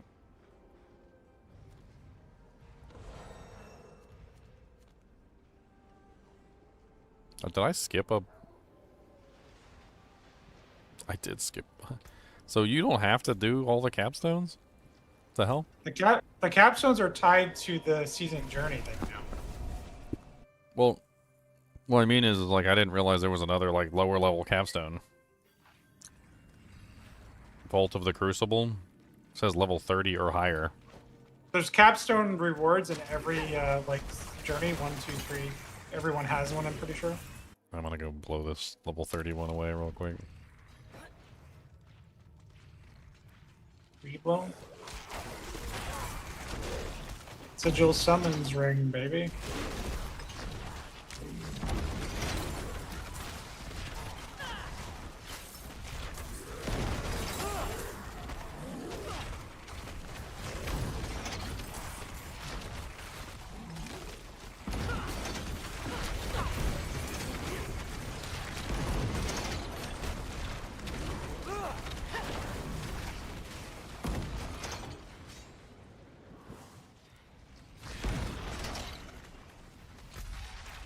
Which upgrade did I pick on this thing?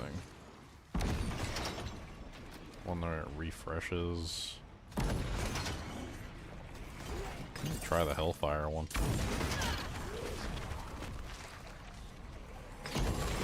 Ooh, that one follows me. I like that one.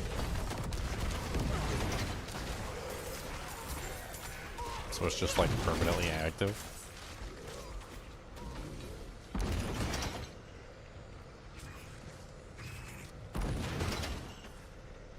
Interesting. That seems kind of ridiculous, actually, Leon.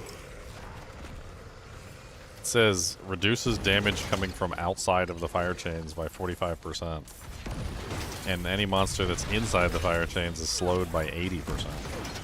That's huge. And that, why is it always active? Is it because of the rune or because you're pressing it? I think I have the rune on, so I think it's just automatically activating it every single time I have the Neo. As long as it the rune seems like it's activating quite often. Yeah, I'm just using Neo to automatically activate it, is what it seems like. So it's just like huge damage reduction? Just constant damage reduction as long as the damage is coming from outside of the circle. So I guess it wouldn't work against melee, but like projectiles, like if there's a projectile that comes in from outside the circle, it's just 45% reduction. There's also one that makes it so the projectiles that enter the thing, yeah, 99% slow on any projectile that enters the dark prison area. Although I'm using the Fortify bonus at the moment. I figured being fortified would be better, but... I mean, I might need that for the damage reduction in the higher torments. I mean, it sounds to me like it effectively neuters any ranged attack that comes in. Not melee, but... Ranged attacks tend to be the most nasty anyway. Like, usually what I end up dying to is damage that comes from outside, like a Because certain you're usually radius. like leeching to melee or something. The range are the ones like you kill all the melee mobs, you just get shot for free. Like, nah! Don't kill me! I'm trying to get to you.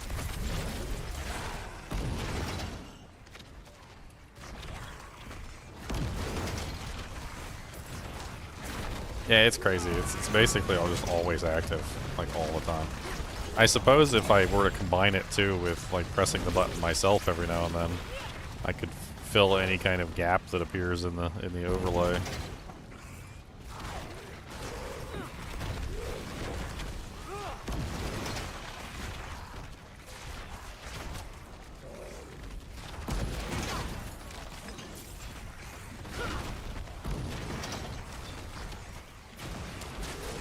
All I'm doing is a super weak dungeon. I guess I just want to complete this for the season journey.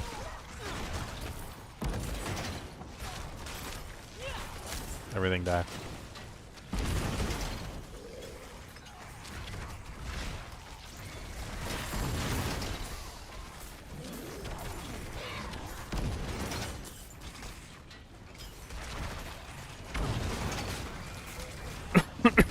The 80% slow to monsters within the radius too is kind of nutty.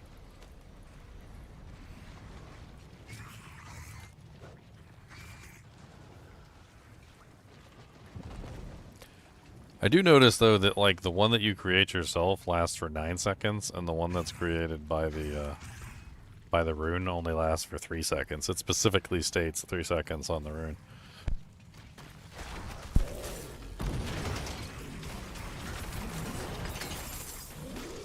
Which means Neo isn't 100% uptime. Because Neo is, I think it's just enough to have like one every 3 seconds.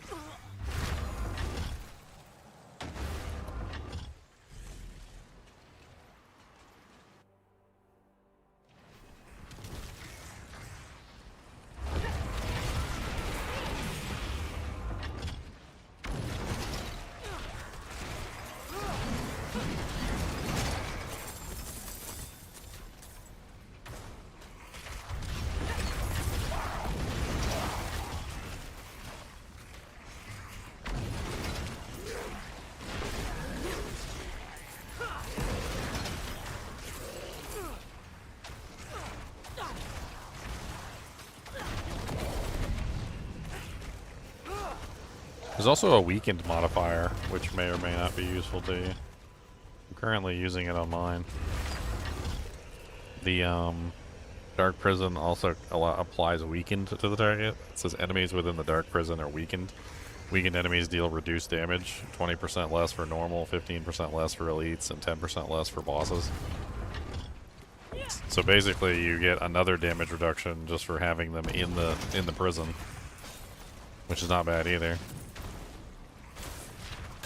There's a Doom basic helmet for basic build. Interesting.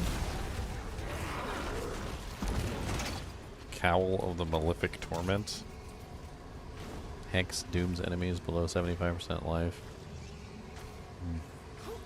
What's the one you said that was for me? I have to go. I don't know all the names yet. Feckin' Seal. Sigil of Summons deals increased damage, and you can summon 2 additional lesser demons with 10 kills outside of the ritual.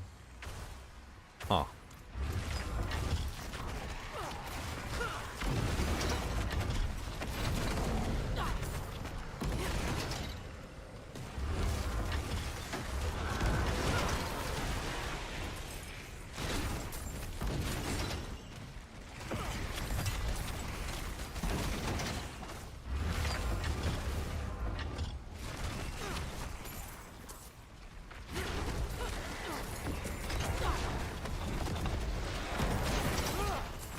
Yeah, the 2000% damage increase on this thing is totally worth it if you're doing, like, trash mobs. But then when you get to the bosses, obviously, it only works on the first hit, so it's not really as good.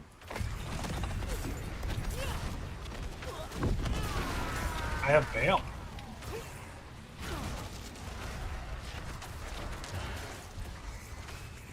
Unique focus. Oh my god, I'm trying to do something. That actually seems insane paired with that set that summons all the soul shard demons. It won't let me walk forward. Soul shard skills and their demons deal 80% increased damage. Casting a soul shard skill increases all your damage by up to 50% times. I haven't looked into the soul shard stuff. Any details about it? I mean, that's all the class stuff, so you're definitely using one. Unless you didn't do your class quest. Oh, you're talking about, those things. Okay, I think those are the kind soul of moved shard. on. Interesting.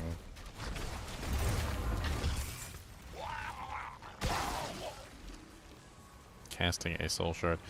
Oh, okay. So basically just using my passive minion.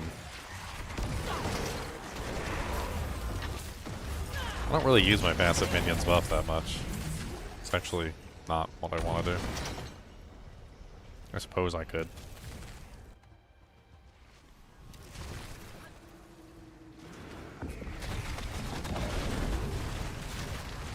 How's the expansion going? I mean, it's okay. I like the campaign. I got to burn down the tree. I was pretty excited about that. Although for some reason the tree's still there, which I don't like.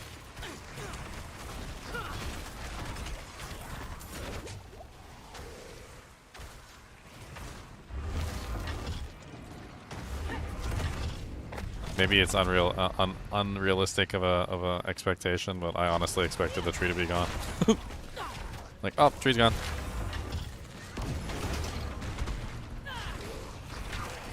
I mean, we did burn it down after all.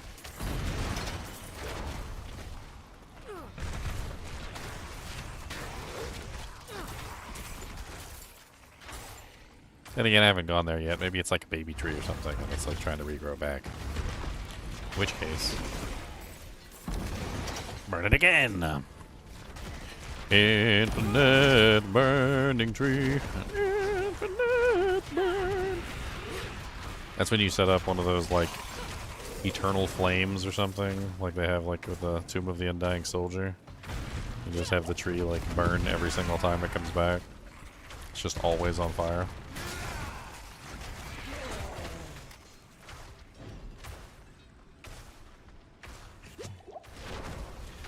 I'm enjoying D4.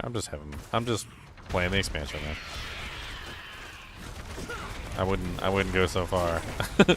I wouldn't go so far as to say I'm enjoying myself. I would not go that far.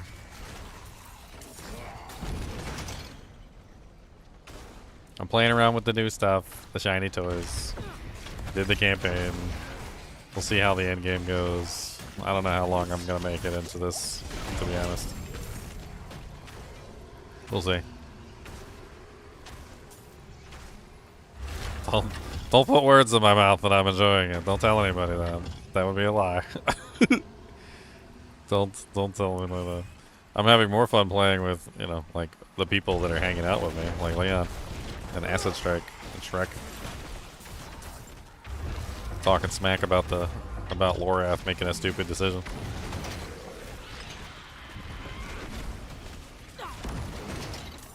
Anything can be fun if you have good company.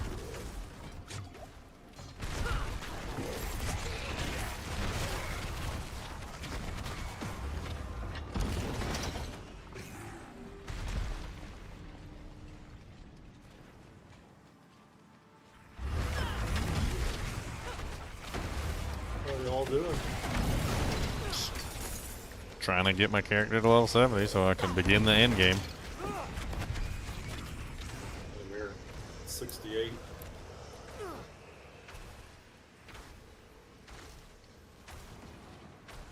Slay the enemies.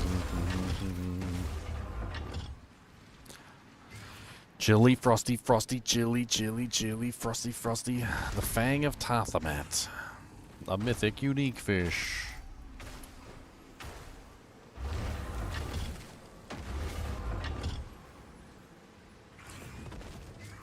Slay all enemies.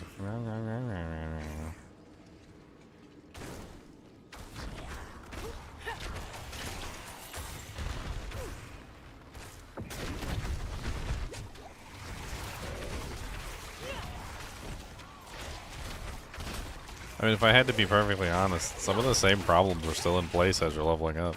I can't speak on the endgame yet, but like, some of the stupidest issues are still there in the beginning. Like, when you find a really good item, for instance, and it's like one of the best items you've ever seen, like perfectly statted for your character, like everything that you would ever want, the right bonus damage, willpower, life, like the whole 9 yards. With a good skill bonus that you need for your specific skill build, right? And then, like, 5 minutes later, you've leveled up about 10 times because the leveling isn't even that hard. And then you find, like, a blue trash item that is now better than the, like, regular piece of equipment that you had on before. Like, it's an issue that stems from the stupid item power system and, like, how they have it set up. Like, it's just one item is always going to be better than the other just because it has higher item power, not because the stats are better, not because it has better, like itemization. It's only going to be better because it has higher item power. So like the whole journey up as you're leveling, you're just constantly replacing pieces of equipment that are almost like best in slot for your character.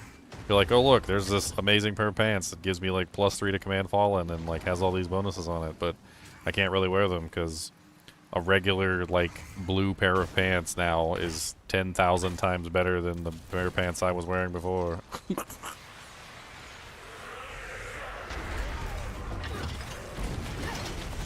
It's not even just the rate of the gear. The problem is that like there's no gear really that you can find or put on at a low level which stays with you through the rest of the game. Like, or even remotely for any period of time in the game. To put it into perspective, like imagine you're leveling up and you kill Diablo in normal difficulty and he drops you a pair of mage fists. And then you put on those mage fists as a sorceress.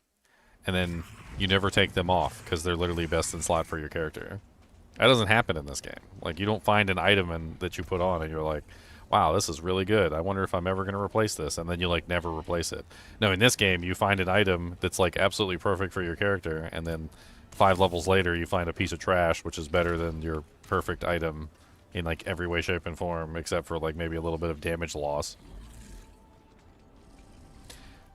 I mean, it's not about them being GG. It's about them scaling everything with item power in silly ways. Like, I don't understand why everything has to have an item power scaling.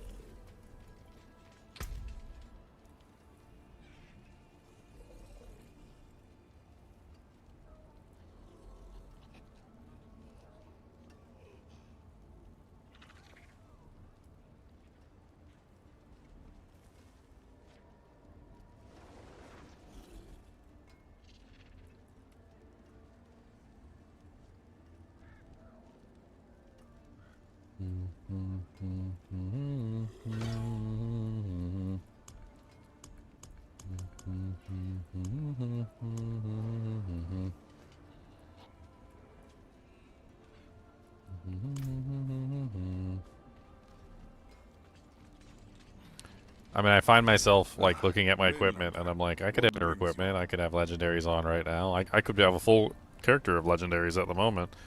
Like, but the problem is that also means I would have to be wearing under-geared pieces of equipment. So to get the legendary effects, because to make legendaries, you need the legendary materials. Like, so far, I've already had, like, a full set of legendary jewelry, a full set of, like, legendary armor, legendary weapons. But of course, you know, like as you level, the legendary weapon that you had is no longer good. You have to destroy it. And then you don't get enough materials to recreate another legendary weapon, so you just end up with a rare weapon for a while. So I find myself rushing to get to, like, where the item power caps. Because when the item power caps, I might actually be able to invest my materials in something, as opposed to them just getting wasted. It's like it's a big push just to get the end game, and then you can actually start playing the game. Which is stupid. Like, I don't understand why, like, the whole beginning of the game is basically just wasted effort. I mean, that's basically what's going on. Like, it's just wasted effort.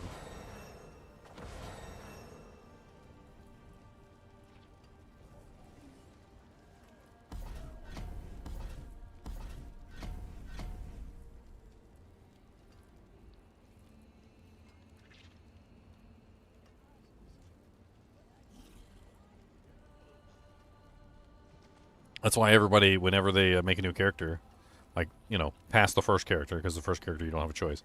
But anytime they make a new character, they just get a power level. Because, like, the whole entire journey from 1 to 70 is completely worthless. Because nothing that you find from 1 to 70 is useful in the end game. You can't get any of the good, like, ancestral items. You can't get, like, none of the uniques that you find from 1 to 70 are actually worth using. They can't be greater affix uniques from 1 to 70. Like, you don't get anything until you get to 70 and you start doing the end game stuff and looking toward the, like, ancestrals and whatnot. So there's like no actual, like, gear that you can get in those levels which is ever going to be worth using past, you know, like 5 minutes into the thing when you level up 2 times and now the items that are dropping are way better than the previous item that you have on. It's like my weapon. Like, how many times have I replaced my weapon in, like, one leveling session today? I think, like, today when I logged in, I had one weapon, I replaced it with another, killed a couple of monsters, replaced it with another weapon, killed a couple more monsters, replaced it with another weapon, killed a couple more monsters, replaced it with another weapon. Like, I can't keep the weapon legendary effect on there because the weapon just keeps getting replaced over and over again because the weapon, like, even just, like, 10 item power more than what I had before is, like, a massive increase in damage. Massive increase in damage.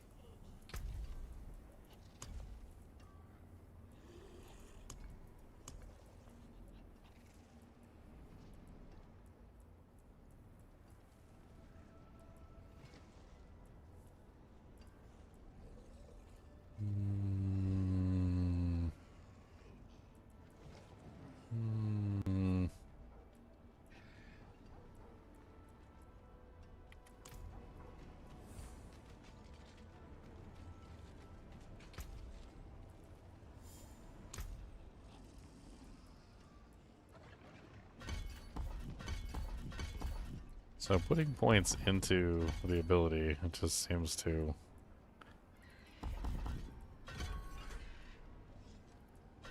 It's not really what I'm looking for.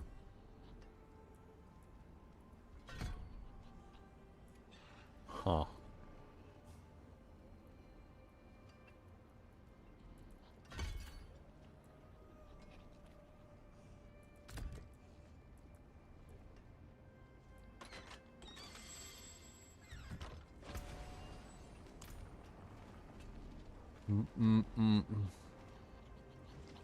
How am I liking the new point system in the skill tree? I don't know. You get so many points, I'm not really sure where to put them half the time. Like, as I mean, before you had all these passives you could invest your extra points into. Now it's like, I don't know. It almost feels less impactful because at this point you're kind of pigeonholed into dumping all your points into an ability. Like, say for instance you didn't want to dump all your points into an ability for whatever reason. Well, where do you put those extra points? Like, where do you put the extra points that you aren't going to dump into an ability? I mean, as it is right now, the way they currently have it set up, you pretty much just dump all your points into, like, one ability, pick the passives on that ability, and then that's it. And, like, some of the abilities don't even really, like, have a good reason for you to stack points into them. Like, looking at Dark Prison, I mean, the only thing you really get is the duration increase for points, which isn't really the most amazing thing. I mean, I guess technically since it has a cooldown, but, like, you can spawn it. I mean, it doesn't do anything extra really for, like, stacking points into it, from what I can tell. I mean, duration 8.3 seconds, 8.6, 9.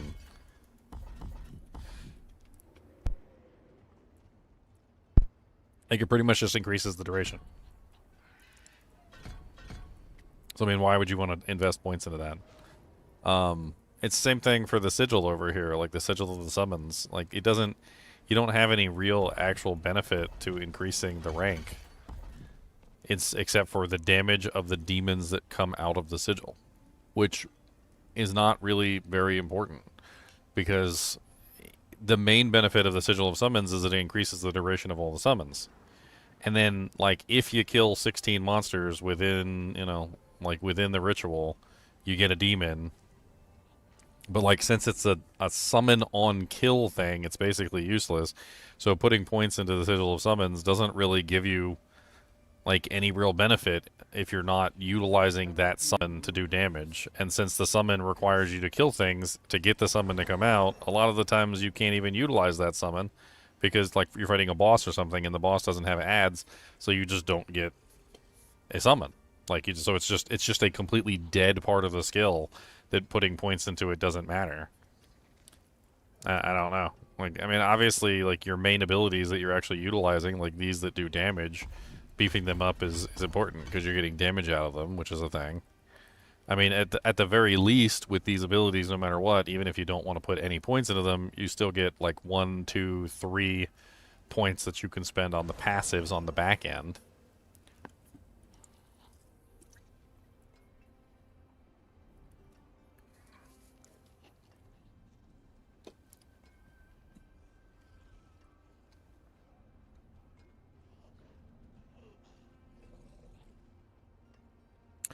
I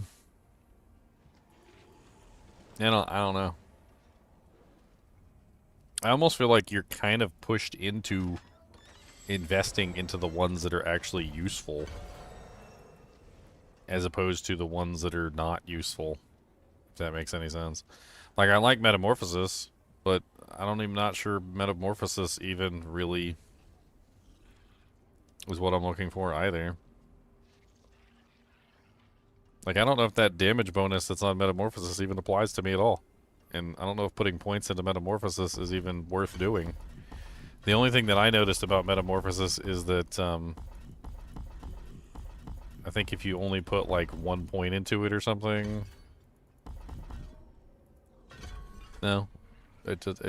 So, like, I could pretty much just 1 point wonder Metamorphosis too, it looks like, with relatively no issue.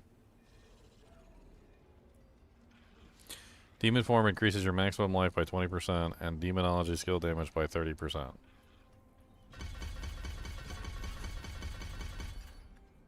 An ultimate archfiend basic attack. Yeah, I don't know why you would want to put any points into this either. Like, come to think of it. Like, why would you invest points into Metamorphosis? It doesn't seem like investing points into it does anything. Like, you grab the, like the dominance cost if you're running the dominance build. You grab the, increases your damage based on your maximum life, and then, like, whichever one you want. But, like, it doesn't, I don't know. It's very weird. This one doesn't seem like it does anything if you put points into it, unless you're actually using the Metamorphosis abilities. This one doesn't seem like it does anything at all when you put points into it. So also relatively useless. You can pretty much just 1 point wonder this as well. You can easily just 1 point wonder it. And then you can grab the bonuses.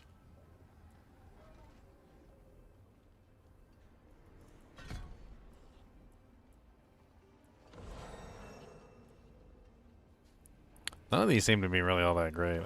Feeding Frenzy seems to have something to do with kills demons, sigil of summon demons, kills enemies, they all gain increased. I mean, it's like a buff bonus for the ones that are already existing, I guess.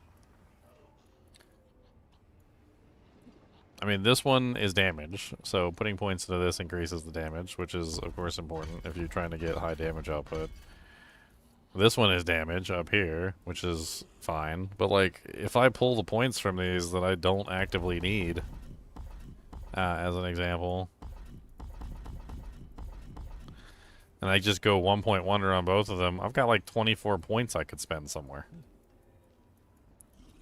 And honestly, I don't think I need points in Metamorphosis to get the benefit of what I'm using it for. And I don't think I need any points in Sigil of Summons to get the benefit of what I'm using that for. So... 24 points that I just don't know what the hell I'm going to do with.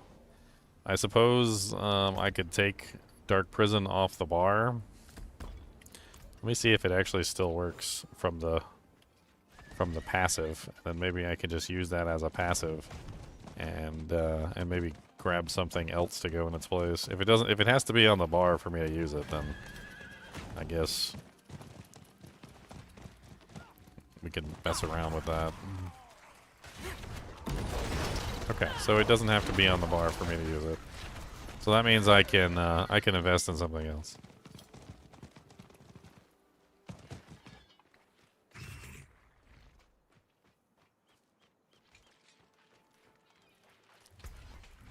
I mean, it seems like they took out the passives, and by taking out the passives, I guess what they were trying to do was make it so that you actually invest into the skills, which I can kind of see. It's important, I suppose. But at the same time, like, a lot of these abilities don't have an actual real benefit to increasing the skill level of them. I think that's the problem. Like, it's not necessarily that they changed the system in a bad way. I think they changed the system in a good way by taking away the passives and forcing you to actually invest in the skills that you're going to use. But then at the same time, it's like in Diablo 2, for instance. Like, let's pull up a random Diablo 2 skill planner. Here, hold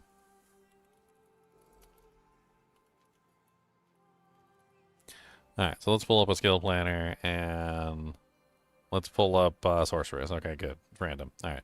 So right off the bat, like I can tell I can already give you one that's an option. So teleport. What does teleport do? Like if you put points into teleport, what does it actually do? It decreases the cost of the mana, right? Now that's a nice thing, but like if your character doesn't care about the mana cost of teleport, or like you're trying to like effectively use your skills, why would you put points into teleport? You can just use plus the skills to bring the mana cost down, right? It's kind of like that. Like a lot of the skills on the tree don't have any real benefit for you to invest in them, despite the fact that it's very obvious that that's what they want you to do is to invest in them.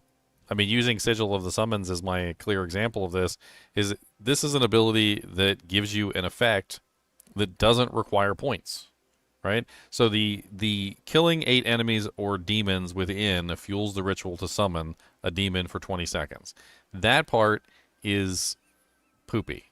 That's the poopy part. That's the part that scales. That's the doo-doo part. But the part that works without putting points into it is the creates a binding ritual for 10 seconds that extends the duration of your summons, which basically makes it so that whenever you drop that down, you're getting the summon duration increase, which is massive. And then you also get the summon damage increase if you grab that. You get the cooldown increase when they die to grab that.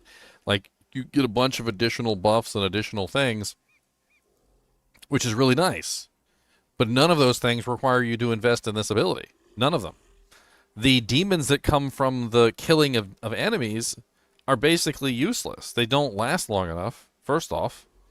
And not only that, but most of the time you can't activate them like you would want to, because you have to kill 8 demons basically within the ritual. So you have to kill the enemies within the ritual to cause them to summon. They only last for like 20 seconds.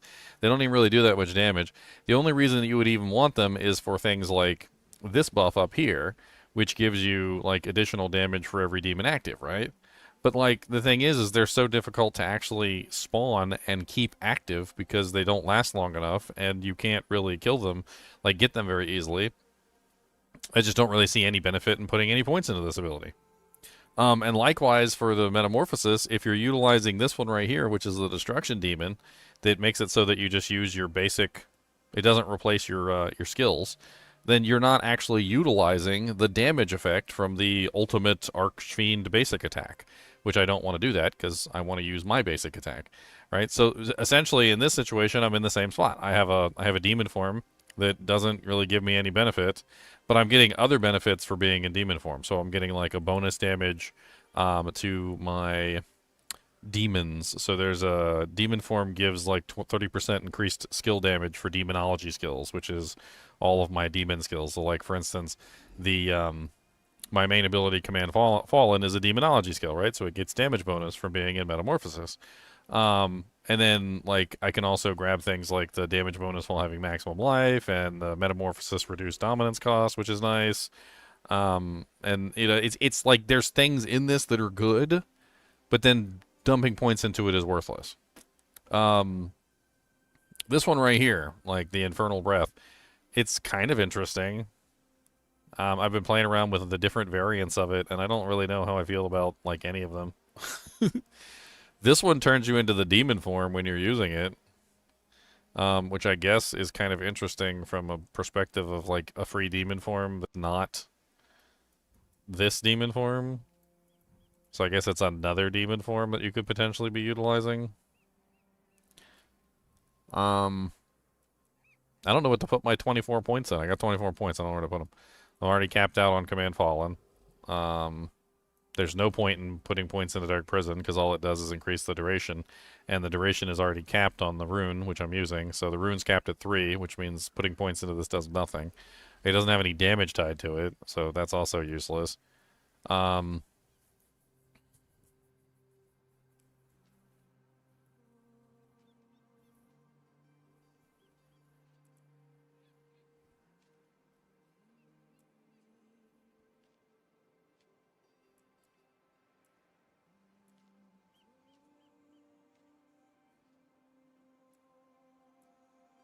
Terrence Grant feels Abyss recast summon skill and summons an abyssal pit for 10 seconds that consumes non-elite enemies. Recast to summon targets into the pit.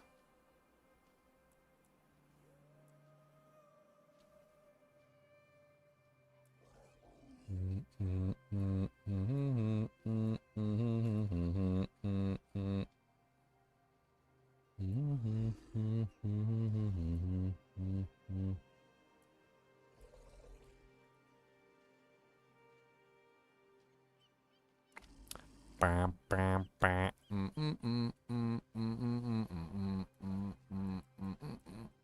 kind of want to try Profane Sentinel. Let's try that.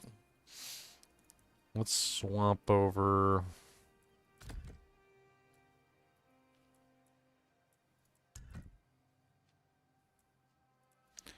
Well, the Profane Sentinel costs dominance, doesn't it? Yeah, it costs dominance. How dare you? That's another thing, is that like you can do the Infernal Breath or you can do the Profane Sentinel, but like you can't really do both because they're, yeah, you can't really do both. The problem is that like you don't have enough dominance to actually cast multiple of these. It makes it very difficult to get like a large number of them active. I'm kind of interested to try it and see like what the Abyss Profane Sentinel does as opposed to the other. I like the fact that it lets my lesser demons apply vulnerable, which is interesting.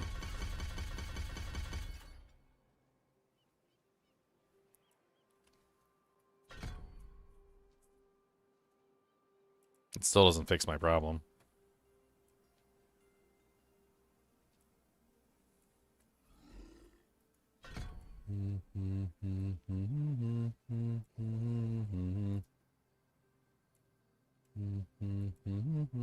That just switches me from one dominant source to another dominant source.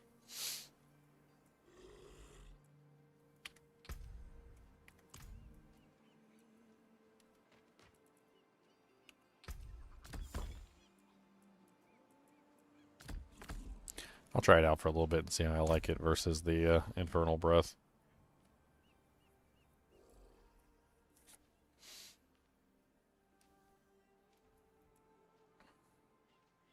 All the demons requiring dominance is and having like a short duration is very stunting. It's just not.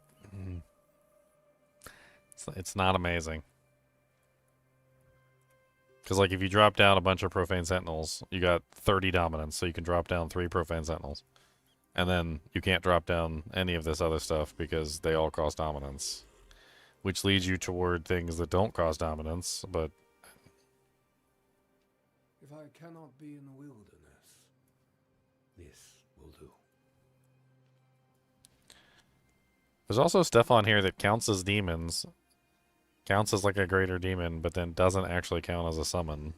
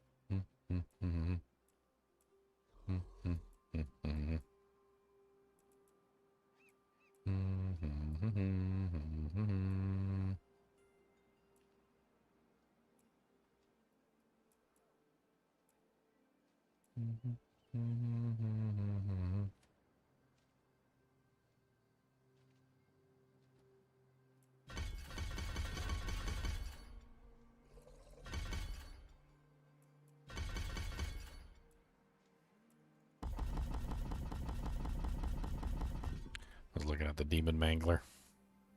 This is a Demon Mangler. This is a Mangler of the Demon.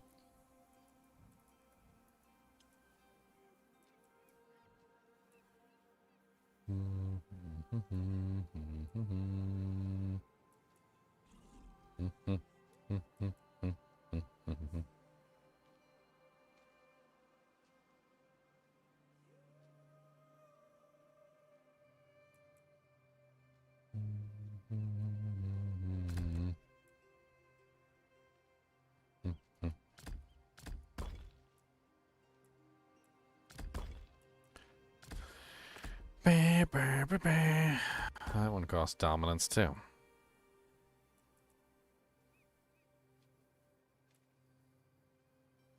This one's not even a summon ability. Like, you just throw. I don't even know how to explain it. Like, a couple of these they say they're summon abilities, but they're just like more like, I don't know, an ability that happens to summon. Does that make any sense?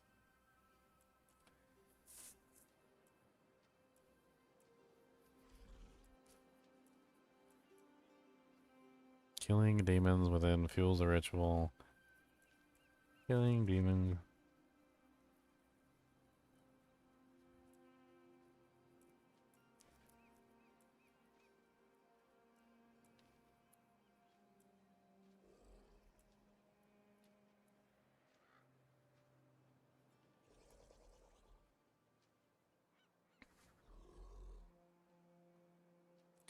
While you are within the Sigil of Chaos, you and your summons deal damage to enemies when attacked. So like a Thorns bonus.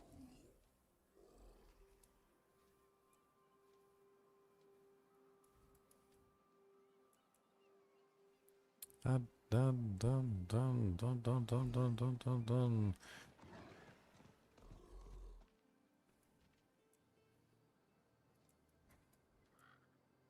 I guess I could just go with the movement ability.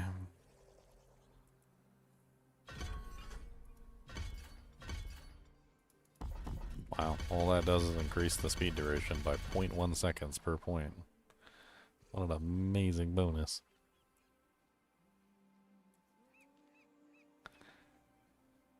Sucks enemies into its exit portal and swaps places with them. 50% longer. Okay. It's kind of nice.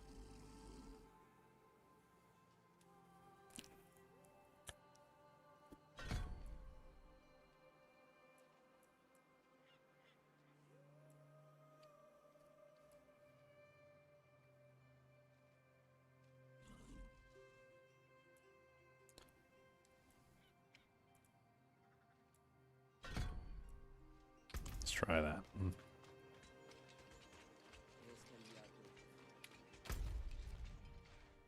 We're gonna try.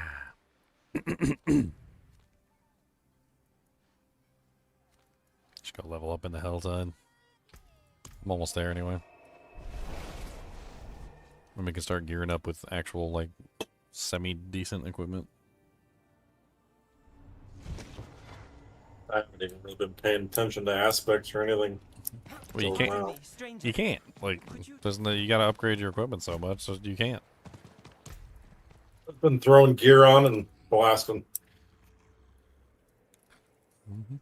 That's pretty much how it works.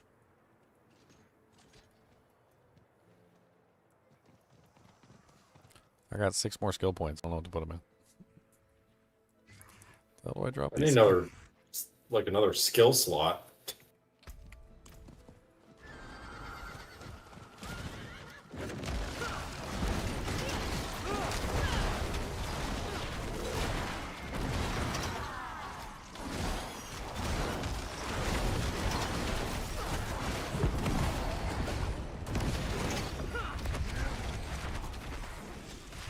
Well, that's kind of an interesting combination.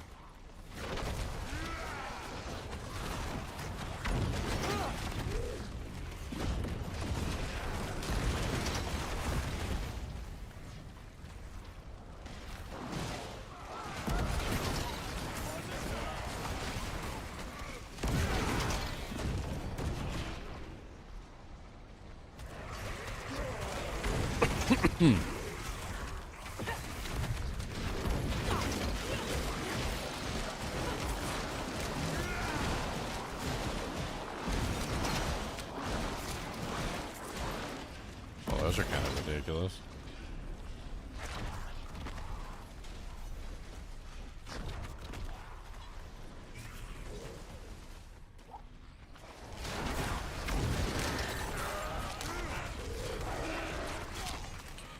Where's the queen? Where's the queen biatch?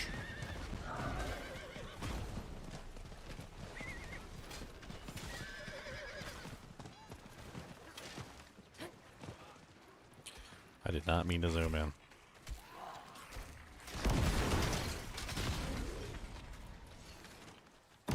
Yeah, I can't figure out what to spend my damn skill points on, Leon. I got 6 more skill points even after I did all that. I mean, I guess I could just dump them in one of the abilities that I don't care about. Yep. I don't really know what it would do for me, but I just...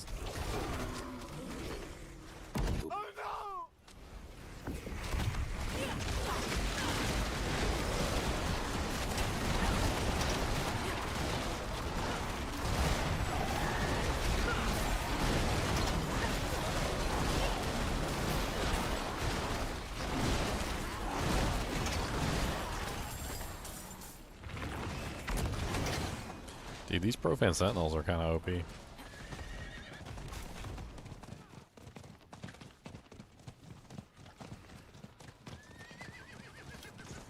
Laser beams. Yeah, they just freaking shoot laser beams at everything. They're kind of ridiculous.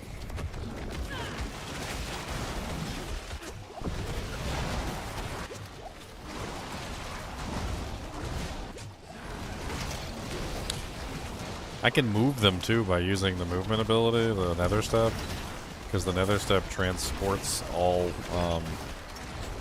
minions that are Abyss related with you when you teleport. So you can literally just teleport the towers around with you. Sounds fun. Move them. Come with me, boys.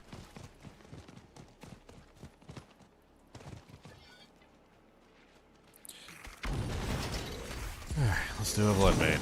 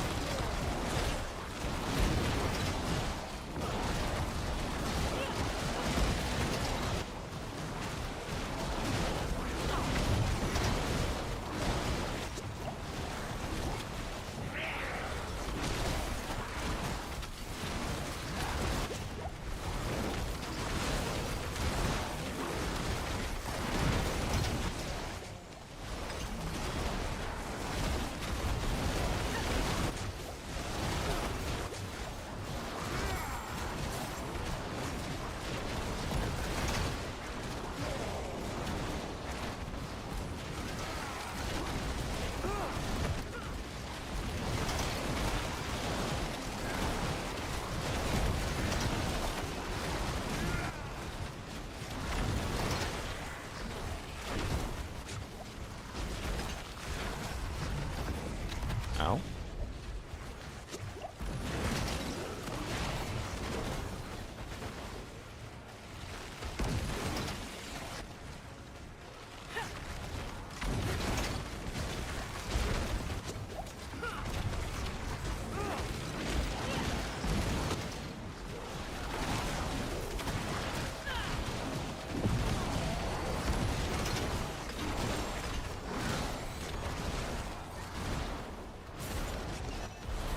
I got excited. I saw a set item on the minimap. I mean, a unique item on the minimap. It was just a set item.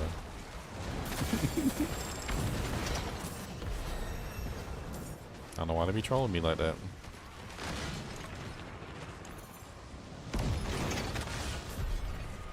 What I don't like also is there was too much screen clutter on this game also. The abilities are way too flashy and everything's just a light show all the time. I used to think that. Then I played Path of Exile 2. Yeah, Path of Exile 2 is worse. Oh yeah. Even worse.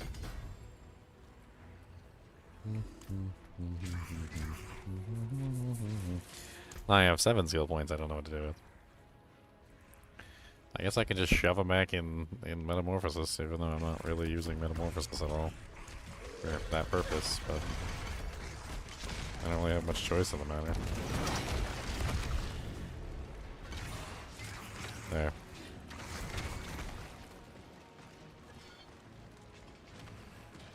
Doesn't seem to do anything. Doesn't increase the duration. Doesn't give me any real benefit.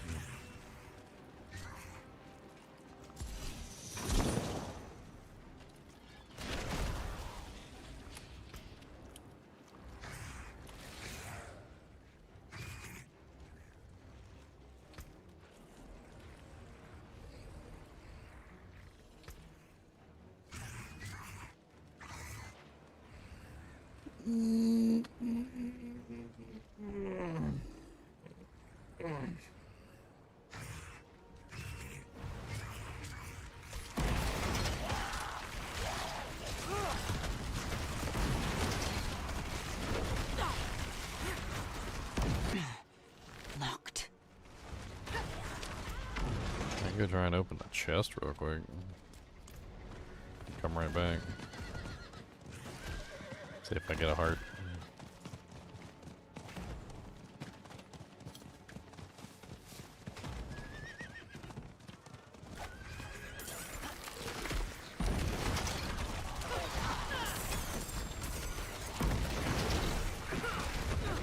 Nope.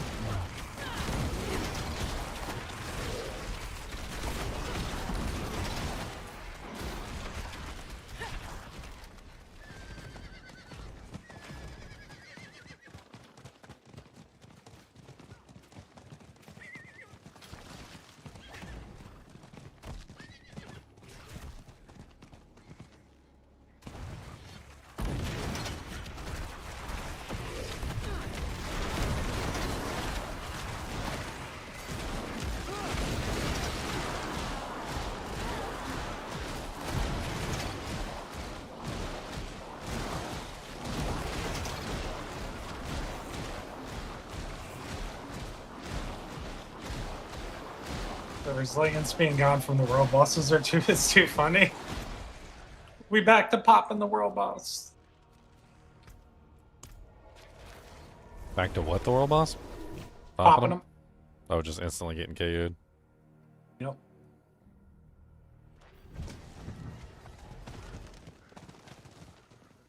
It is done.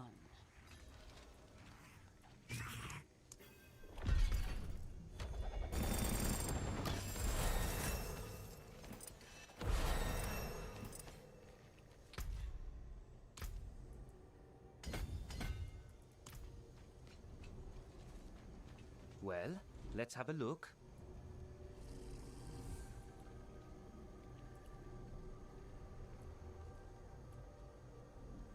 As the basic skill has a chance to make your next core skill cost no primary resource. Stacks 3 times. That's crazy. It's crazy, man. As what? It makes it so your core costs nothing. Oh yeah, I had one of those drop early on. I looked at some of my skills and was like, what core skills do I have? And then tried to figure it out, and I didn't have any core skills, so I was like, oh.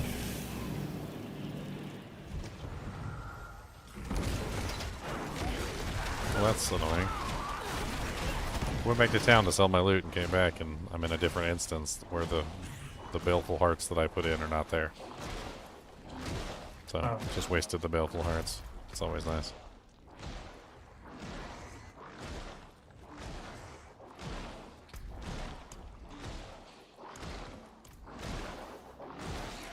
My eyeballs keep shooting at dead monsters. I don't know what the hell's going on.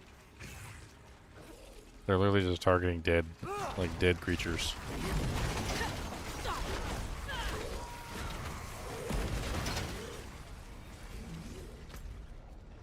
Alright, I guess now that I'm level 70, let's go back.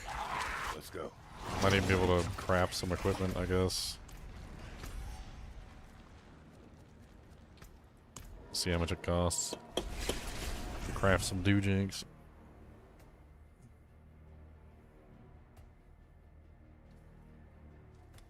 Have a pudding cup.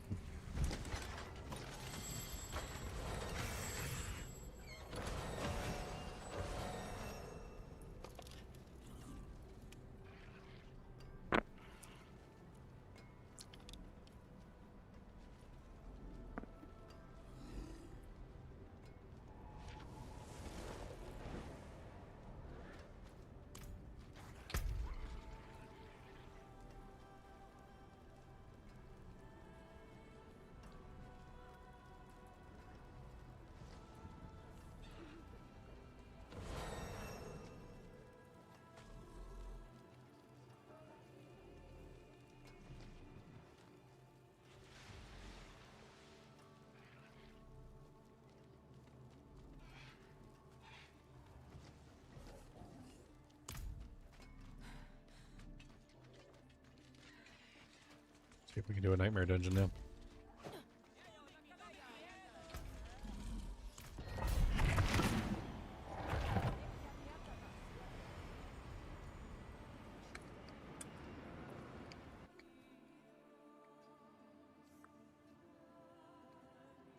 Haven't really done one yet. At all. Came in here when I was a baby. Got my cheek slapped. Oh, I still get my cheek slapped.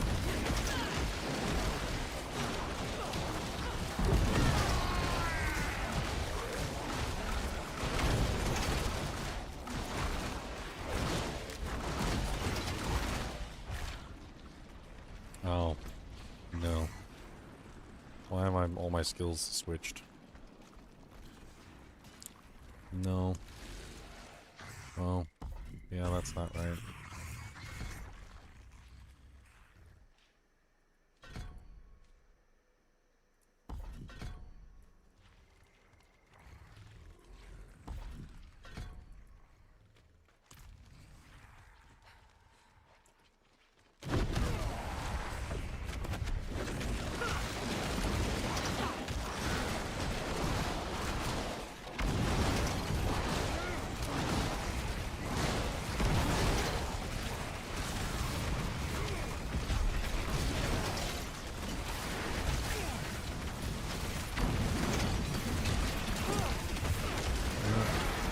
You're all facing the wrong way.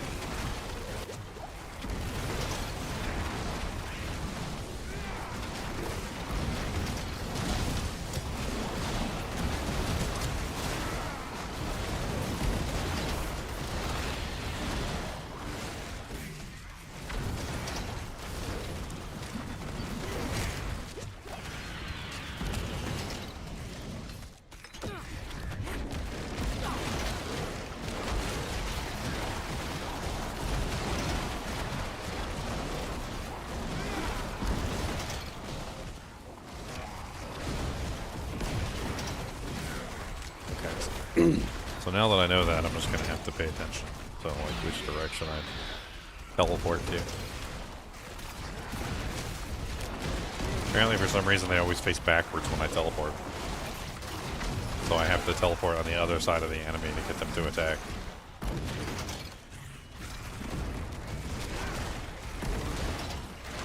Which is really weird. I think they would just maintain the same position. But they don't.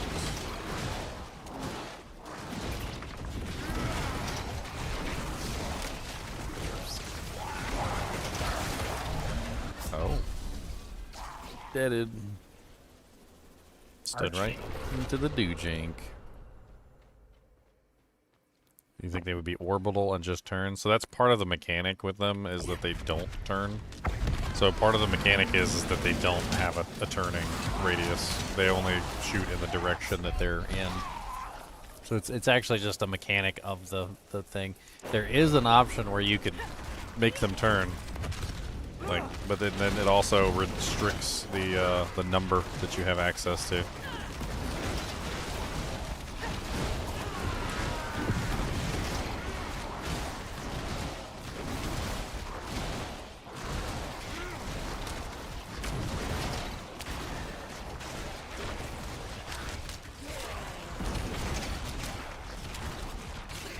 Yeah, I don't think I'm ready for this yet. I need to get all my gear upgraded.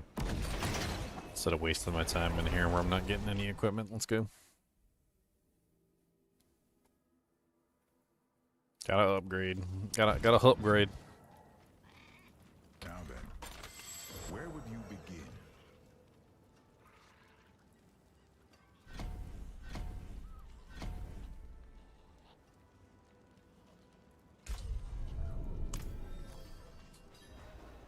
Come. Let us plan our next move. Fight well, my friend.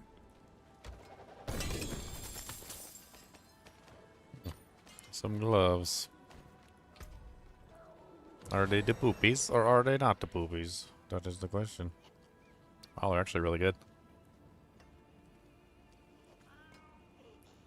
Exceptional gloves of mutilation. 145 willpower, attack speed, critical strike chance, +3 to Hell Fracture, which I'm not using. I mean, they're still just like better than what I'm using by a mile.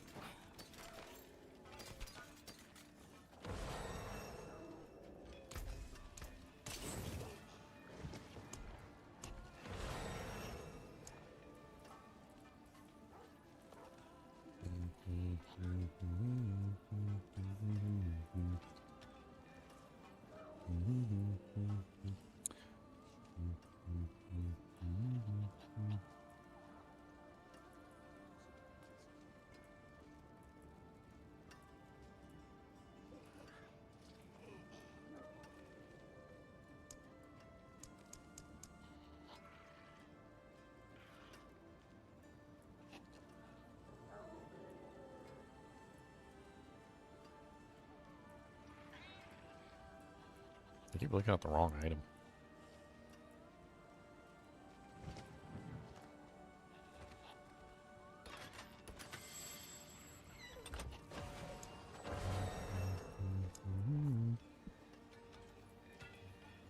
Is there any reason to use a specific base over other bases at this point? They don't seem to have static effects. Nope. No more implicits, just the speed, essentially. There's a difference in the speed. Yeah, bases are always slower than swords and stuff, for example.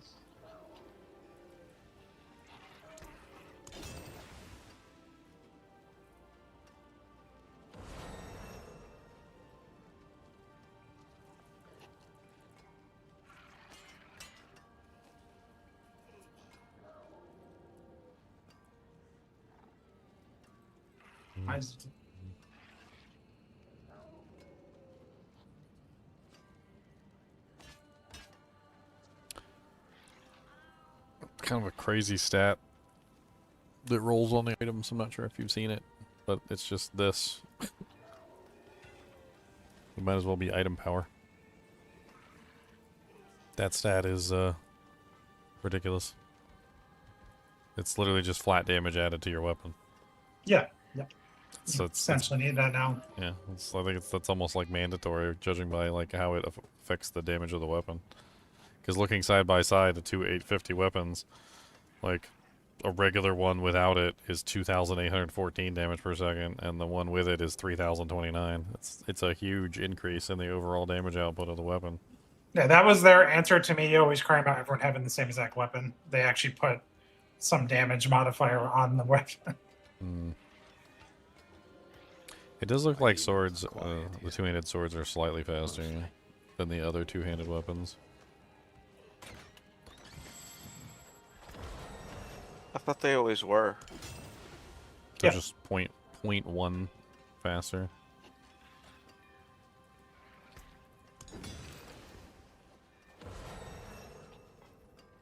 Daggers are the fastest.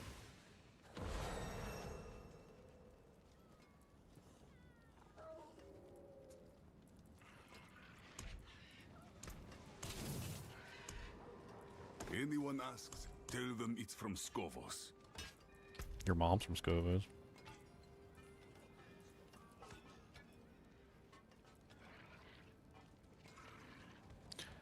Still not a fan of item power. I mean, Diablo 2 has item power in it as well. It's just not the same item power. It's better done. It's there, it exists, but I mean, they also have items that exist outside of the item power system, which this one doesn't have.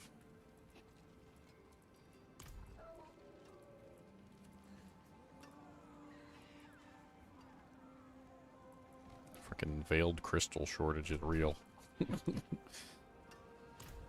It is a very real thing, my friend. You know where to find The me. veiled crystal shortage of 2019. And the baleful fragment shortage. It's crazy too, because like you'll have a problem with it early on, and then all of a sudden, like the problem will just disappear. Like you just won't have an issue with that anymore. All of a sudden, you just have as many fragments as you could ever possibly want. Cody, can you stop messing up my green screen, please? Please and thank you. Peas and carrots. Peas and onions. Peas and bacon. Get this. I'm gonna get this bone right here, and I'm gonna rip this bone out. That's my bone. This your bone right there? That's my bone. I'm gonna get these toenails, and I'm gonna rip off a toenail. That's my... He's a no. Your toenails are painted, and it's silly. You look like a girl. You look like a girl.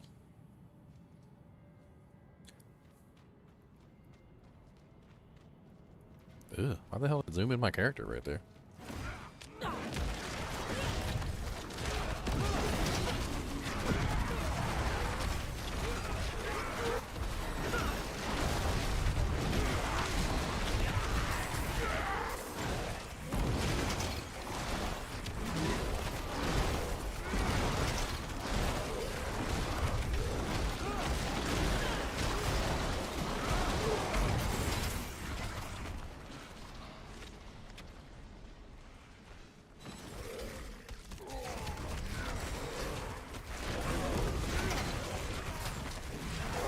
Talking about the normal, exceptional, and elite system in Diablo 2.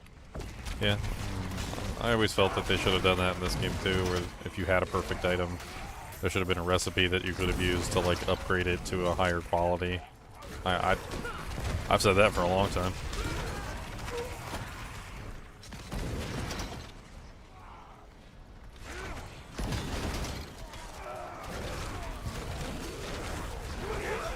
Like, if you find Mage Fists early on in the game as a unique, like, you shouldn't be punished for the fact that you found Mage Fists early on. Like, oh, you found it early on? Okay, well, it's trash. Like, instead, there should be a recipe where you can, like, convert it into a high-tier item.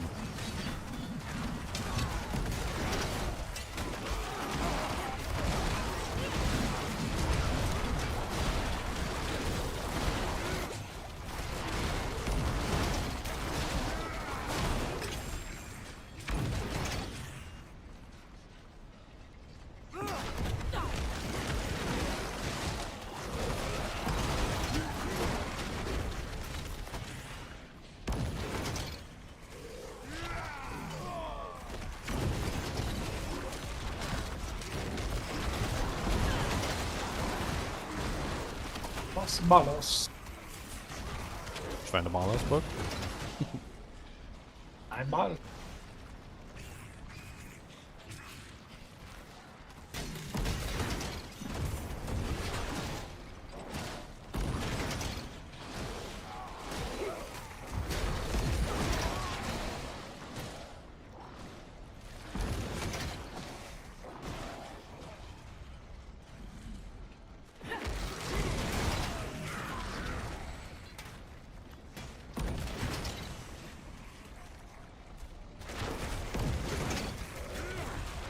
I feel like the dungeon is just like unnecessarily long. It feels like they made them longer. I don't know how to explain it. Like, instead of going through like one room and then clearing out that thing and then going into the second room and clearing out that thing, why does it feel like it's even more involved than it was before? Like, they're giving you like 4 tasks instead of 2 tasks.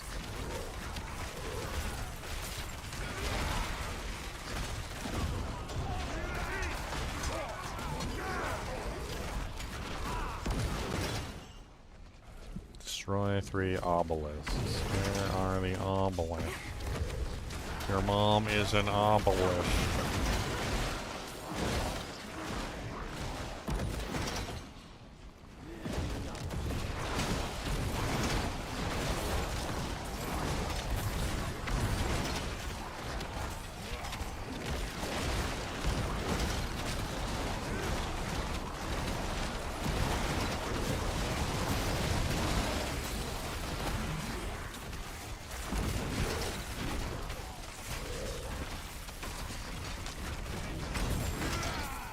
Wonder which set you're gonna wind up using.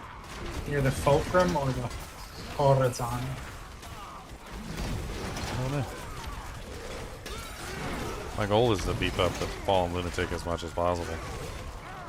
The Command Fallen. I want to get him at a really high tier.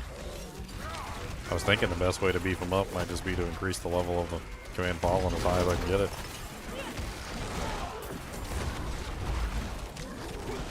Just go with like all +2 or +3 skill charms or something. Get the pants. Basic skill bonuses, whatever I can squeeze in. Could probably bring them up really high. Moonrise. I gotta get the Baru Hashish Shadow.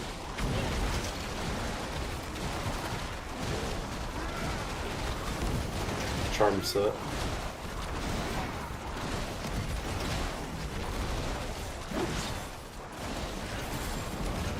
It's a 5-piece charm set though. Yeah, all the D3 sets take up your entire charm slot. I'm just glad they're not taking up your equipment slots.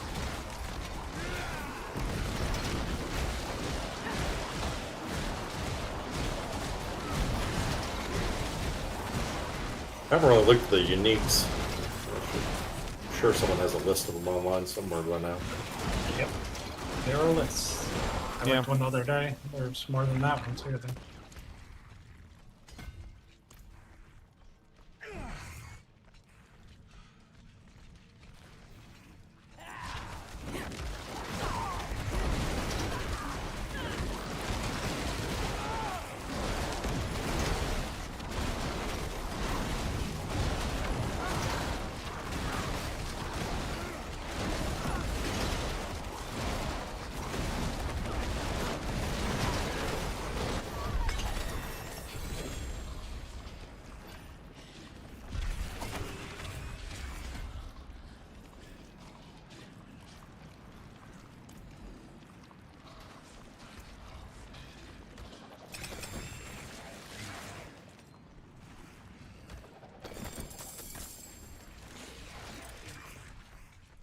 HellTide.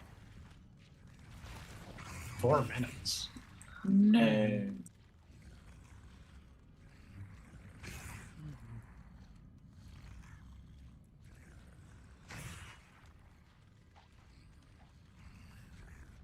Tortured wretch.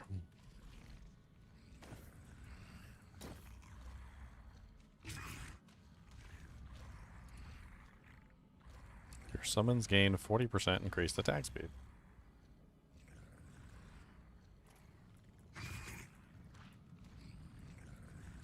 Seems like a good one, but at the same time, I don't know if it's necessarily even useful for the command fallen ability, which doesn't seem to worry about attacking anything.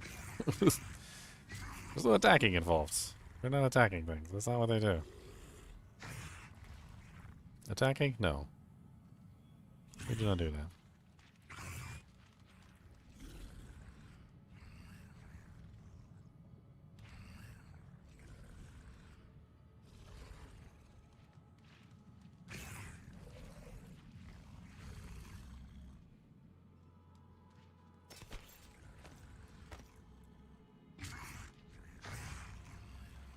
So you can reroll affixes on an item now? You can do the old enchanting. You can also do rerolls. You can also do remove add. It's like 3 or 4 ways to do what you're asking.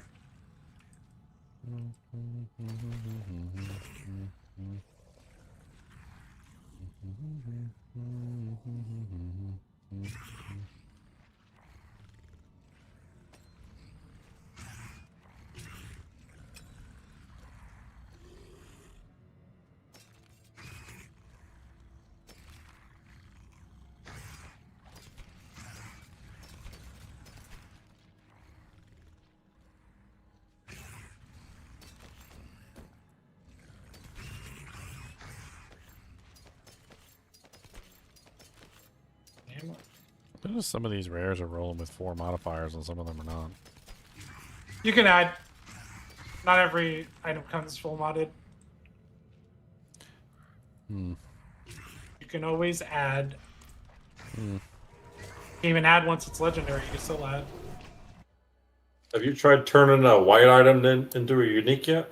Yeah. Yep. That's my weapon. Did that earlier. Yeah.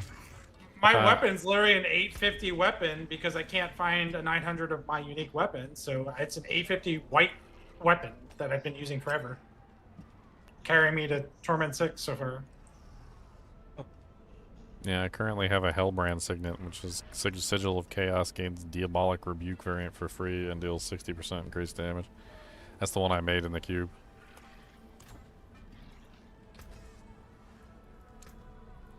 You know where to find me. Gambled on the amulet I wanted too, but I didn't get the amulet I wanted. With that, I got some other amulet. Would I get this one? The Heimat Stone?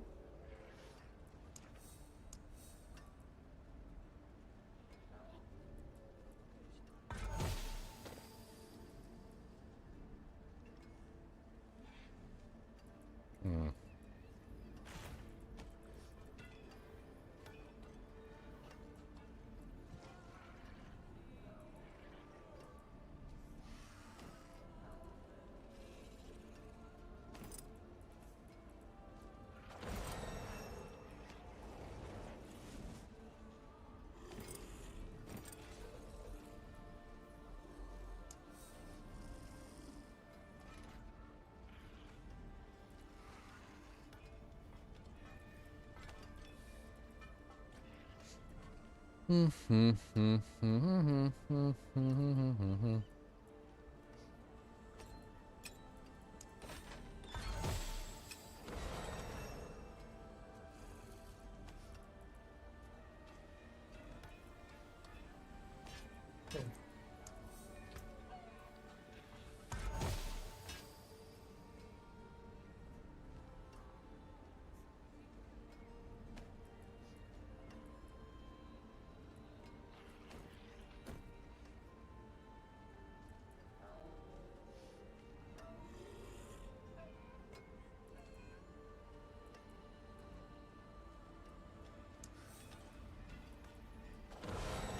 Move affix.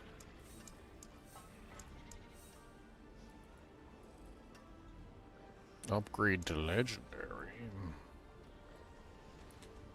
I've got just enough to upgrade something to legendary.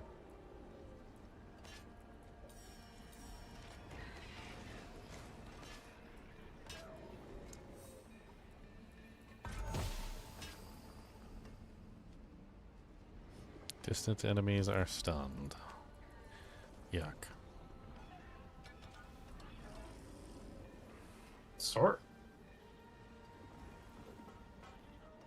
Hmm.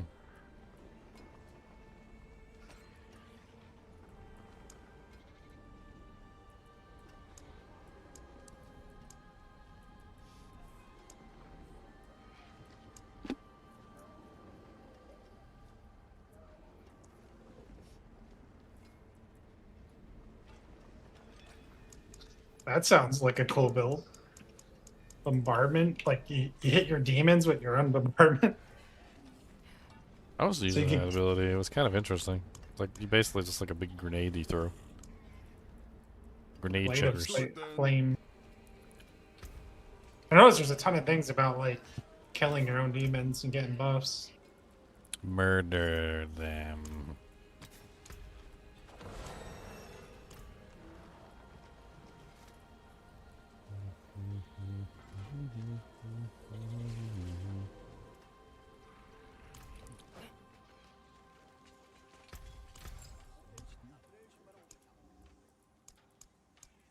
You can craft rare weapons and rare armor. Can you craft rare amulets?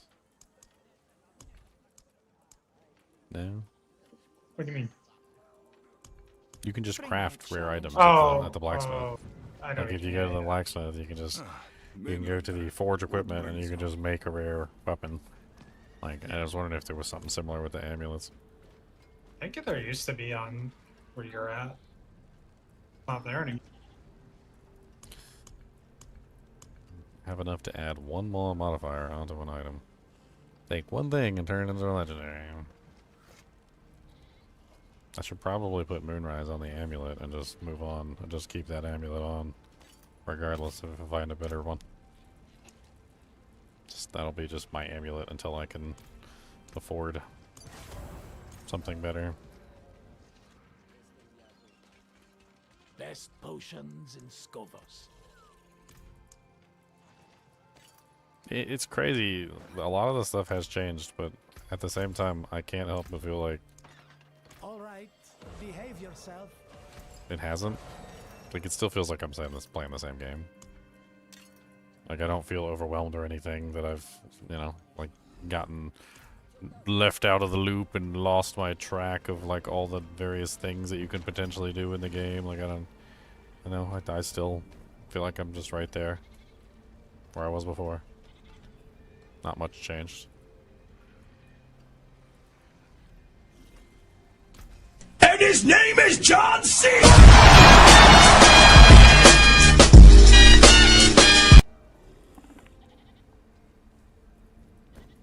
Rude. Rude.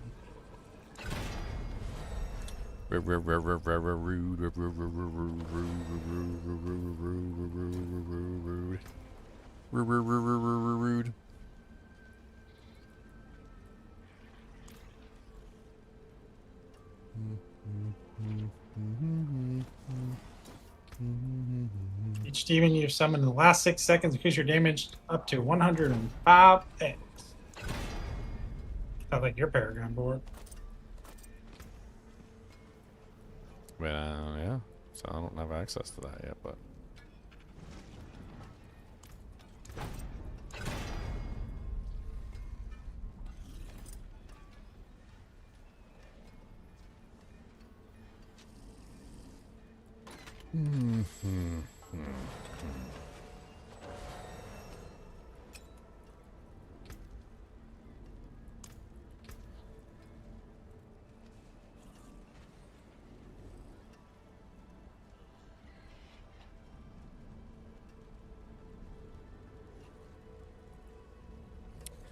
Demon form damage bonus. Do you think that applies to... Like, when you read it, it says demon form increases your maximum life and demonology skill damage by 30%. You think that just increases the actual demonology skill damage bonus? I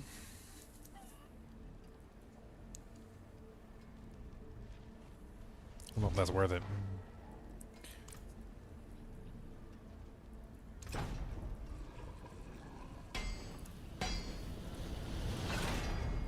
I think the demon form is specific, but I don't even know if that would be better. Like, specific to the demon skills. Damn it, I chose the wrong one. I also don't know if Metamorphosis increases your basic skill damage if you're not using the basic skill of the Metamorphosis. So it does. So I just rolled it, 10% demon form damage bonus. And it does, in fact. It even on the tooltip reflects the increase. And it's a straight increase, not a percentage increase. So it's just a 10% increase to the demonology skill damage bonus on demon form. So whenever you're in demon form, you just get 10% more damage on that bonus. It's interesting. What's up, Miles? Yeah. I'm doing alright.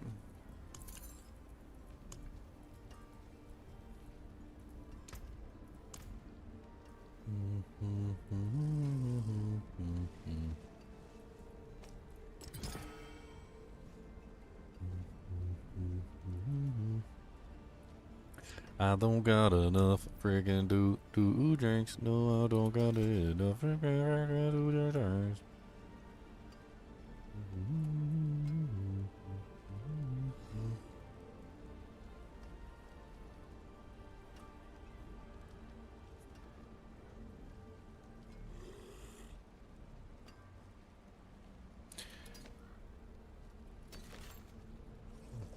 This one could be a better weapon in general if I can pull that damage mod on there. It looks like adding an affix doesn't cost much at all.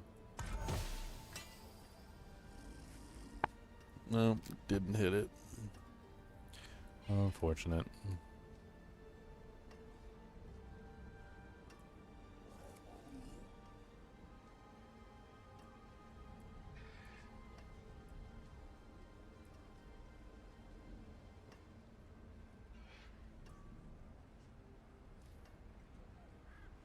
We need a fur. I don't know, like, what these rerolls actually do.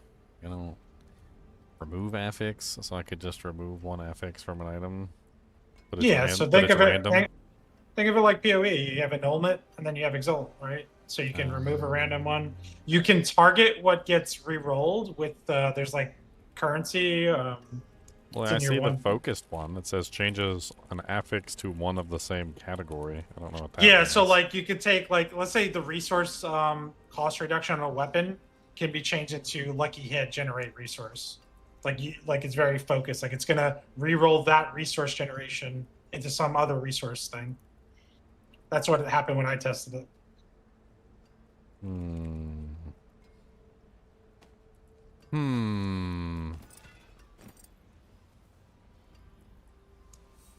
Chaotic reroll changes a random affix to another one of that category.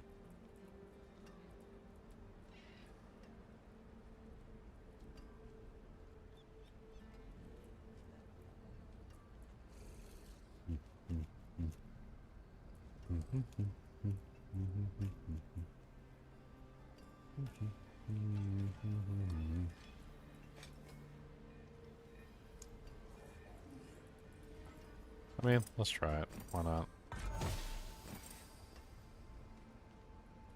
It turned into a cold res.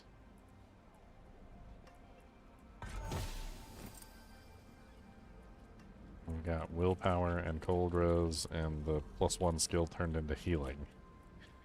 Which isn't what I would have wanted. I'm assuming since that's the same category, that means I can't get a skill on the item.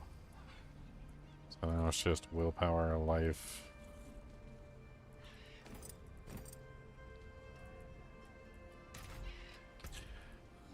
The legendary fragments are so restrictive. I can't even add sockets to equipment because they changed it so that the legendary fragments also require sockets.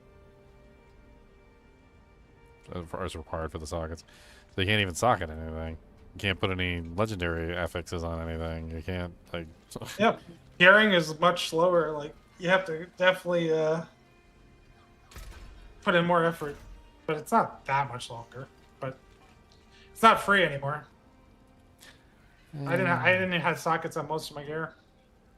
Yeah, I mean, it's basically like restricting your overall sockets tremendously. They put some progression in.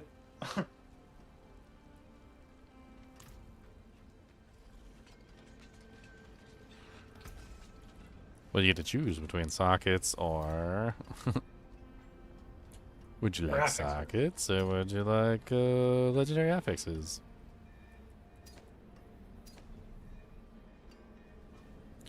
What is it that you like?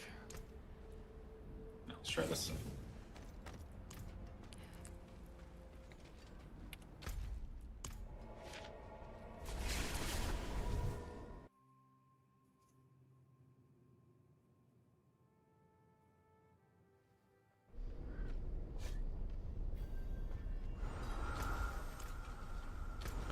$37 minutes on the HellTide. Formidable.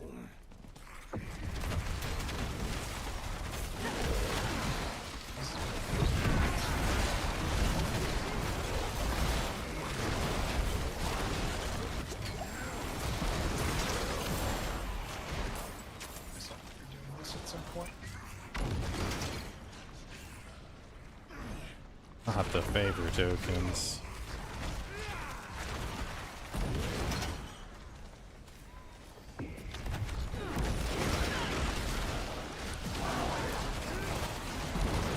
Mortal souls, ripe for Lilith.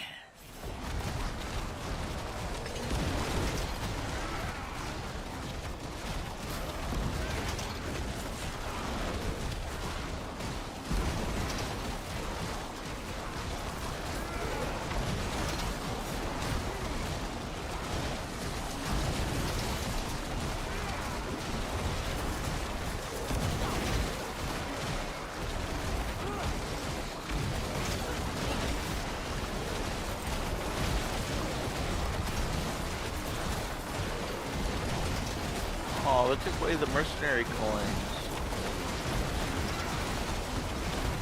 No?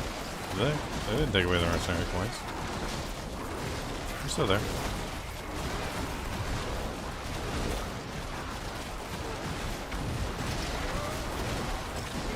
I can't buy anything from. She's not even present for some reason. She has to be activated. There's a quest, like it comes up as a purple icon when you activate her. If she's not activated, then you don't get anything.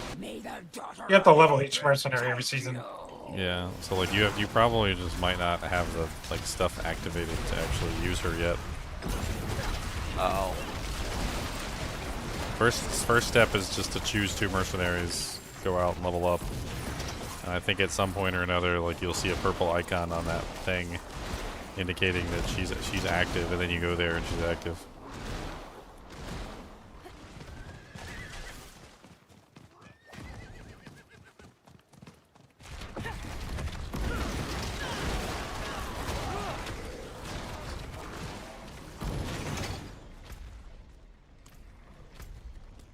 Well, I'm gonna call it a night. Have a good one, guys. Alright, you too, Acid.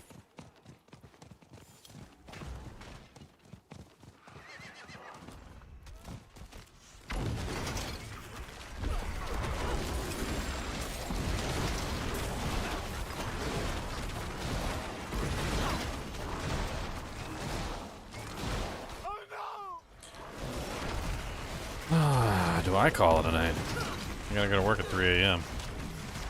Oh no. Maybe I can get a nap in before I gotta leave. A nappy nap.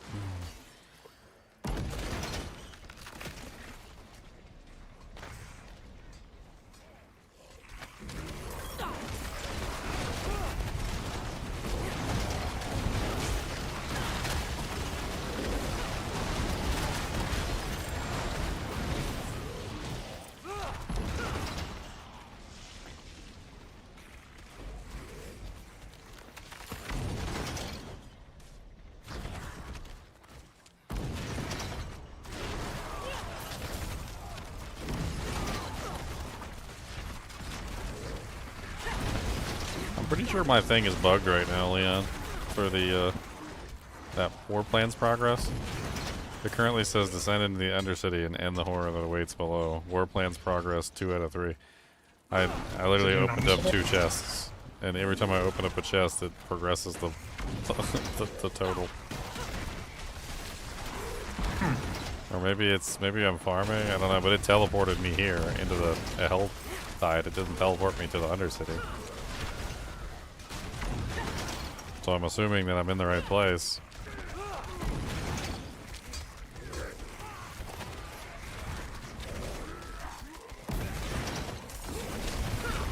You can check your plan on the map and see what it says you should be doing. I'm gonna open up one more chest and see if it completes it. I'm almost there anyway.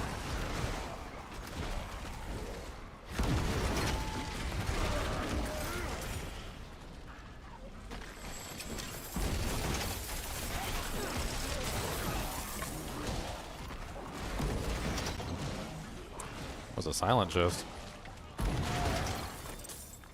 Yeah, there's we have to open a certain amount of those for a mission thing.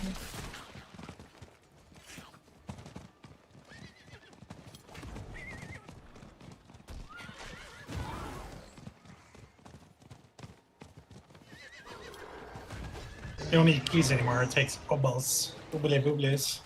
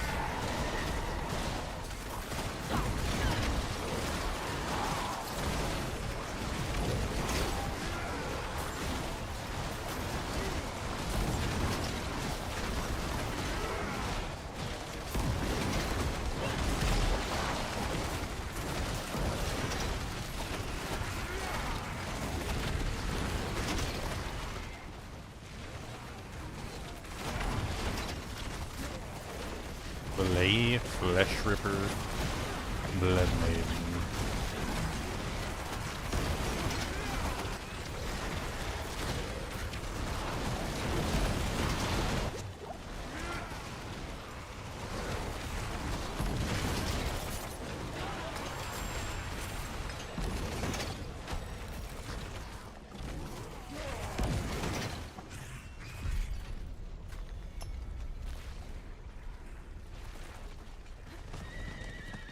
And these HellTide chests give like nothing anymore. I got like 2 blues. 2 blues from HellTide chests. Didn't even have the common decency to give me a yellow. This is 2 blues. Those have been my best items.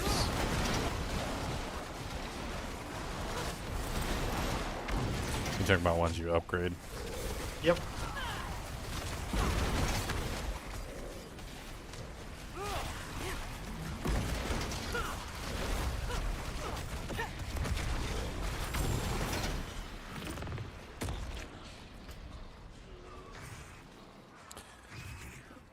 Oh, +2 to demonology skill. Blue helmet. That's useful. Command Fallen is a demonology skill. So how does that work with the add affixes? When you add affixes, does it just automatically turn into a yellow? Yep.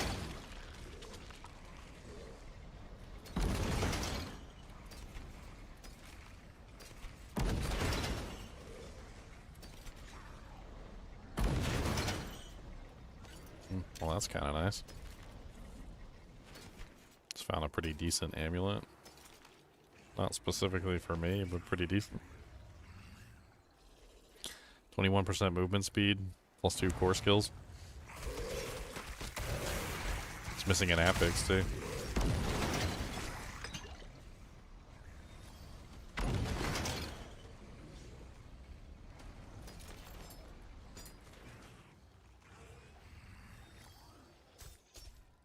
That's pretty nice. Something you would be interested in. Are you running core skills? Yep.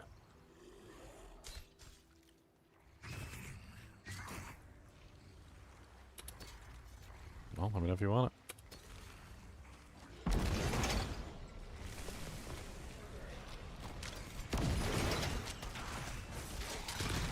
I'm looking at all my ill-begotten gains.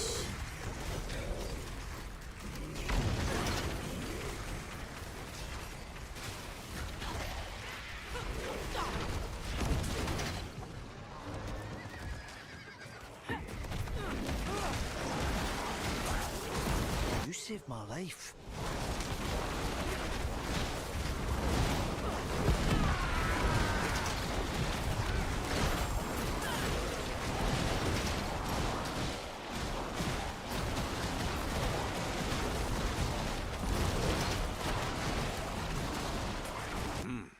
See what it is.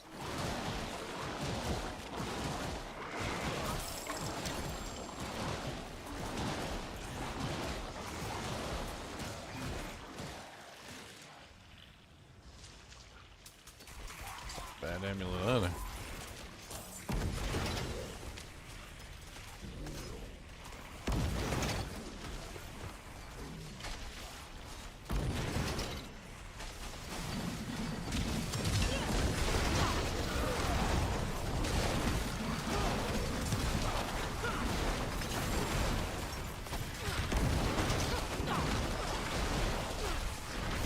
Where these monsters come from?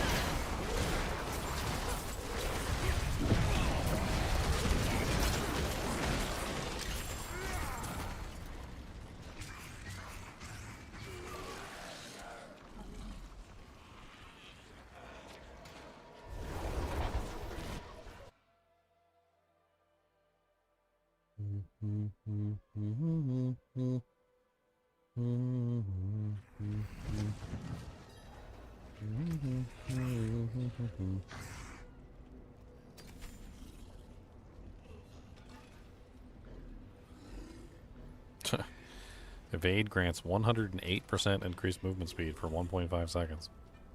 They definitely buffed up that silly thing.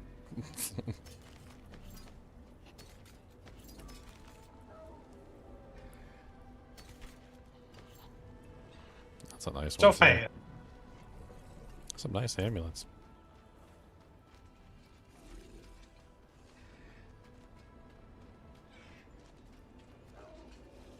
I'm gonna add a. Well, I think when you add an affix, it binds it, right?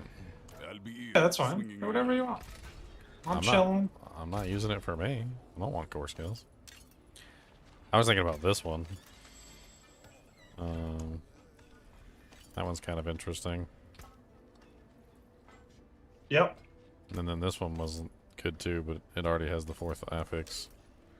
This is my current one I'm using.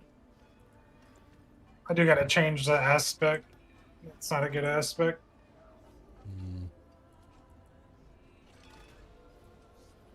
Yeah, I need to take this one.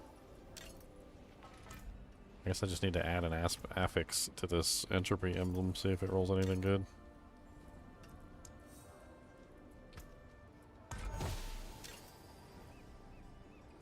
Crit strike damage multiplier, 38% times. Oh, that's nice. Okay.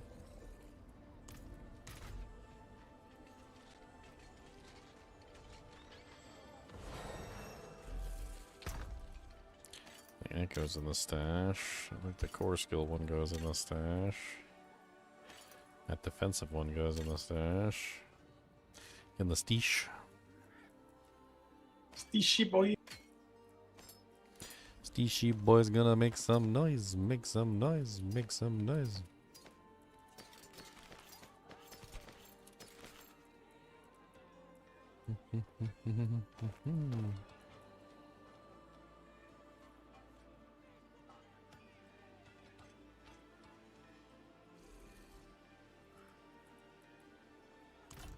Alright, so let's play around with this blue helmet that's got +2 demonology skills. We can add an affix. See if it gets anything good. Actually, wait. Didn't have wrath generation on it before, did it?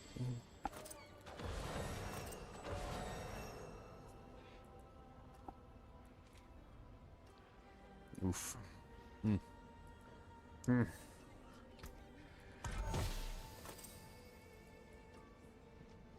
Fire resistance. Healing received. It's kind of all over the place.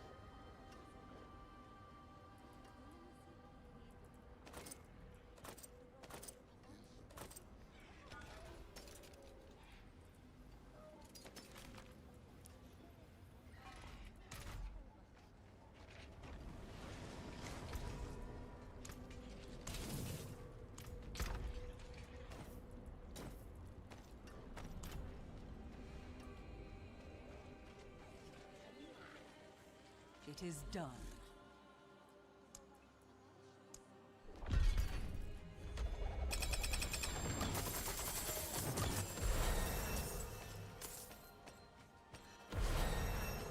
Vita Vachon.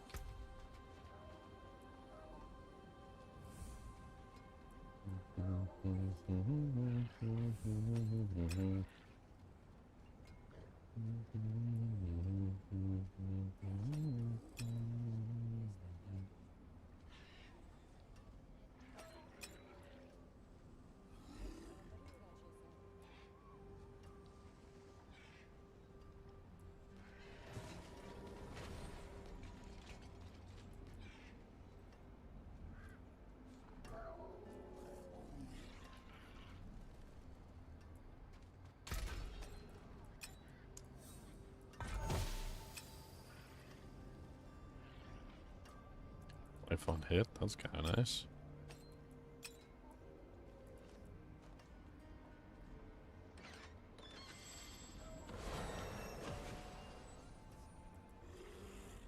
That one already has 4, okay.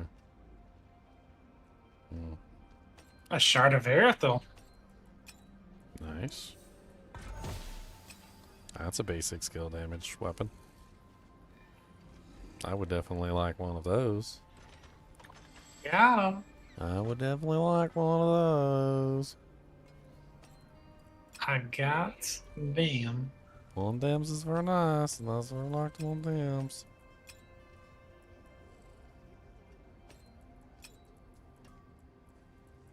I actually got 2 from Roshan. Wow. What'd they roll? Here's the other one. Did you get two good ones or 2 bad ones? I mean, the range is close enough now. They're not like majorly bad anymore, I guess. None of them are perfect, but the range isn't that huge anymore. One of them rolled physical damage multiplier, and the other one rolled damage over time multiplier.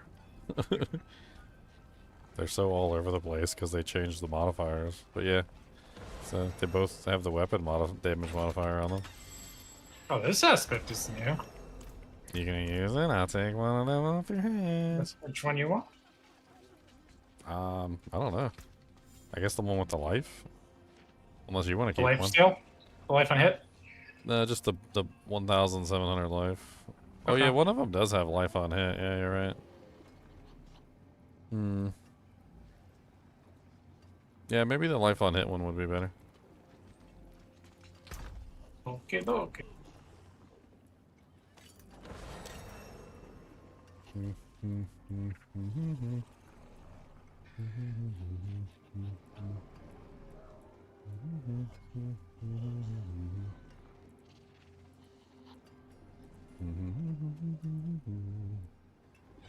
I actually did pick up a focus, like a halfway decent focus I could use with it.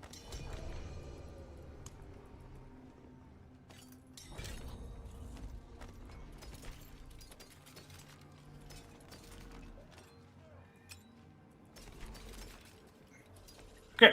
Hiya. Where are you at? Yeah. It's right on the floor. Can you see it? Oh, yeah. Here, take the amulet. You can try and roll it, see if it gets anything good. Do you need any random doings? Are you still using sigil summons? Yeah, I'm using Sigil Summon for the, just for the effectiveness of the increased duration of the summons, but... Did you want to try that, right? You're using one of the sigils. You want to try this one? Oh, I can't give it to you, can I? I have the 2 sigil unique so far that I found. I have a ring in a chest and I use Oh, the you chest. got the signet? Yeah. Oh, okay. Now we're relinking the Fecund Seal. Sigil of Summons deals increased damage, and you can summon 2 additional outside the ritual. I don't know how that applies. Is that just putting extra damage on the summons that come from the ritual? Is how I'm reading that? Or is it all the summons that are being summoned in the ritual area? Create a binding ritual that extends the duration of your summons. Killing 8 enemies or demons within fuels the ritual to summon a demon for 20 seconds, which attacks, dealing whatever damage. I think it's just increasing the damage of the demons that are summoned from the sigil. I think. Yeah, I don't know. I mean, I'll take it to play with it if you don't want to use it. Yeah, I'm not going to do anything like that, I don't think. There you go. I'll see how it works. Let me craft this amulet, see how it turns out. Craft. Well, I've got Moonrise and I've got Shard of Erethiel. What's missing from the list for that anyway? I guess that would be the question. Like, which category's missing? Because that's the stuff that you'll get. Well, I guess I can re-roll the lightning before I add. Or I can add and have the lightning block. So you have a skill on your amulet right now because you linked yours. That's +1 abyss skills. Can that roll in combination with the plus? The I have plus no that was on the clue. amulet that I gave you, the core. Can you roll core and abyss together? Or can you roll a passive? Maybe you can roll No a passives passive. anymore. Oh, the passives are gone? Okay.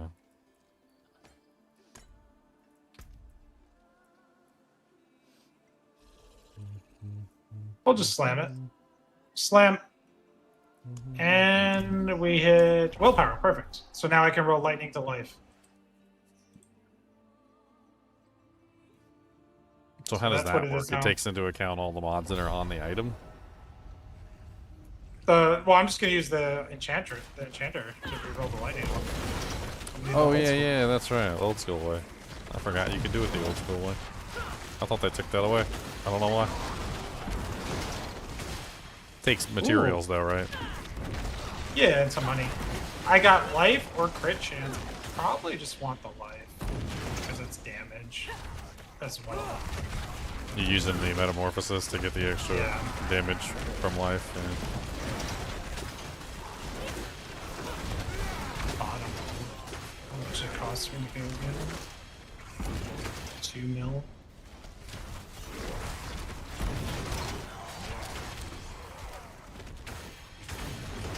That's not serious. I can redo it later. And now we need to temper.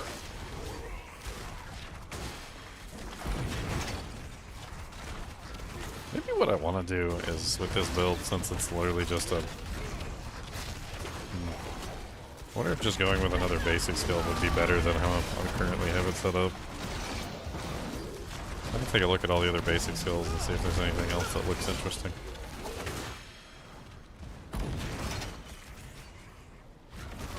Do any of the other basic skills have any, like, summon component to them? I use Doom, and that's all about like hexing, Okay. and it kind of like spreads the damage. Whoever's hexed. I didn't really play Molten Bomb, and I know Helion's thing is really good for, especially for bosses, because of the whole like bleeding rupture kind of thing. As you know, you played Barb doing that kind of build. There's some eviscerate stuff for the minions too. I don't know how that all functions, but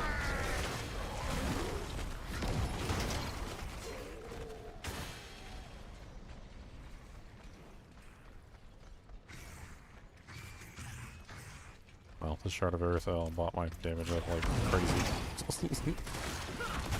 I'm doing like 33k like per bomb now.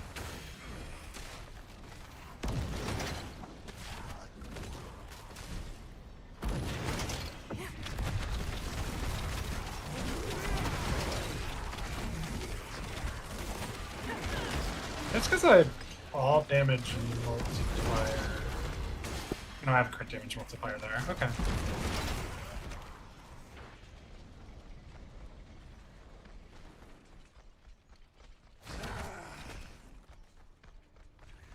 The tempers are a little more interesting in that sense because you're basically going to temper on whatever flat damage that you have multipliers for on your gear.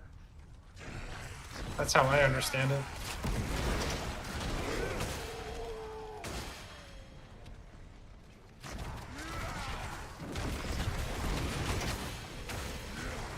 Temper system seems a lot less robust than it was before, that's for sure. I can't say I'm like sad about it though, because I don't know. The temper system felt very restrictive, especially with the uniques. But then they made it so you could temper uniques, so I don't even know. Like, I feel like I they added armor on my uniques. I feel like they made it so that you could temper the unique specifically for that reason, but then like dumb down the whole system, I guess, as a result.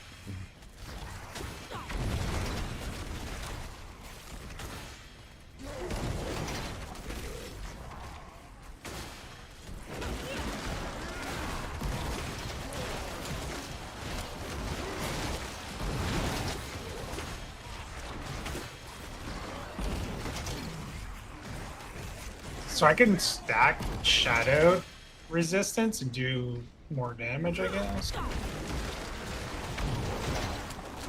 Your best skills deal 75% of your shadow resistance damage reduction.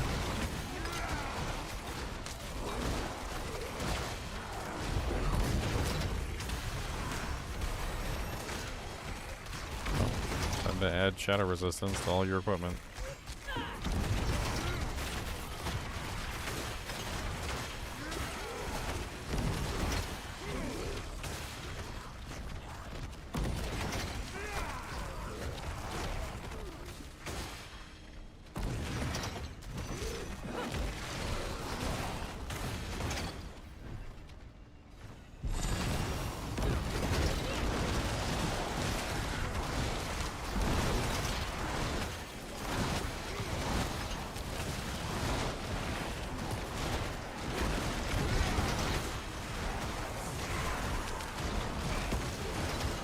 I'm kind of interested in this Abyss summons teleport with you thing, but it's kind of difficult to get Abyss summons.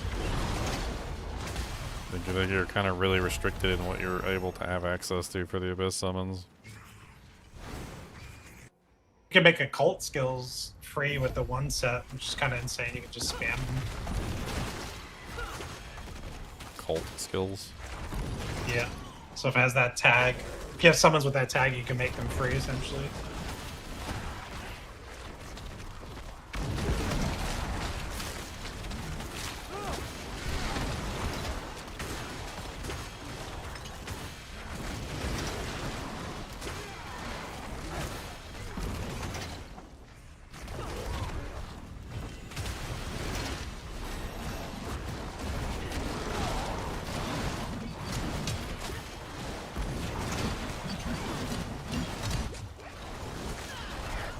I mean, a lot of the things that apply to the summons don't really apply to these Man Fallen, is the problem. Like, there's an aspect that gives you, like, a huge amount of damage increase for every second that your minions are alive. These things suicide in and kill themselves immediately. Like, that doesn't... What does that do for me? I might get, like, a 1 second bonus out of them if I stand really far back and, like, cast them from a mile away. Like... One of them has to do with attack speed. I don't think attack speed has anything to do with these guys either, since they are literally suiciders. So they run in and explode. That's it. Like, there's nothing more to them. I don't know how that would affect anything either. I mean, attack speed would affect me, like if I was casting them, so I could get more of them off per second, essentially. So making my attack speed higher could potentially increase my overall damage output by allowing me to cast more.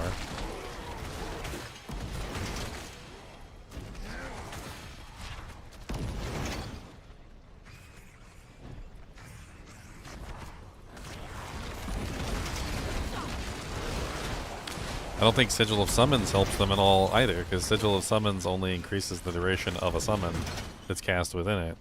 And since they suicide, they are killing themselves immediately, so there's no duration. So again, I'm back to, okay, they're not really being affected by Sigil of Summons, they're not really being affected by a lot of things. Not exactly sure how to really beef them up. I mean, basic multipliers are definitely good. Generic multipliers that can increase them seem to be useful. They also have a multiplier for just simply having more summons on the field, so the more summons I have active, the better that goes. But then they count as summons themselves, and also the little mini ones also seem to count as summons before they explode. So just simply increasing my attack speed to like massive proportions seems to give me a large number of summons. And then therefore it gives me the damage bonus, so I can just basically hold down the button and spam them. Seems to be the best way to go. That's the end result of the amulet that you gave me.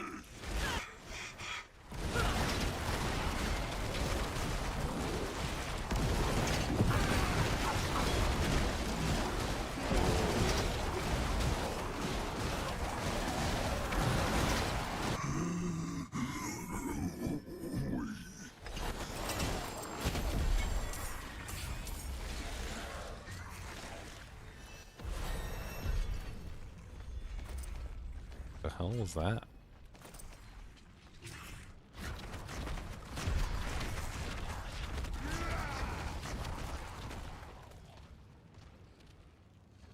Why are they costing me Raft? Oh yeah, that's Yeah, right. yeah, Because shard. Shard of Earthel. My brain's blubbing. Well, I have there. Okay, sorry. Vanquishing Tyrville amulets. Mm. Yeah, +2 core, movement, life, willpower. It's nice. Incapacitated enemies. Enemies that cannot perform actions that are being affected by crowd control. Oh, okay. Seems like kind of a crazy buff. Yeah.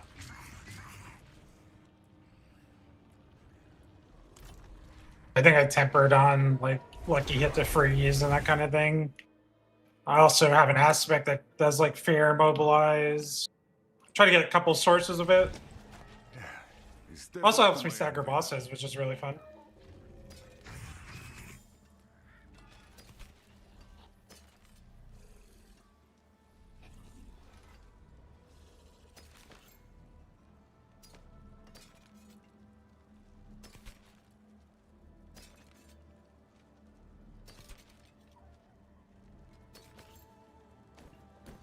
It's not a bad pair of boots.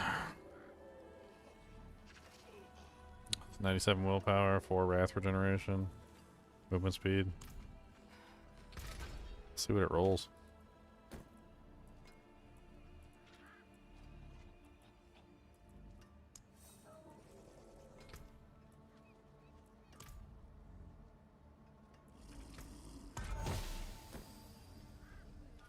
Maximum life.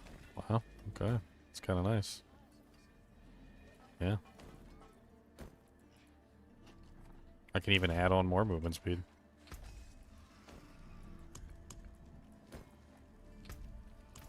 Or I can do something in utility. Meh. There you go. Can you just re-roll it infinitely? It says 1 out of 1 tempers, but it lets you temper it over and over and over again. My items go down and count like when I do it multiple times. So I had 3 out of 3, and then it goes 2 out of 3, and then 1 out of 3. Oh wait, I forgot. It always gives you 1 temper for free, right? Yep. Yeah, so that's what's going on. It's giving me the 1 temper for free.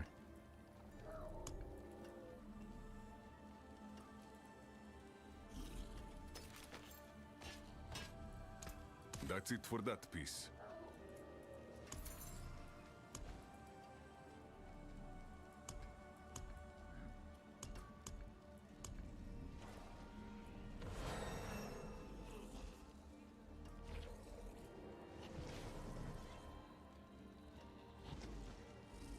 Give me a greater boss key.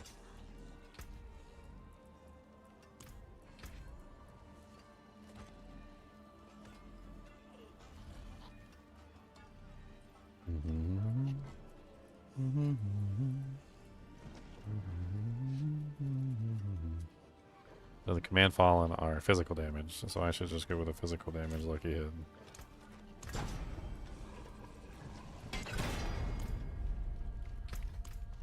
And then I should definitely socket this Welcome to the frickin' Isles. What do you bring? Shard of Earthel. Can't afford it. Can't afford it.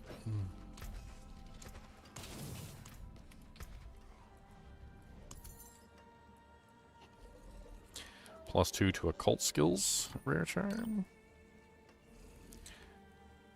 Mastery set, 2 sockets, +2 to all skills for 2 pieces of the mastery set. That's interesting.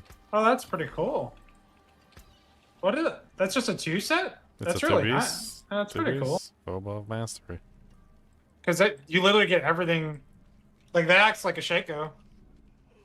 Well, also, I mean, that those top stats roll, so I would assume you could maybe get plus skills on those top stats. Yeah, yeah. So if you got 2 plus skill ones on the top stats and then re-rolled it, could be interesting.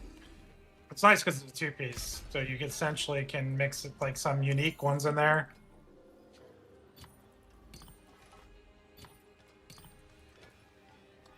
I'm gonna take some of the ones I've got right now, re-roll them.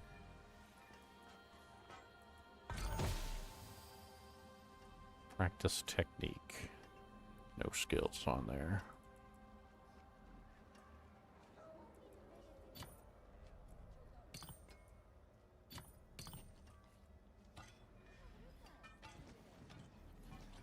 I've got 2 phobas of mastery.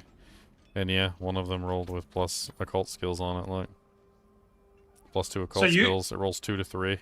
So you can keep that one, and so then the other one you can re-roll, and you'll get the second one. Essentially, you're pretty much guaranteed because there's only 2. Yeah, I mean, well, the occult skills isn't really what I want, but yeah, It might be something. It's something. I got a +2 abyss skills too. Do you need a +2 abyss? On that one? No, this is just a rare. No. I'm good. I have. At this point, I can't take off sets. Like I the sets are too good right now. I can only take off sets when I get enough unique charms.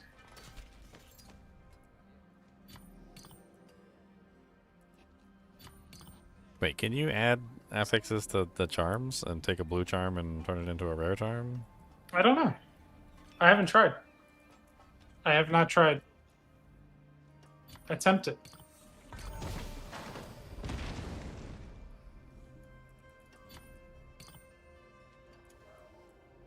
Don't know. Like I've got a rare charm with +2 demonology on it, which is pretty good. Like, can I add an affix? No. Can I take a blue one and add an affix? Like, I've got this one with 37 all stats on it, which is kind of nice. If you want, No. if you can't do anything with that, you just take them to the blacksmith and you destroy them, so you can use it for uniques and set charms. Because you're doing a 3-to-1, but you can just literally take that other set charm you have and go re-roll set charm, and it'll change it to the one you need. And you'll have the set. Yeah, I mean, the 3-to-1 was working pretty good for me too, though. I was getting a lot of plus to skills. Also, some of these have some crazy mods on them, like huge amount of lightning or like fire or like physical damage you can get. They also have some crazy all stats on them too.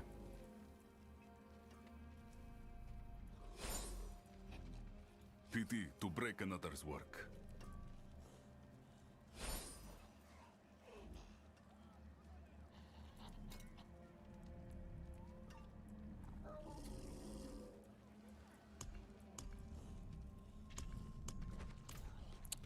Where are you using the materials to craft them? It's not at the blacksmith. No, it's in the cube. Oh, it's just one of the cube recipes. Yeah, so if you go to cube, and you have those 2 set ones, right? So just pick one you want to keep and put the other one in the cube. And it should say re-roll set charm, and it'll change it to the other piece that you're missing. You'll literally just have the set right away. I already tried to re-roll it with the 3-to-1 earlier. That's okay.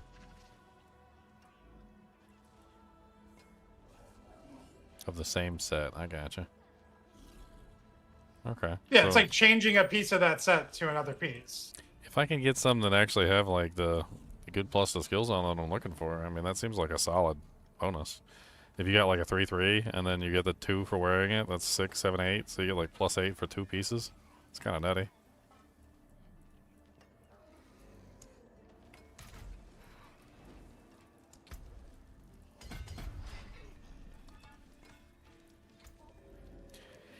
Each demon you summoned in the last 6 seconds increases your damage by 15%. That sounds like an absolutely insane one for Command Fallen.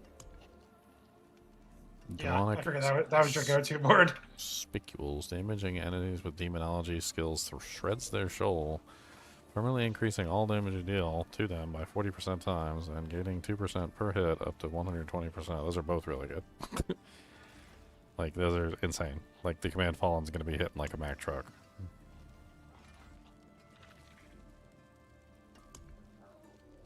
Yeah, I think those are worth rushing over the glyph slots initially. They're just way more damage. Look at this one. Dynamism. While in demon form, your demonology skills increase by 3% times for every point of dominance you currently have. So, like, as a basic skill, like, and because the summon...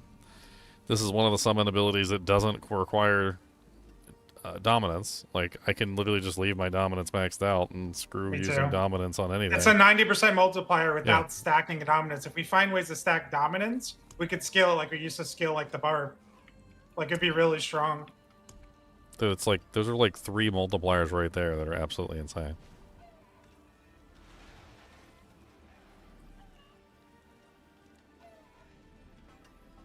You gain 90% increased damage for 15 seconds after casting a sigil skill. That's also insane. I use that one. Spending dominance to summon a demon reduces the wrath cost of your demonology skills and increases all of your damage by 80%. I mean,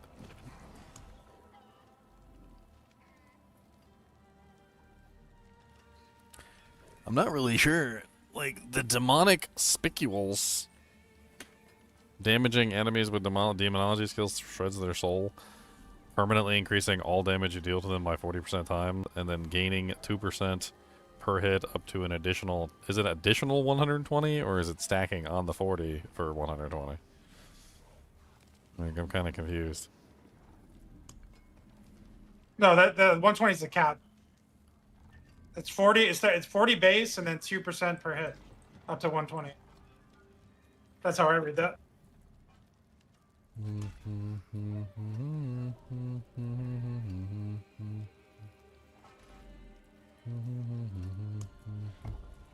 I think that's the one I want first. Is the demonic spicules. I think that's absolutely insane.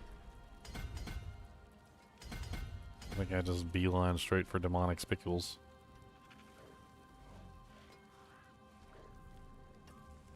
Beeline it. We're gonna do the bee and we're gonna line it.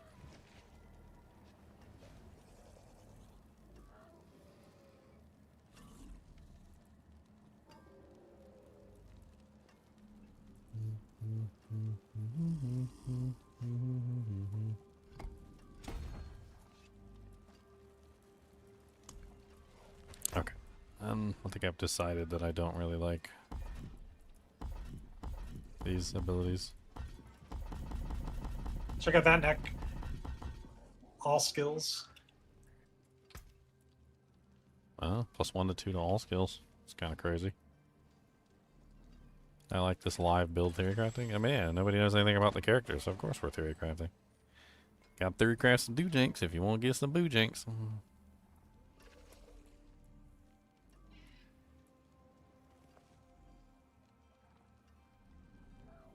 Okay, that seems kind of interesting. Molten Bomb.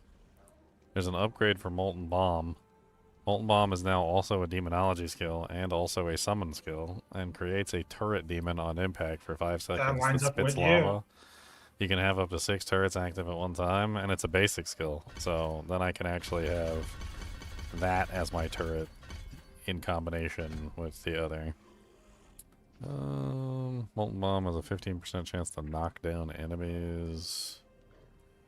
Molten Bomb generates 1 additional wrath on each impact. Based on how far it travels, 40% times? That sounds kind of crazy. Okay. Let's go play around with that. Sounds kind of fun.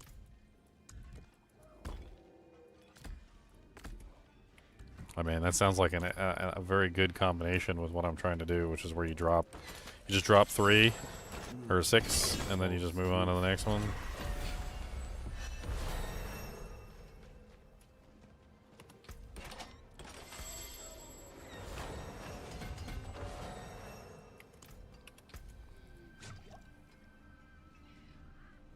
Willpower, armor, and shadow resistance. It's not horrible.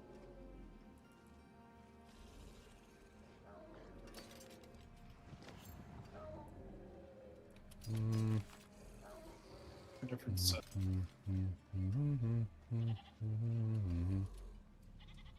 Is that better than mine? Oh, it's not really new.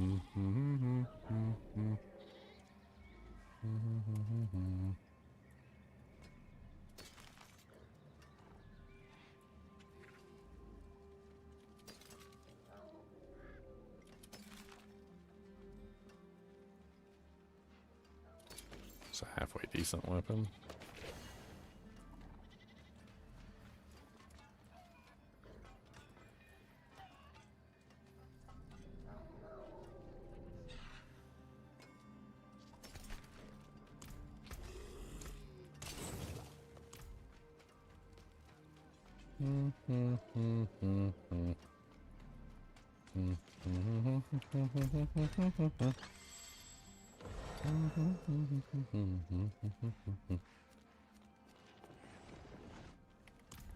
I guess let's try and do a pit. I haven't been able to do a pit yet.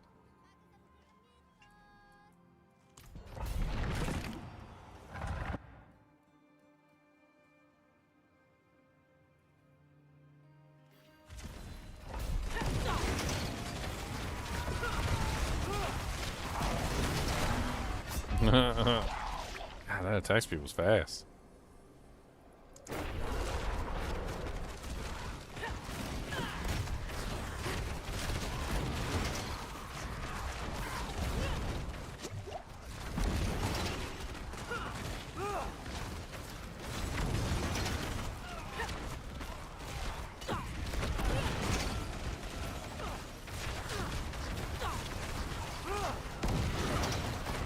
Well, at least the sigil of summoning feels useful now.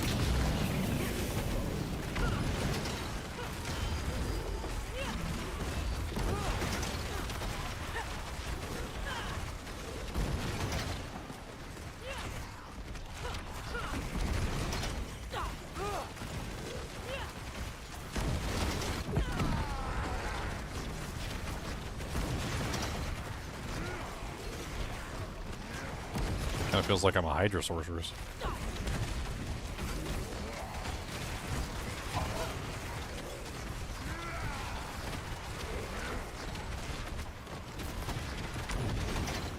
I guess maybe that demon attack speed would be nice for the molten turrets. Now that I think about it.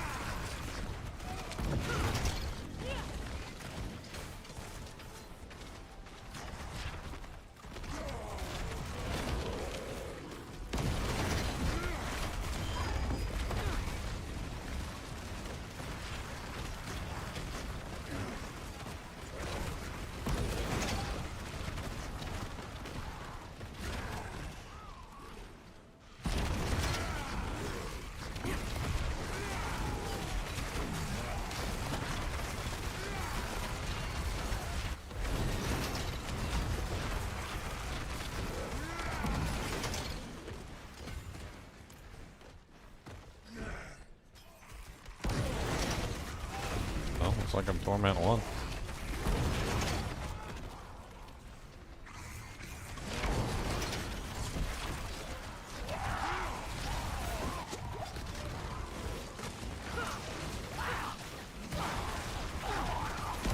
Aww. Round the corner, do-si-do. I hate how the monsters can just spawn things underneath your feet, even if you're out of line of sight. That should be something that they fix. They shouldn't be able to spawn stuff under your feet if you're out of line of sight.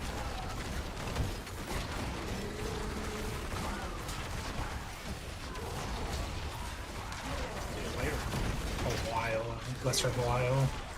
Dropping 3 uniques. Nice.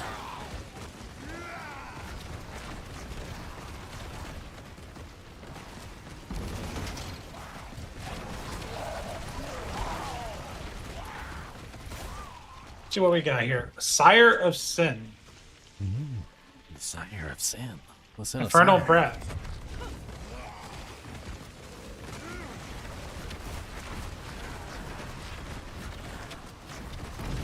Yeah, that's the one that I was talking about when you were leveling up. Gives explosive death for free. Infernal Breath. Yeah, I kind of moved away from it now, though. Interesting. It was okay. Like, I think if I built around it, it'd be a lot more powerful. But since I'm going with the basic, it's just, I don't know. The this is the one for you. Now that's what you need. Which one is that? Oh, I'm afraid to link it because you're gonna be like chasing me all around the world. Just start reading it. Read the bottom line. Your evade transforms you into an angry lunatic for up to 15 seconds. It explodes, dealing command fallen damage and increasing by 100% times for every second you're transformed.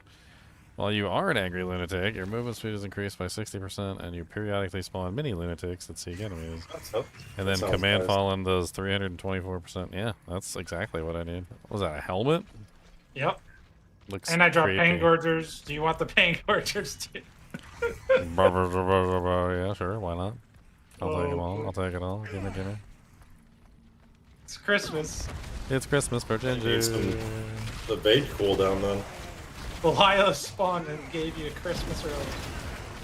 I mean, it sounds like to me that I don't need to use the evade part of it. Looks like it just gives like 300 some odd crazy million% damage to the fallen, so.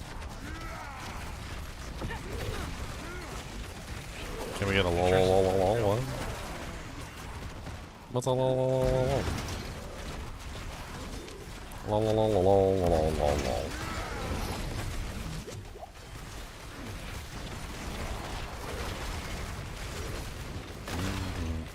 Lol, we now our favorite carols. La, la, la, la, la, la, la.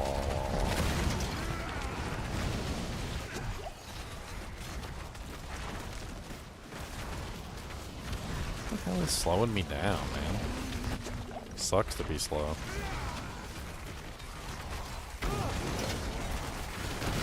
Oh yeah, the hellbound thing when you get bound slows you down. I forgot about that.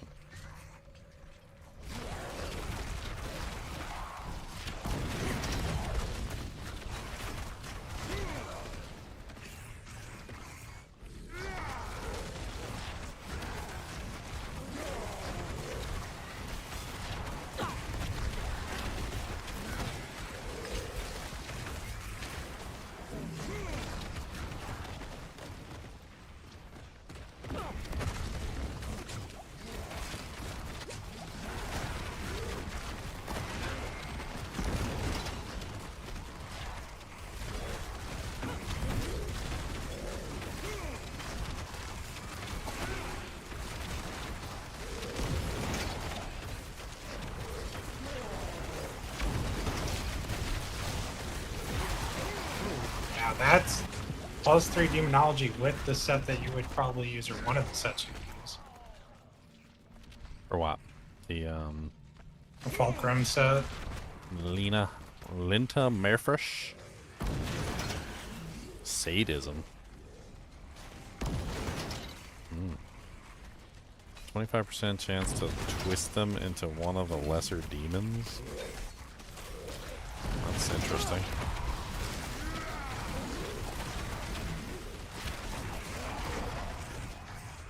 I mean, +3 demonology is already better than like the +2 demonology items I'm wearing.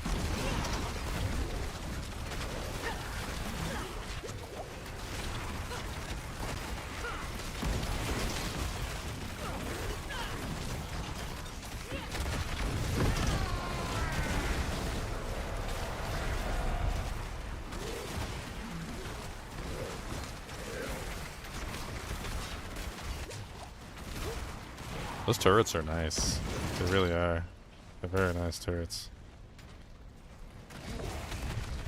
They're basically just like free damage that I can slap down.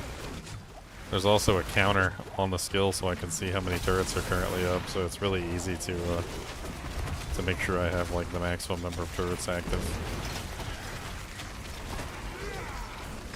Oh, this was nasty for the nameless set. I'm slotting that in right now.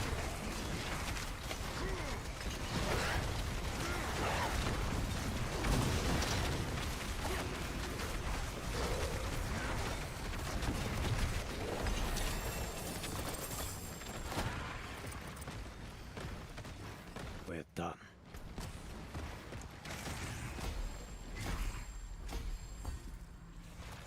Upgrade failed. Alright, I finished my tier 10 hit. So I can go to Torment 1 now. Got your Christmas gifts. I do want my Christmas gifts.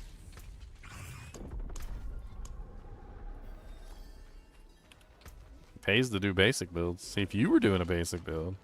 If you was doing a basic build, you would be excited. But you're not doing a basic build, so you know that. It's a lunatic. Alright, here's the set item. Here are the uniques. Are you using occult skills? Do you want to mess around No. with this +3 occult skill set thing? No. I'm Abyss Demonology. Mephis Fulcrum. Interesting. You can pick up the most important item. Oh, You not see it? the Cage of Madness. The Madness Cage. I was getting scared. It's just all unique items on my body now. What the hell does this even look like? Ugh, it's disgusting looking. I look at it in the wardrobe. Hold on. I gotta see. Oh man, that's something else.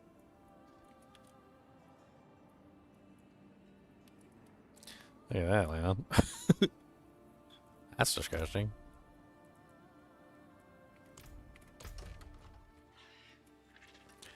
%324% times damage to the command fall. It sounds like I'm gonna be absolutely ridiculously OP at this point. It's a big boy. That's a Chongus. Has 2 sockets in it too. That was a Chongus a bongus. Yeah, I could put a rune combination in there. 3 to Demonology can go in the place of any of the Demonology bonuses. Oh yeah, I was using a +2 Hellfire skill, which I don't need anymore. I could put the Demonology back in. I'm at rank 23 on Command Fallen at the moment.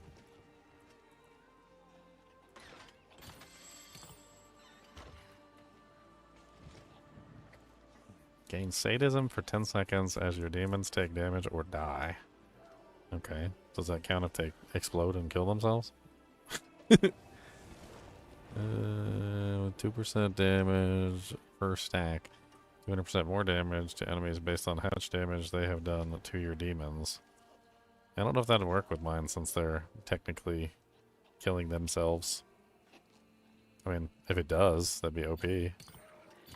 This ring seems insane. Not just for this class. Like, I don't even know. Like, just freezing?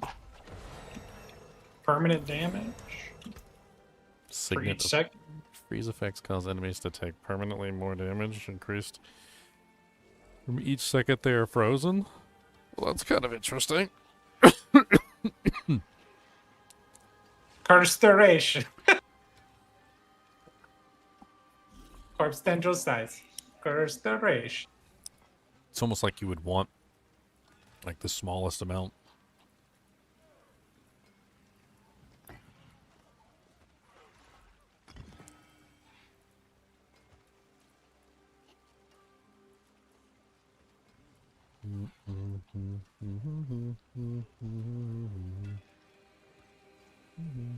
Can be in demon form for 285% more of the time if it's on an amulet.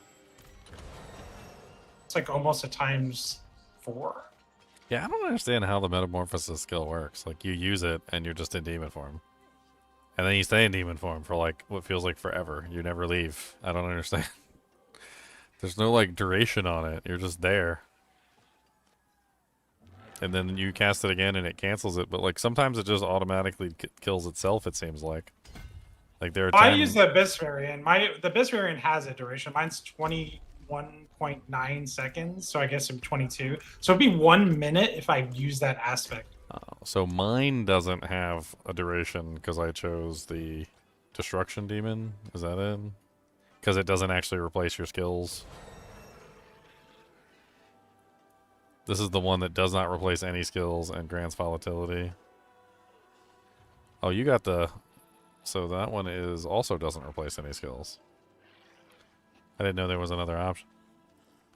So Metamorphosis becomes an Abyss skill that does not replace any skills and lasts for 21 seconds. Grants 4 Shadow Form stacks. Yeah.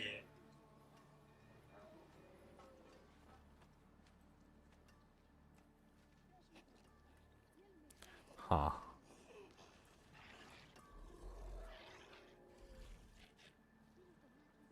This seems interesting though, Ginger, because this would literally bring that to over a minute. Oh, so that's why mine goes away sometimes. So with the Destruction Demon version, it doesn't go away unless you become injured, and injured means you drop below 35% life. So it stays active forever unless you become injured. That's actually interesting. Okay. Huh. Technically, the Destruction one does work with the Molten Bomb ability, which is technically a Hellfire ability as well. Command Fallen is not an Abyss ability. So I guess I don't really have much reason to go into the Terror Demon versus the Destruction Demon. Because it just gives me infinite demon form without having to worry about any drawbacks. Chart the course. Where do we strike?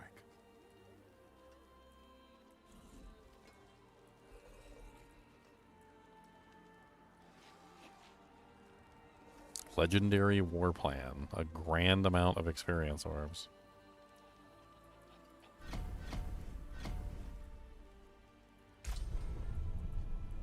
A sound strategy. Let's see it done.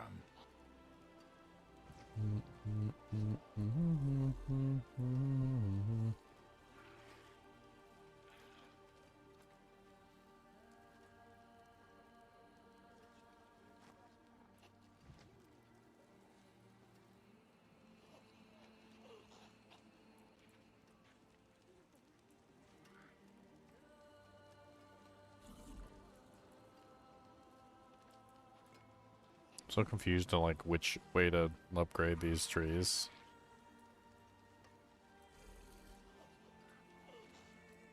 I mean, just do what you want to do.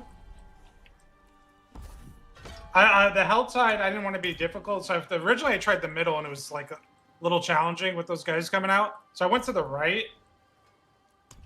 Figured the rats would give me more cinders. That's kind of what I thought the rats were for. It doesn't really explain. But yeah, I kind of thought the rats were for cinders.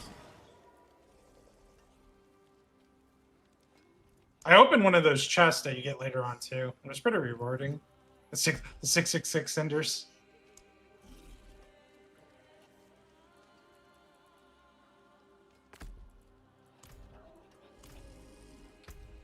I'm not using the ritual.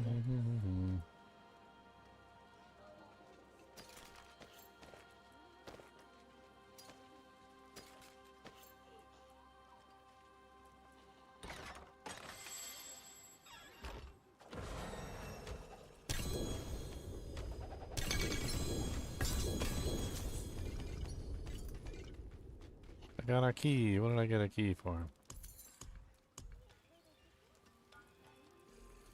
I got layer boss keys. Yep. That's for the minor bosses, then the greater ones are for the Duriel, etc. They're all like the same now, so there's not like a million materials needed. The old materials exist for, I think, cube recipes.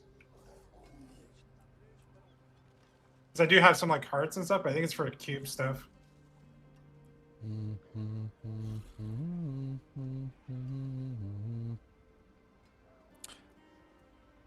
If I had just given you an amulet, I would say that's actually kind of good. Critical strike damage multiplier, shadow damage multiplier, life and willpower. It's kind of a nice combination. That's insane. Doesn't have any skills on it though, but yeah, but that's probably more damage. Those multipliers mean way more, I would say. Well, if you want it, it's yours. I don't need it. I'm not doing shadow damage. I'm not doing shadow. This one is probably... I'd probably try and reroll that occult skills off of there. That would seem more my style. I'm currently using a basic skill amulet though that I can't really remove because I don't have the legendary stuff to to re-imbue it on there, even if I wanted to. In fact, I need to just like destroy most of these like items that I just got so I can get the legendary juice. I need the legendary juices. Had a couple good amulets in here. I might not use that one. That one that has the occult skills.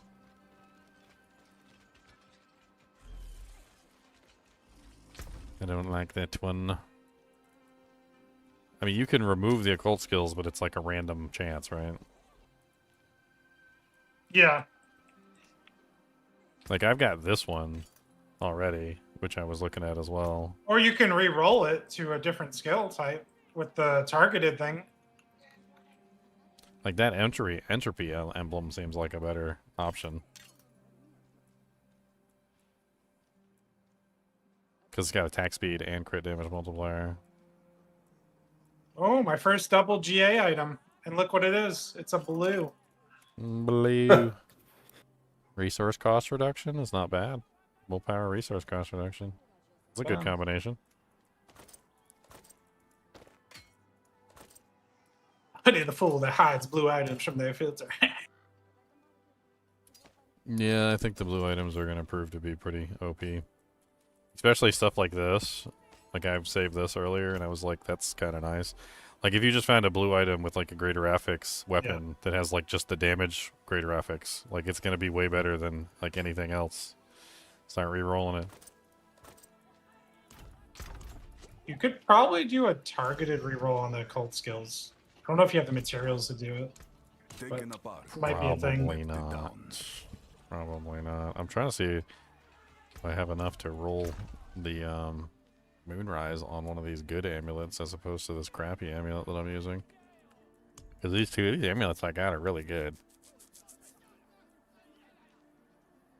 I got a really tanky one. And then I've got this one that's got the attack speed and the critical damage multiplier. I don't know what my crit is right now, though. I'm not really building it. It's probably not the best thing for me to... It's 16.3, and it's not really that high.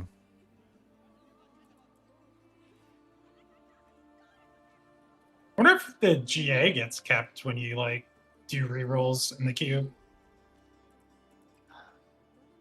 I don't know how that behaves. I don't know.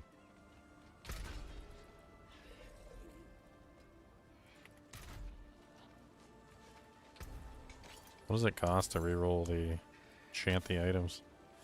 Ooh. 10 available fragments per reroll.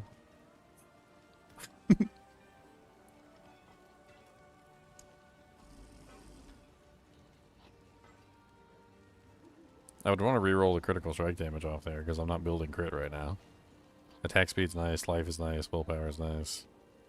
I don't have the fragments to sit here and reroll this 1,000 times though. I do not have the fragments. The fragmoids. Yeah, I don't know if that's worth doing that right this second. I'd be better off just putting it on my neck, taking those fragments, and using them to imbue the item with the Moonrise aspect, so I have a decent amulet. Which is going to cost me like 20 fragments anyway.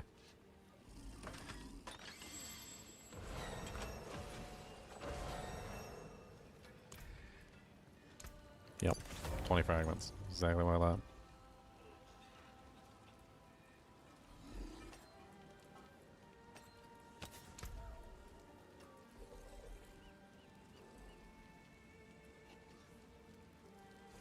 Your abyss skills deal 80% increased damage to enemies who have not hit you in the last 2 seconds. I guess that goes along with your metamorphosis stealth thing to prevent them from hitting you.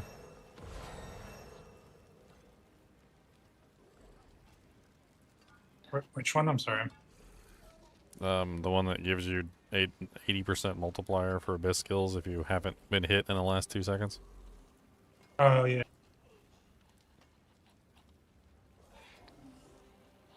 A lot of damage, too. lot of damage.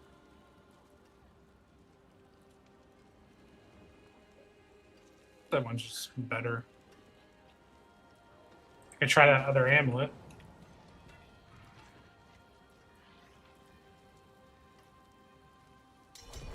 If you're not gonna use it. Oh yeah, like it. Yeah, I'm gonna grab it. It's pretty good rolls.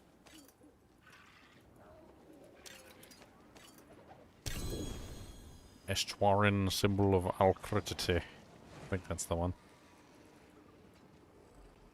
It's not locked, is it? Oh, that's sad. It's locked. It's all locked. good. It's all good. You should keep that for a different build, so it's pretty good. Yeah, I'll just set it in here. Try.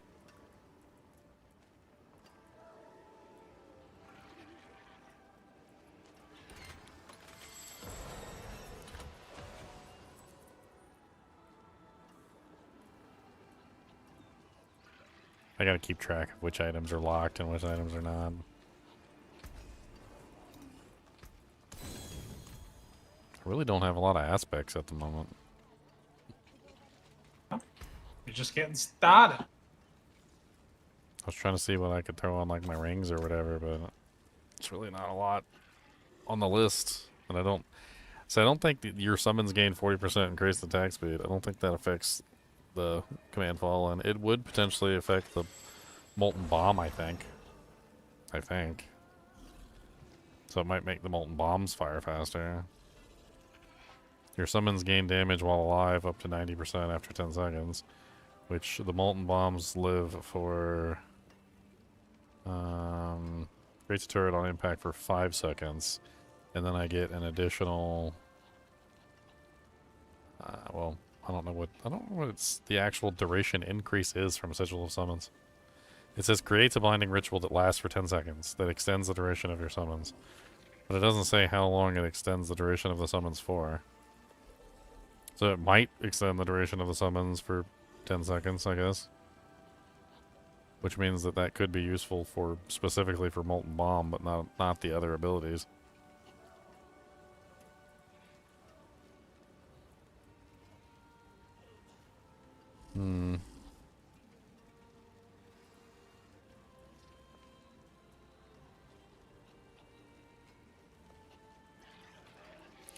Mutilation.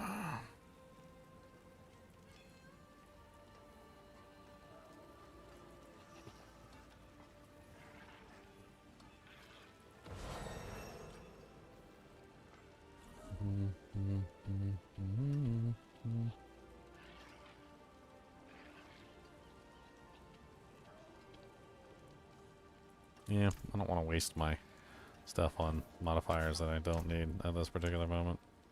Aspect of Might would be really good though. I should throw that on something that is like actually a decent piece of equipment. Yeah. Let's just go ahead and throw that on the armor. The stars align.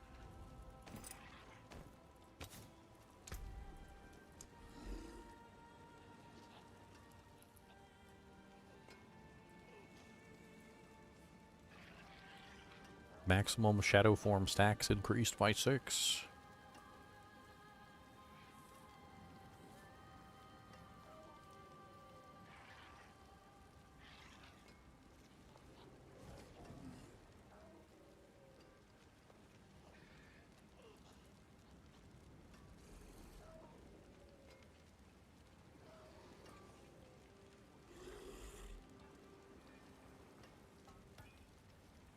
Meh.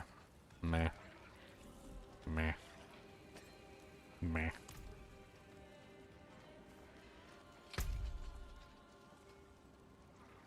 Fight well, my friend.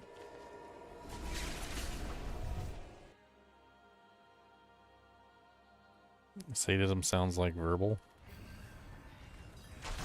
What? Oh, a hordes.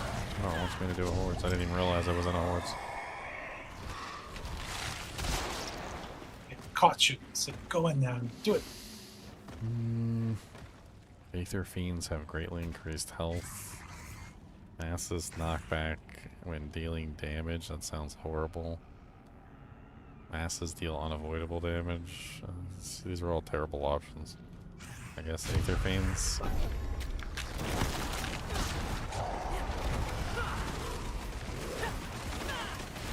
The daughter's traitor. Far heavy. Formidable.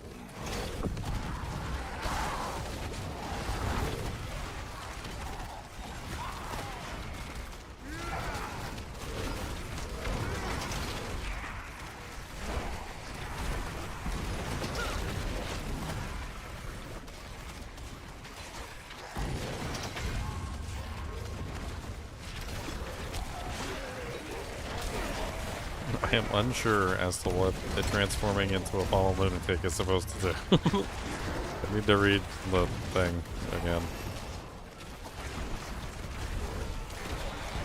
I don't know what it does.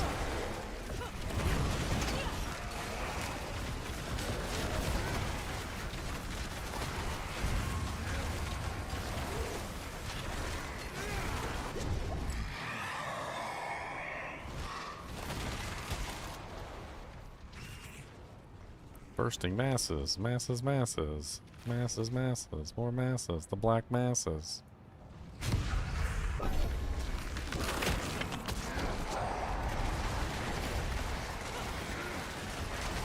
You fight to live.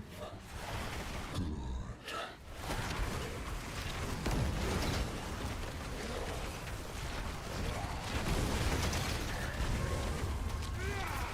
Why is my attack beat so slow? Oh, it's because I'm running out of resources, that's why. No, it makes sense. Okay. I need more Raft generation. Temper it on. I think I can get Raft generation via the skill. I actually didn't take that because I was originally doing dominance generation. I think I can switch it to Wrath generation. I'll probably fix all the problems.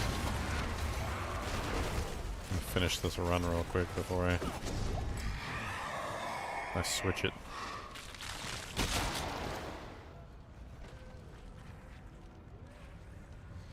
The Chaotic Offering. Start a random chaos wave with bonus Aether. The hell? No. You should take it. That's new. It's from the Season of Chaos. Oh, I need to change my skill first. Alright, so we need to take off the dominance thing.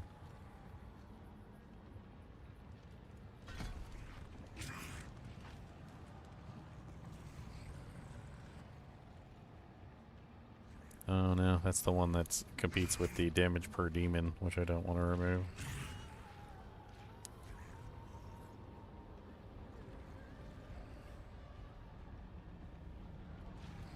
What about the other skill? Is there a generation one? Yeah, there we go. There's a generation one on the bombs. That'll probably work.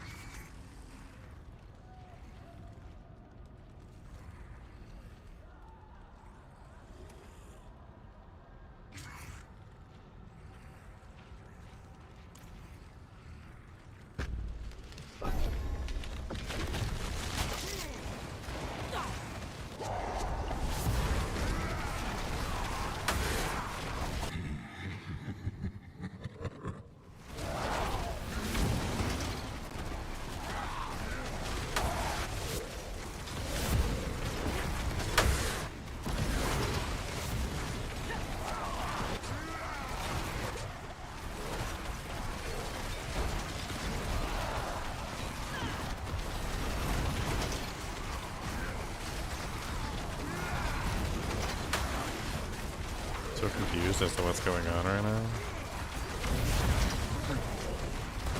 Kill the portal. You gotta kill the portals? Yeah. I was just thought that the portals were just spawning monsters. I don't know why I didn't even think about that.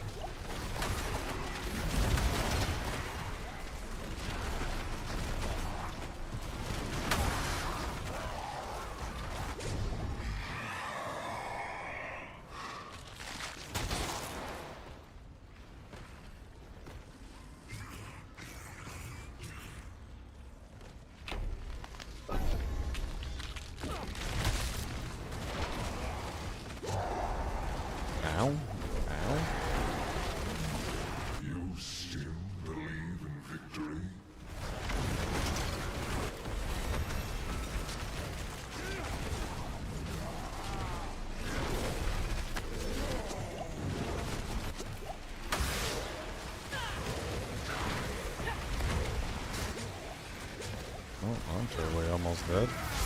Poison everywhere. It hurts so bad. It must be the unavoidable damage.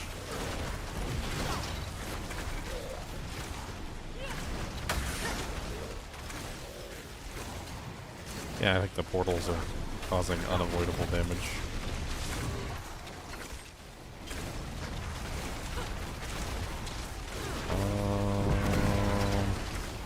Getting hype in that.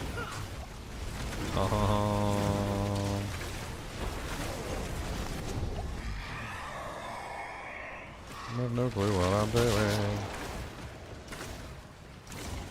More chaotic deaths. That sounds like fun. Let's die.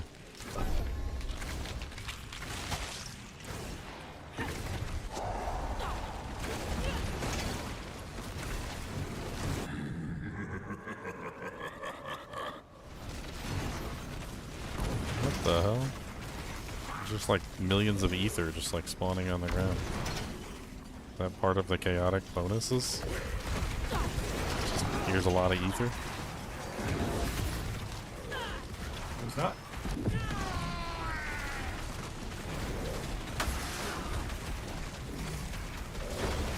Big boy chest.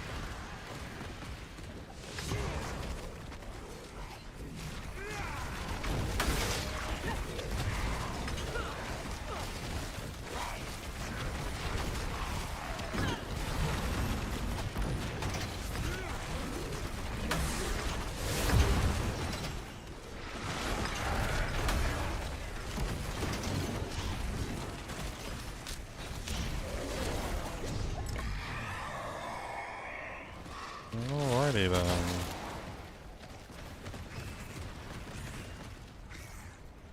Got like 600 Aether right now.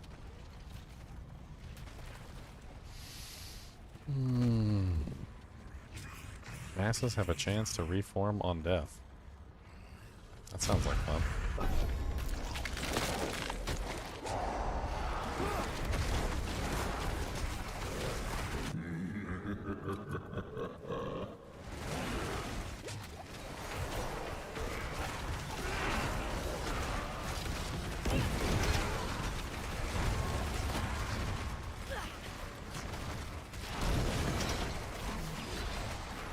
Will be tested now.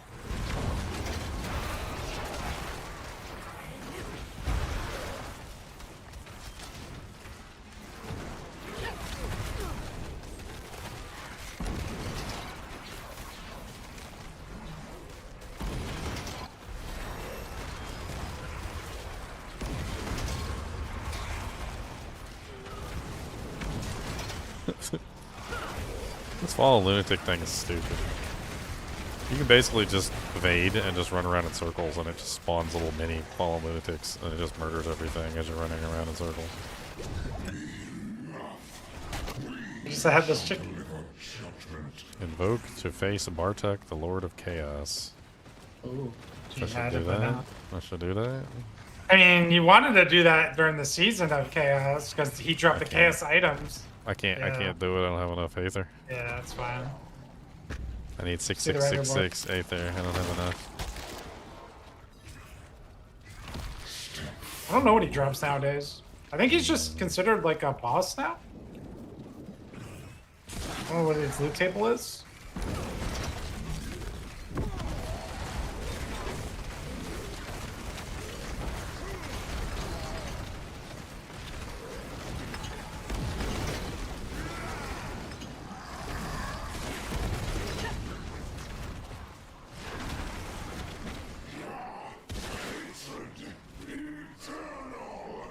Goodbye, Caleb.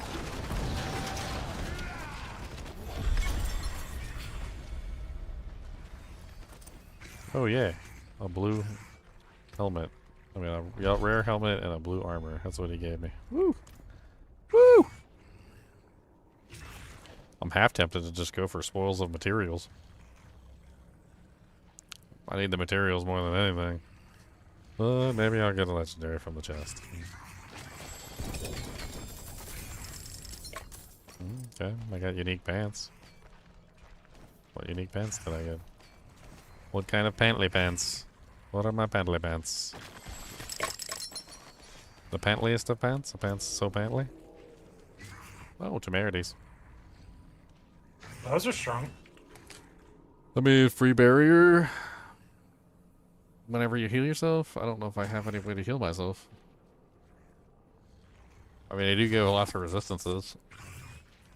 Life. Can I give you the life on hit They're sword? tanky. Life on hit. Oh yeah, I do have the life on hit, so that would count to give me barriers. Okay.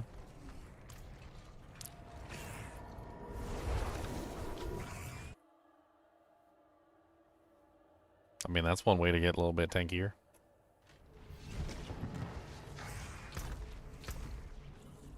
Yeah, I think Temerity and Soulbrand are some of the best armors again. They resurfaced. I mean, they've always been good defensive items. Just it was always a question of do you actually need a defensive item? That was the question. Like in the previous ones, people were always finding a way around the defensive items. That was the key.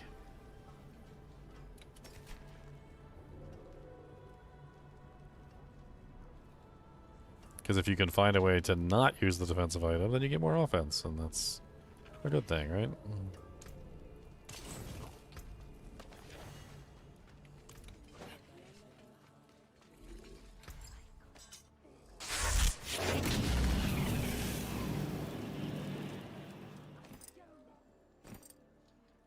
Oh, wow. I need a scattered prism to socket the temerities. That's unfortunate. World bosses.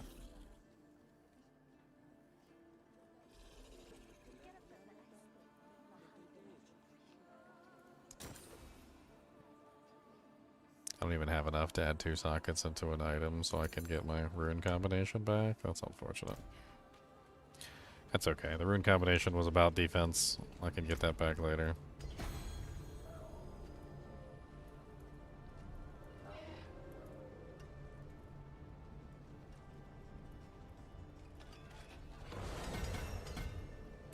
Oh, now I have demonic spicules.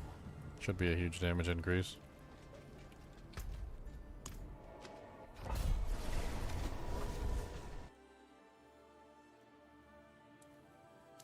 Demonic spicules.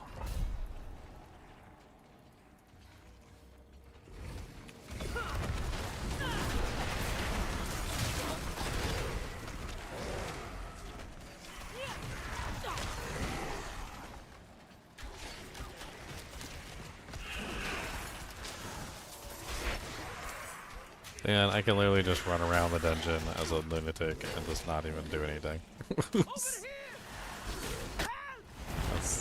Just evade, run around the dungeon.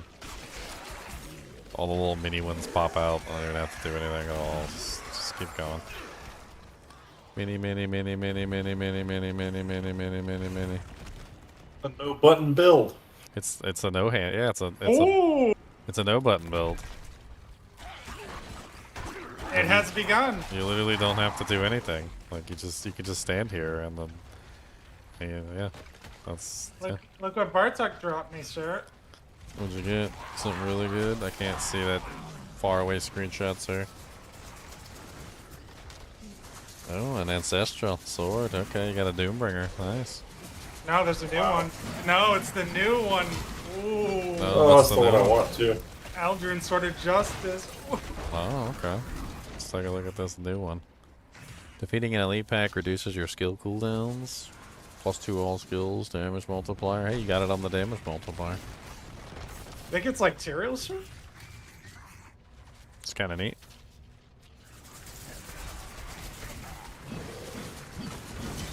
I guess I will be trying that.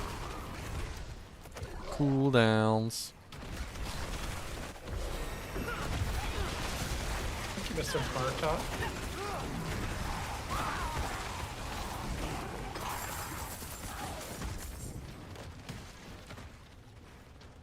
This is kind of the laziest build I put together, and I didn't even intend for it to be this way, but it's so freaking lazy. Like, basically, the little bolt bomb turrets don't last very long. They only last like 5 seconds. But, it doesn't matter, because you can pretty much just, like, use the summon thing to increase their duration.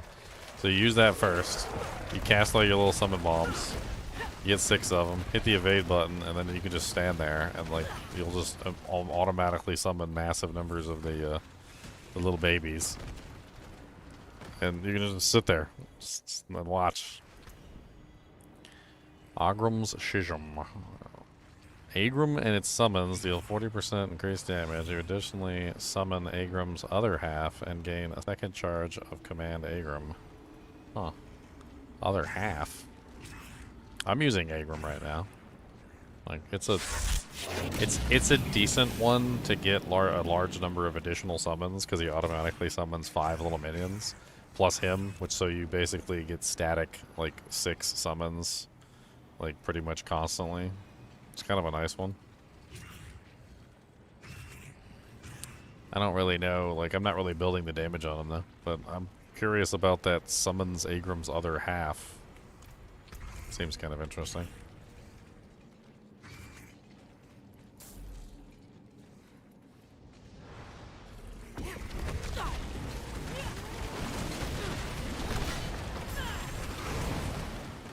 Tony Chopper.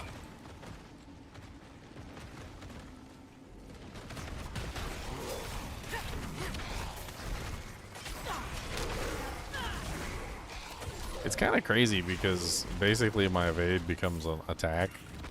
So I can literally attack and evade at the same time. It kind of reminds me of that whole debacle with, you remember the Blood Mist build that was doing like so crazy because you could basically evade and attack at the same time? Yep. Like it's basically that all over again. To be tested now.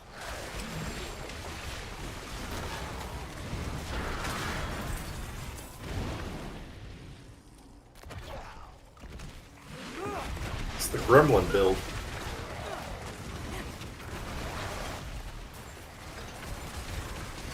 I mean, it's definitely not how I planned to set it up, but, you know, whatever.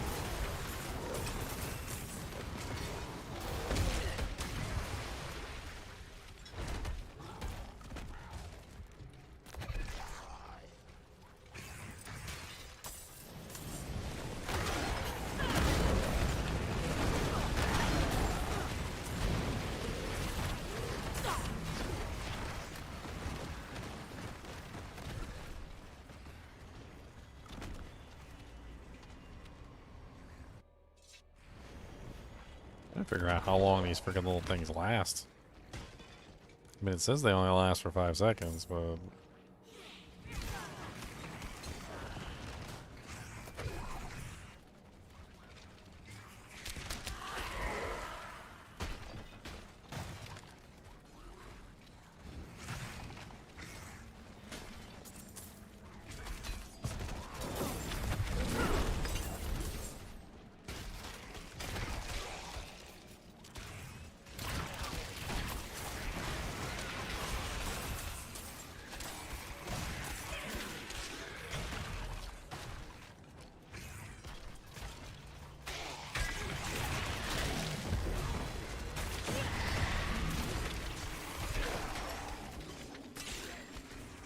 This is so dumb. Man, if I got this damage high enough, I could just run through the dungeon and not even, like, do anything. Like, I literally just run through. I don't have to do anything at all. Just, it's so fast. And it literally just poops out little explodey things that go run and, like, grab targets. Like, you don't even have to attack or do anything. You just run through. Like, oh look, there's a pack of monsters over here. You're just like, wow. And they're pretty much all dead.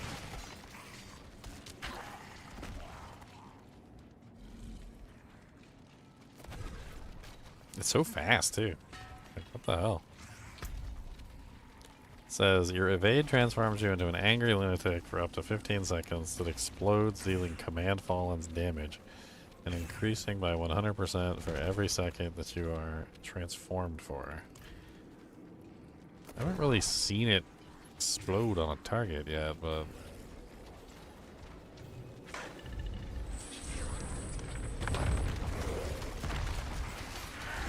Wow, okay, it really does do some crazy damage.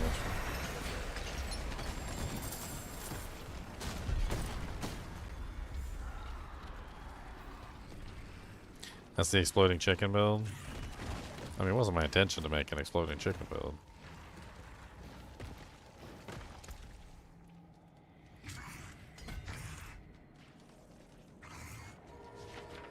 But yeah, Witch Doctor. We were talking about that earlier. It's basically the Witch Doctor. The Witch Doctor. Ooh ee ooh ah ting tang walla walla bing bang. Ooh ee ooh ah ting tang walla walla bang. +3 to Blazing Scream.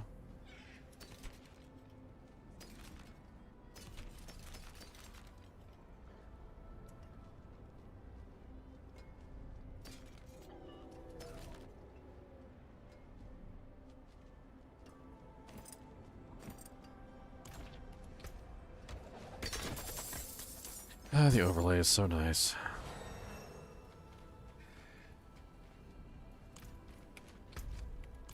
Why did we never have the overlay in the first place? They hated you. That's it for that piece. They hated me or they hated you? Ah. I heard that in the meeting they were like, F that Leon, I can't believe he's still doing this crap. Always breaking our game, we can't trust him no more. We're gonna make an anti-Leon game. That guy really knows how to read.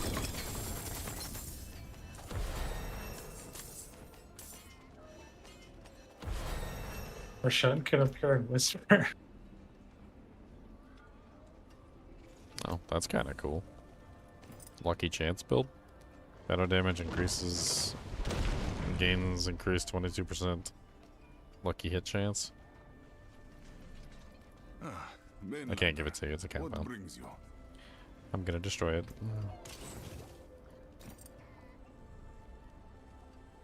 +2 to Nether Stamp.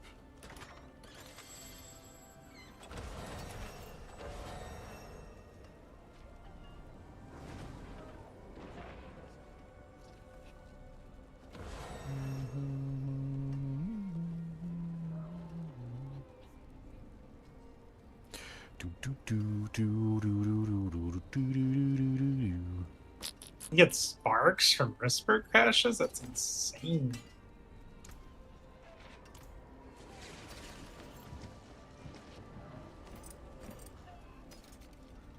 I accidentally unequipped my temerity pants. That's hilarious.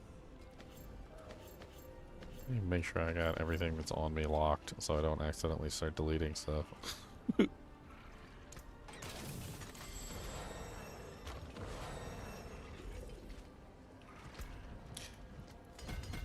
Did I just level up a whole bunch because some dude was opening up boxes? Because I swear I just got like 5 levels right there. Yeah, while I was in town. I got 5 levels while I was in town. Like, what the hell?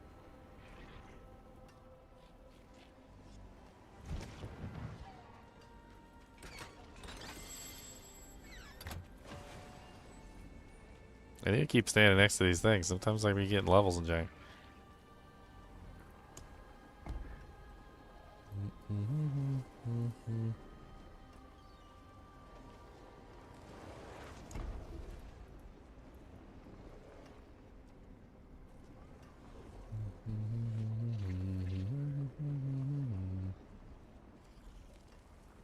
Need a bunch more levels so I can get access to Fathomless. Should increase my damage by 1,000,000,000,000-fold. 1,000,000,000,000 damage. Oh, I accidentally took a point away from my dudes.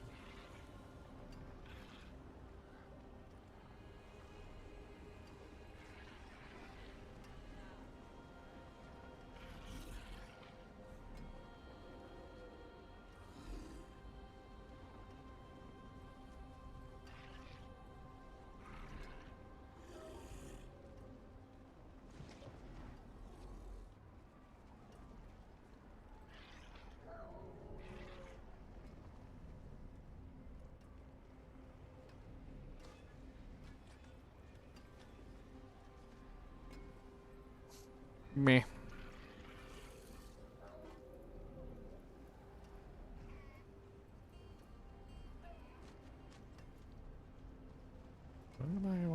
extra point?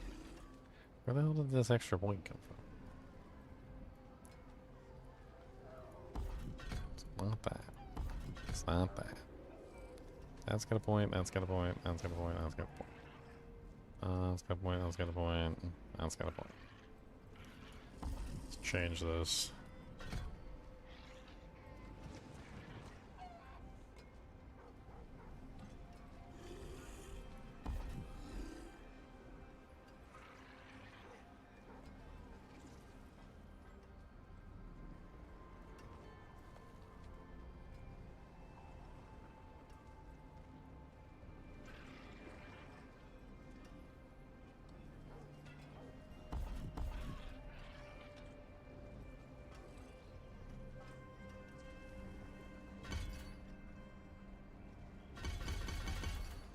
What the hell is going on? It says I have a point, but I don't have a point? Is that what's going on?